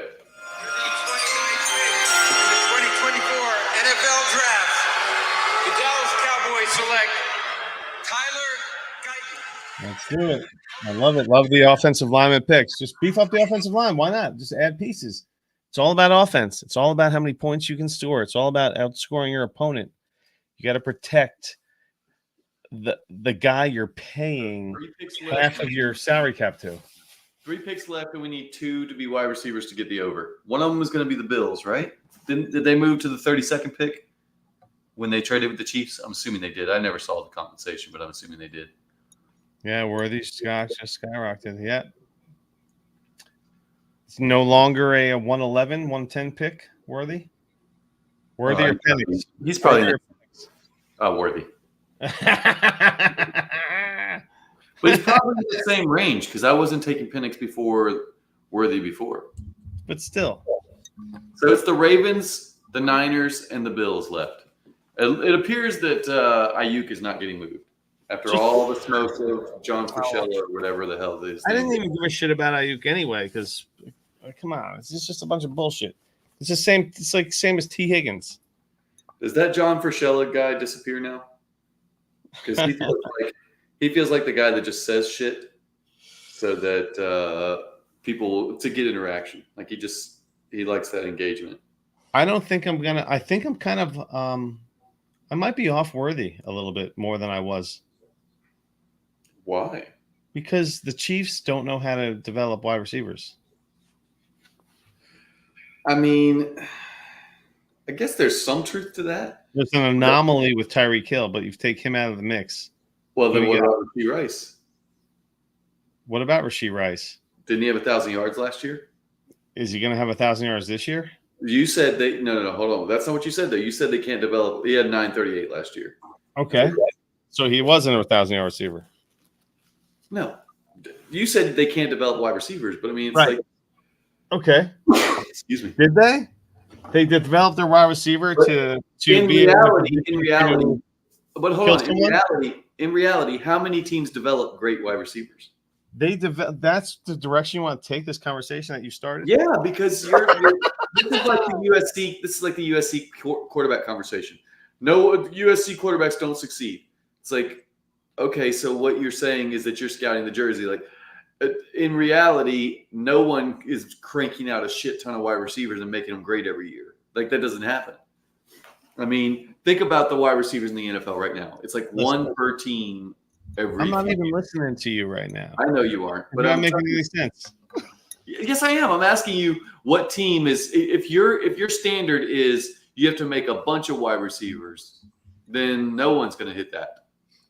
No one's developing wide receivers the way that you would prefer. Is Pittsburgh developing wide receivers? Are they?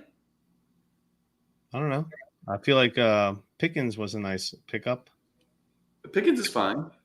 Deontay Johnson is a good pickup. Was a good pickup. Before that, it was Antonio Brown. Since then, Juju had like a super rookie season where he was. He might have been my 101 in the super flex. Juju had 2 years. Juju had 2 years, and then he disappeared. Was there a time when Juju was my number one in the super flex? Does that make any sense at all? Does it make any sense at all?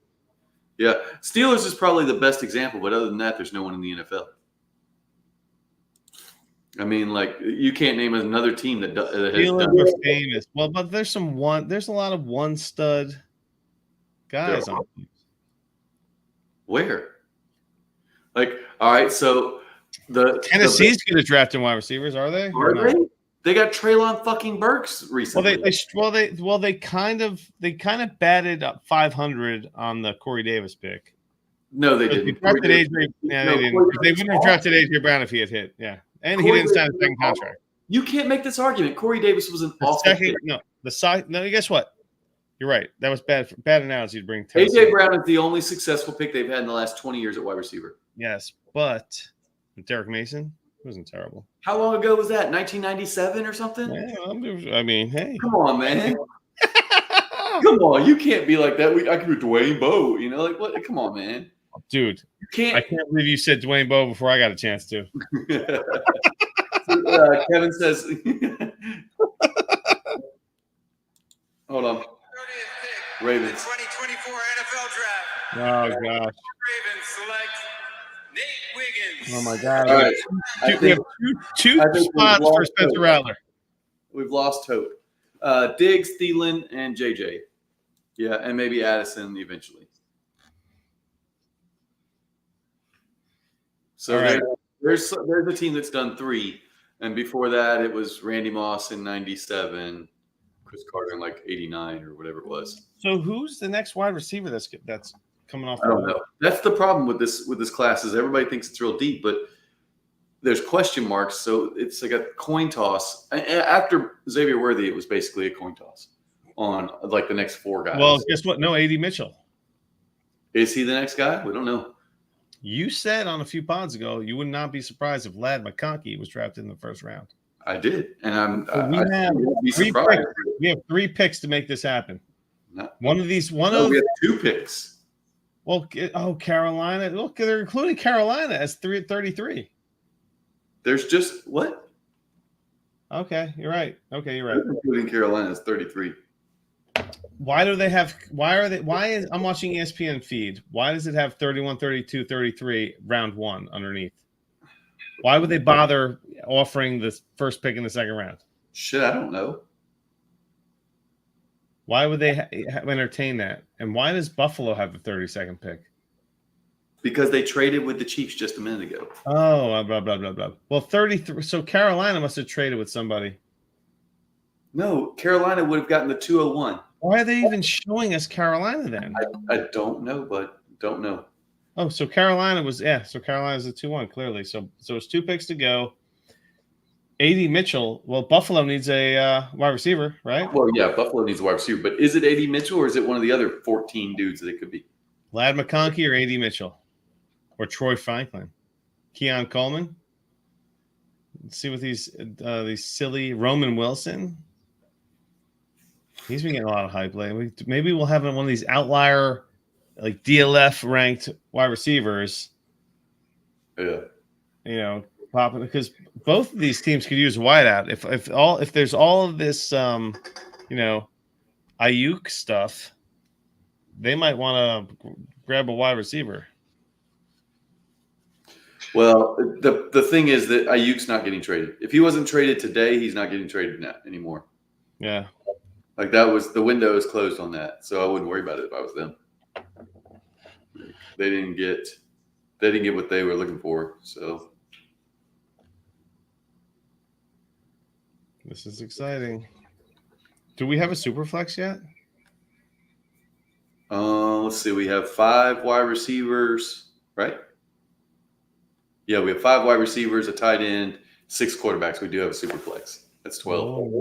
Oh. Dynasty rookie ranking. Shit. Super flex.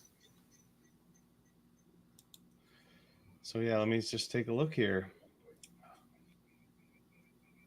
So I'm looking at the DLF ranks. Let's just do the ranks. So we have the only first rounders that haven't been selected are A.D. Mitchell and Trey Benson. So they don't have Nix or Penix. Right. I'm so curious where Bo Nix. I'm like, because these are first round drafted quarterbacks that have been. Well, Bo Nix has been drafted to a team that needs a quarterback. He's going to be starting, which is not what I expected. I did not expect him to roll into a starting job. Are you taking him at the 1-0? In the 16th? Not 1-0 anything. I'm not taking him at the 1-0 anything.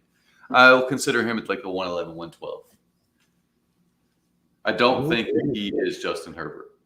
I don't think that if he drops that he's still worth it. Like 1-0 nothing. Hell no. God, I mean, you got to think. Are you taking McCarthy or Nix? I know. Bo said that he would take Nix over McCarthy. I couldn't do it because I don't think McCarthy. McCarthy went to a team that seems to adore him, but Nix is the better quarterback. And Bo Nix sounds like I don't think that Nix is the better quarterback. I watched him at Auburn too long to think that he's the better quarterback. I think that he played in a system in Oregon that showcased the best that anybody can do. Like every fucking Oregon quarterback looks like a world beater playing in that system.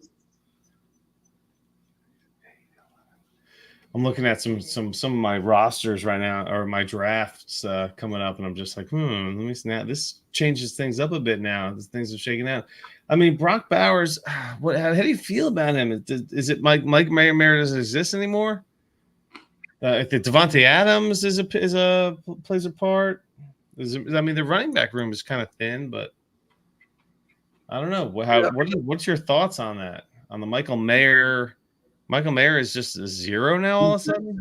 He's the second option in offense now, which is great. Are they gonna pull the whole we took the best player available? Like that's gonna be their thing? I don't think it has to be their thing. Like they took one of the top players off the board, one of the top NFL prospects. Yeah. He plays in a bit of a devalued position, which is why they got him down 13. But I mean, the fact that he's literally one of the best, like one of the highest graded prospects. So he walks into being the number 2 option on the team.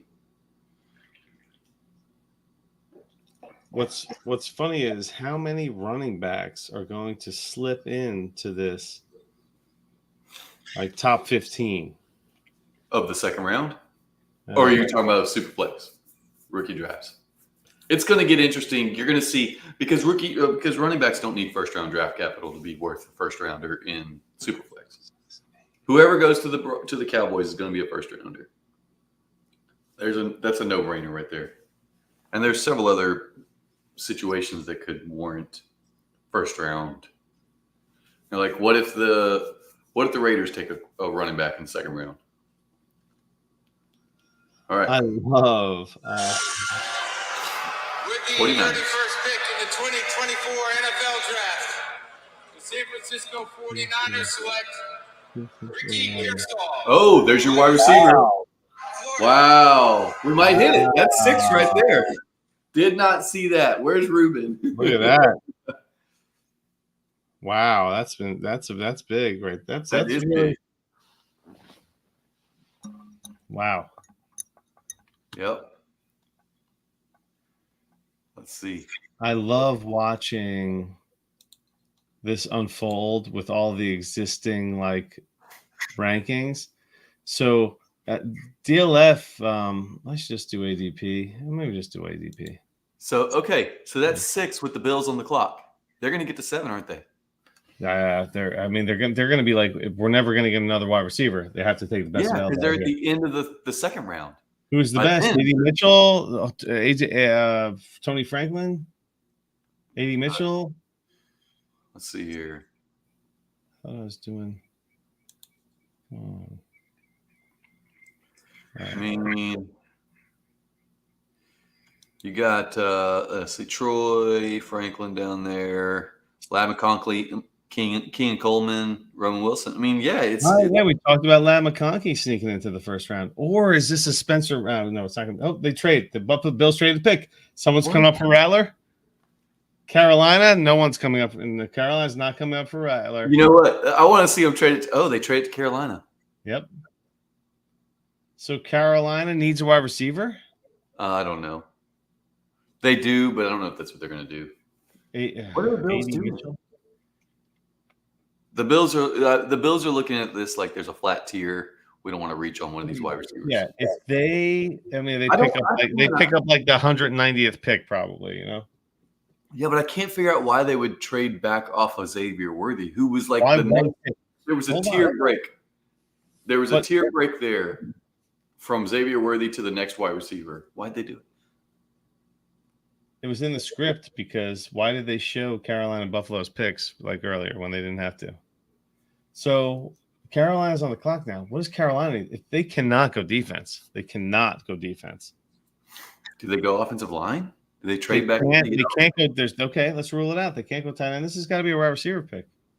I mean, it could be offensive line though. Like they need a lot of fucking help on the offensive line. And if they really believe that they've got their guy in Bryce Young, they've got to do something to shore him up. Pick is in. We're gonna find out soon.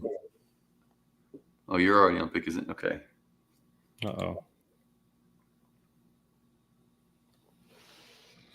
It's gonna happen. My wife, oh man, Stephanie came out of the room and she had to deal with him for like 2 hours getting him. My wife called me and was cussing. Oh, with the kids going nuts? My son was standing in his bed earlier when I was saying I was talking to him. He was standing in his bed just screaming and running around. She was dealing with the same exact thing. I've been driving him around to get to sleep at night. That's the only way to go to sleep. It's trade. Yeah. They just do a 5th and 6th round swap for the 1 pick. Sounds about right. I would hate doing that because you lose the 5th year option just to move up from the 6th to the 5th round. You lose your 5th year option on a player. That's tough. Those 5th year options are invaluable. I think the Panthers easily won that trade. Like you move from the 33rd to the 32nd pick. Well, what is the comp the Bills get? What's the advantage the Bills get based on that trade? They moved up 1 round from the 6th to the 5th round. That's it. Okay, maybe that's more important to them. I guess I would rather have the 5th year and worry about the 5th and 6th round. Is it that big of a deal though? The 5th round option at that later part of the draft. It is for every player. Maybe they viewed the talent available at the value at that time. That's not worth a 5th round option. But the 5th round option gives you flexibility on the cap. That's the key. They got to move up a whole round. There's a reason why the Panthers moved up one spot. They probably moved up 50 They picks. wanted- This is probably a 50 pick jump. What? So it's in the 6th and 5th round. You were earlier saying the 4th round is trash. Yeah, And now but, you're like, but I'm saying it's a better dart throw 50 picks prior than a dart throw 50 picks later. earlier you were talking about moving back one spot and only Moving up a getting, second. huh? I wish that I wanted the Jets to get a see. If you're gonna, it's just like a 10th, 11th swap for a quarterback. You get a 2nd round pick for a quarterback. Are you kidding me? Larry.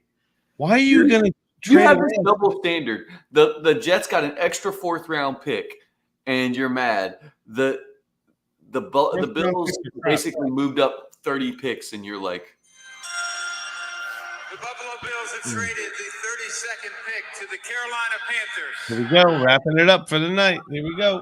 The 32nd pick in the 2024 NFL Draft, the Carolina Panthers select Xavier Leggett. wide receiver. So there's your 7 wide South receivers. Carolina.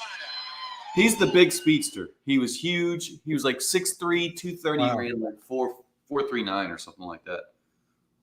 Big guy. Traded up for him. And he's a local. He's a local fella. South Carolina. He's 23 years old. Yep. That's interesting. Yeah. He did hit the over on wide receivers. But he was a lady. He had a 5th-year breakout. I don't know. You know, he had late breakouts concerning, but he's a really good athlete. He looked good. He had a great 2023. That's the so they're banking to play all those on seasons. 1 year of production. Yep. He had to play all those seasons to get to that that production. You know, when you think, yeah, and when we talk about with DLF rankings a lot, he's the wide receiver 10. Keon Coleman, these guys haven't been drafted yet that are ranked higher on DLF. Well, Keon Coleman, Lamb McConkey, Troy Franklin, A.D. Mitchell. I was just saying, if you were listening, there's a flat tier of wide receivers here. Yeah. Whoever got picked was going to move up. There was, after Xavier Worthy, there was a teardrop, and it was just a bunch of dudes that are all the same, which Yep. is what the NFL told us just now. With the Bills trading back, not worried about getting that one pick. You might get one guy that hits out of the next group that comes out. You might. They're all just the same as far as prospect. They're not the same wide receiver, but they're the same prospect level. Right. Yeah. So who cares? It's Yeah. the same thing we do in rookie drafts where we look at it and we go, I don't care if I have the 108 or 109. Like they're the same pick. Well, here's the thing. It's funny because you had this like A.D. Mitchell, Troy Franklin, Lamb McConkey, Keon Coleman were not drafted. Leggett Purcell are like wide receiver 10, wide receiver 11 in DLF rankings. But that's what I'm saying is if you had to take All the those same. tiers on DLF, you had to take those tiers. No one would differentiate between any of them until the draft because no one needed to know. I mean, like no one knew what would happen. The draft capital tells you what you need to know for the wide receivers in that tier. It was all just flat for the longest time. They had to rank them, but none of it was. There was nothing differentiating them. Yep. Like they could have reversed those rankings completely, and no one would have been like, "Oh my gosh, I can't believe you did that." You know, they could have put Lad McConkey and Ricky Pearsall at the top, and A.D. Mitchell at the bottom, and it still would have made sense. So they were probably like to Buffalo. Hey, or Buffalo was probably like, all right, who are you taking here? Okay, we'll trade. Okay, we'll trade back ones. We'll drop a spot because we're not taking that guy. So yeah, the more alarming thing for me is that they dropped out of the Xavier Worthy tier. Yeah. Well, guess what? Maybe they got caught. Maybe that caught the hand in the cookie jar. So interesting first round. Oof. Do you want to do a quick mock? Oh yeah, let's do it. Let's do a quick mock. I'll write it down for us. Great idea. All right. You want to go 101? Sure. Well, you want to give me the 101? Sure. It doesn't matter. Okay. I'll do the same. I'll take Caleb Williams, I guess. Caleb. All right. 102. I'll take Marvin Harrison. Okay. So you're up at the 103. I will take 1.75 premium because that's what we do. All right. I'll take Malik Neighbors. Wow. I hate it. The Giants, I hate the pick. Okay. But I just feel like he's just going to get peppered with targets because he was drafted so high. So he's going to have that like top 6 drafted value. So all they're going to do is try to feed him the ball to justify their pick. So boom. Okay. Well, then at the 104, I'm taking Jaden Daniels. Yep. Dang you. Okay. Here's one gets interesting. Okay. Unless you want to speak about it. Go ahead. No, I mean, it's just it's a logical pick in that spot. Just I mean, I'm not going to pass up the QB that can be a top 10 guy. He's got the legs to walk into a top 10 finish. Yeah. So you're up to 105. It's an interesting draft through 5 picks or 4 picks. I think I'm going to go with Adunze. Adunze, all right. I'm going to roll the dice on the wide receivers. Let's go. Right. Well, in that case, I'm taking Bowers. Man, you're just giving me a great team. I appreciate this. I should have taken Bowers there. Bowers over Adunze. So who do I have? I had especially Bowers over Adunze when Adunze went to the Bears. So you're at the 107 now. Well, you got to remember, I also have the stack. You got I have Caleb Williams and Adunze. Okay, cool. That's appealing to me. Now you still have this dude's not going. This guy's gonna. They didn't draft a guy in the top 10 for him to not see the field. Like he's going to be the wide receiver 1 on this team. Honestly, I mean, everyone loves DJ Moore and stuff. That was a whole different team. It's going to be Adunze and Caleb Williams, and then DJ Moore is going to be cleaning up, and Keenan Allen's going to be getting scraps. I feel like Adunze is out of these 3 guys. I mean, Caleb Williams knows that he was drafted with this guy. DJ Moore and Caleb and Keenan Allen are the old regime. This is how it's going to be. It's going to be Caleb and Rome. Maybe. I'm all over the Adunze pick. It's going to be hard to be like, yeah, I'm going to throw it to Adunze when I have a much more established DJ Moore. Like maybe in year 1. You're talking about an NFL already in the NFL dominating player. I'm talking about year 1, and at the end of the season, who's going to emerge? Yeah, but that's what I'm saying. Down for the running back. Awesome, Stevie D. That would be interesting if they traded for running. If they trade down to go running back, and they have James Cook, but they don't have any wide receivers. An early second-round running back changes everything. All right, so the 107, Larry. 107. Who you got? All right. So currently, my team is Caleb Williams, Malik Neighbors, and Rome Odunze. Hey, Larry. We're not drafting a team literally. We're drafting a rookie draft. Who would you take at the 107? Stop trying to build a team off of this rookie. Fine. Drake May. You want Drake May? Sure, absolutely. Right. I mean, with that, he's a top 3. He's going to get every chance to perform. Yada yada yada. We all know the drill. All right, I'm taking Xavier Worthy. Ooh, okay. Well, 108 Worthy. Yep. Okay. 108 Worthy. 109. It's Brian Thomas for me. I just put 3 studs, 3 first-round wide receivers in my starting lineup. I just added 3 significant pieces in the top 9.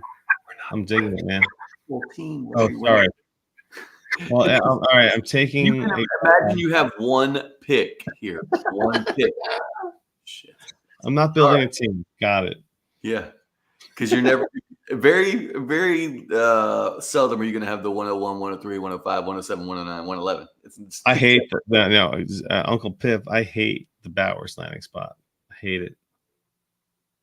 You don't like the Bowers landing spot? Was he going to be the next Todd Christensen? What's going on here? What are we doing? He's walking into a situation where they only have 1 established target. That's Devontae Adams. I mean, Jacoby Myers? Who the fuck gives a shit? Why would they spend the draft capital on Michael Mayer? Because they didn't know they were going to be in position to draft the Brock Bowers. I don't want to besmirch the legend of Joe Douglas, but Michael Mayer was on his like first round pick list of guys to draft in the first round. 110, JJ McCarthy. 111. Got so many weapons. With 111, Bo Nix. Bo Nix at 111, so the 112. This is where it's like, I don't really even. Shit. Like, I don't want Ricky Pearsall. It's set up nice for you. Did it? Yeah, I hate you. Fuck it. Give me fucking Michael Penix. It's too bad his name wasn't Richard, right? Yeah, Dick Penix. All right. All right. So in our rookie draft, 101, Caleb Williams, 102, Marvin Harrison Jr. You know, whatever. Pretty chalk. 103, Malik Neighbors. It's aggressive. So I go 104, Jaden Daniels. You go with Dunze at 5. I got Bowers at 6. You went ahead with the QB3 of May at 7. And then I took the next Tyreek Hill, Xavier Worthy. Yeah. 8. Brian Thomas comes off the board at 9. And then I couldn't pass up quarterback anymore. JJ McCarthy at 10. Nix at 11 for you. And then Penix at 12 for me. So who we're missing here? We're missing Pearsall and Leggett. I think his name is actually Xavier Leggett. Pearsall, all right. Well, so we missed those two guys. It's not that we missed them. We ran out of spaces. Right. They're first round wide receivers, which means that they're going to be early second round picks. Yeah. I think until we overanalyze them, but for the most part, we're talking 201, 202, 203, 204 range. Right? Yeah. 203. Well, you're going to find a couple running backs are going to slip in there. Oh, you're right. Who would you rather have? Jonathan Brooks with the Cowboys or Blake Corum with the Cowboys or one of those wide receivers? It's going to be an easy pick. It's going to be a Cowboy, yeah. Well, whoever's going to the Cowboys for sure. Right. I get it. Yeah. And guess what? We're talking a legit top 20. But when it's all said and done, we're going to legit top 20. Yeah, it's nice to see the 7. So now you got 14 players, 14 position players in the first round of the NFL draft. Yeah. So it's not going to take much to fill. It's a no-brainer 6 in the second round. No brainer. Yep. All right, that's it. Yep, that's it. Well, let's end this then, because it's late. It's 12:03. My wife's ready to kill me, probably. I'm guessing. I'm about to message my wife and see how upset she is. Fuck me. Let's do this. Fuck us. Thanks for listening to the Dynasty Hot Sauce Pod. 1, 2, 3, 4.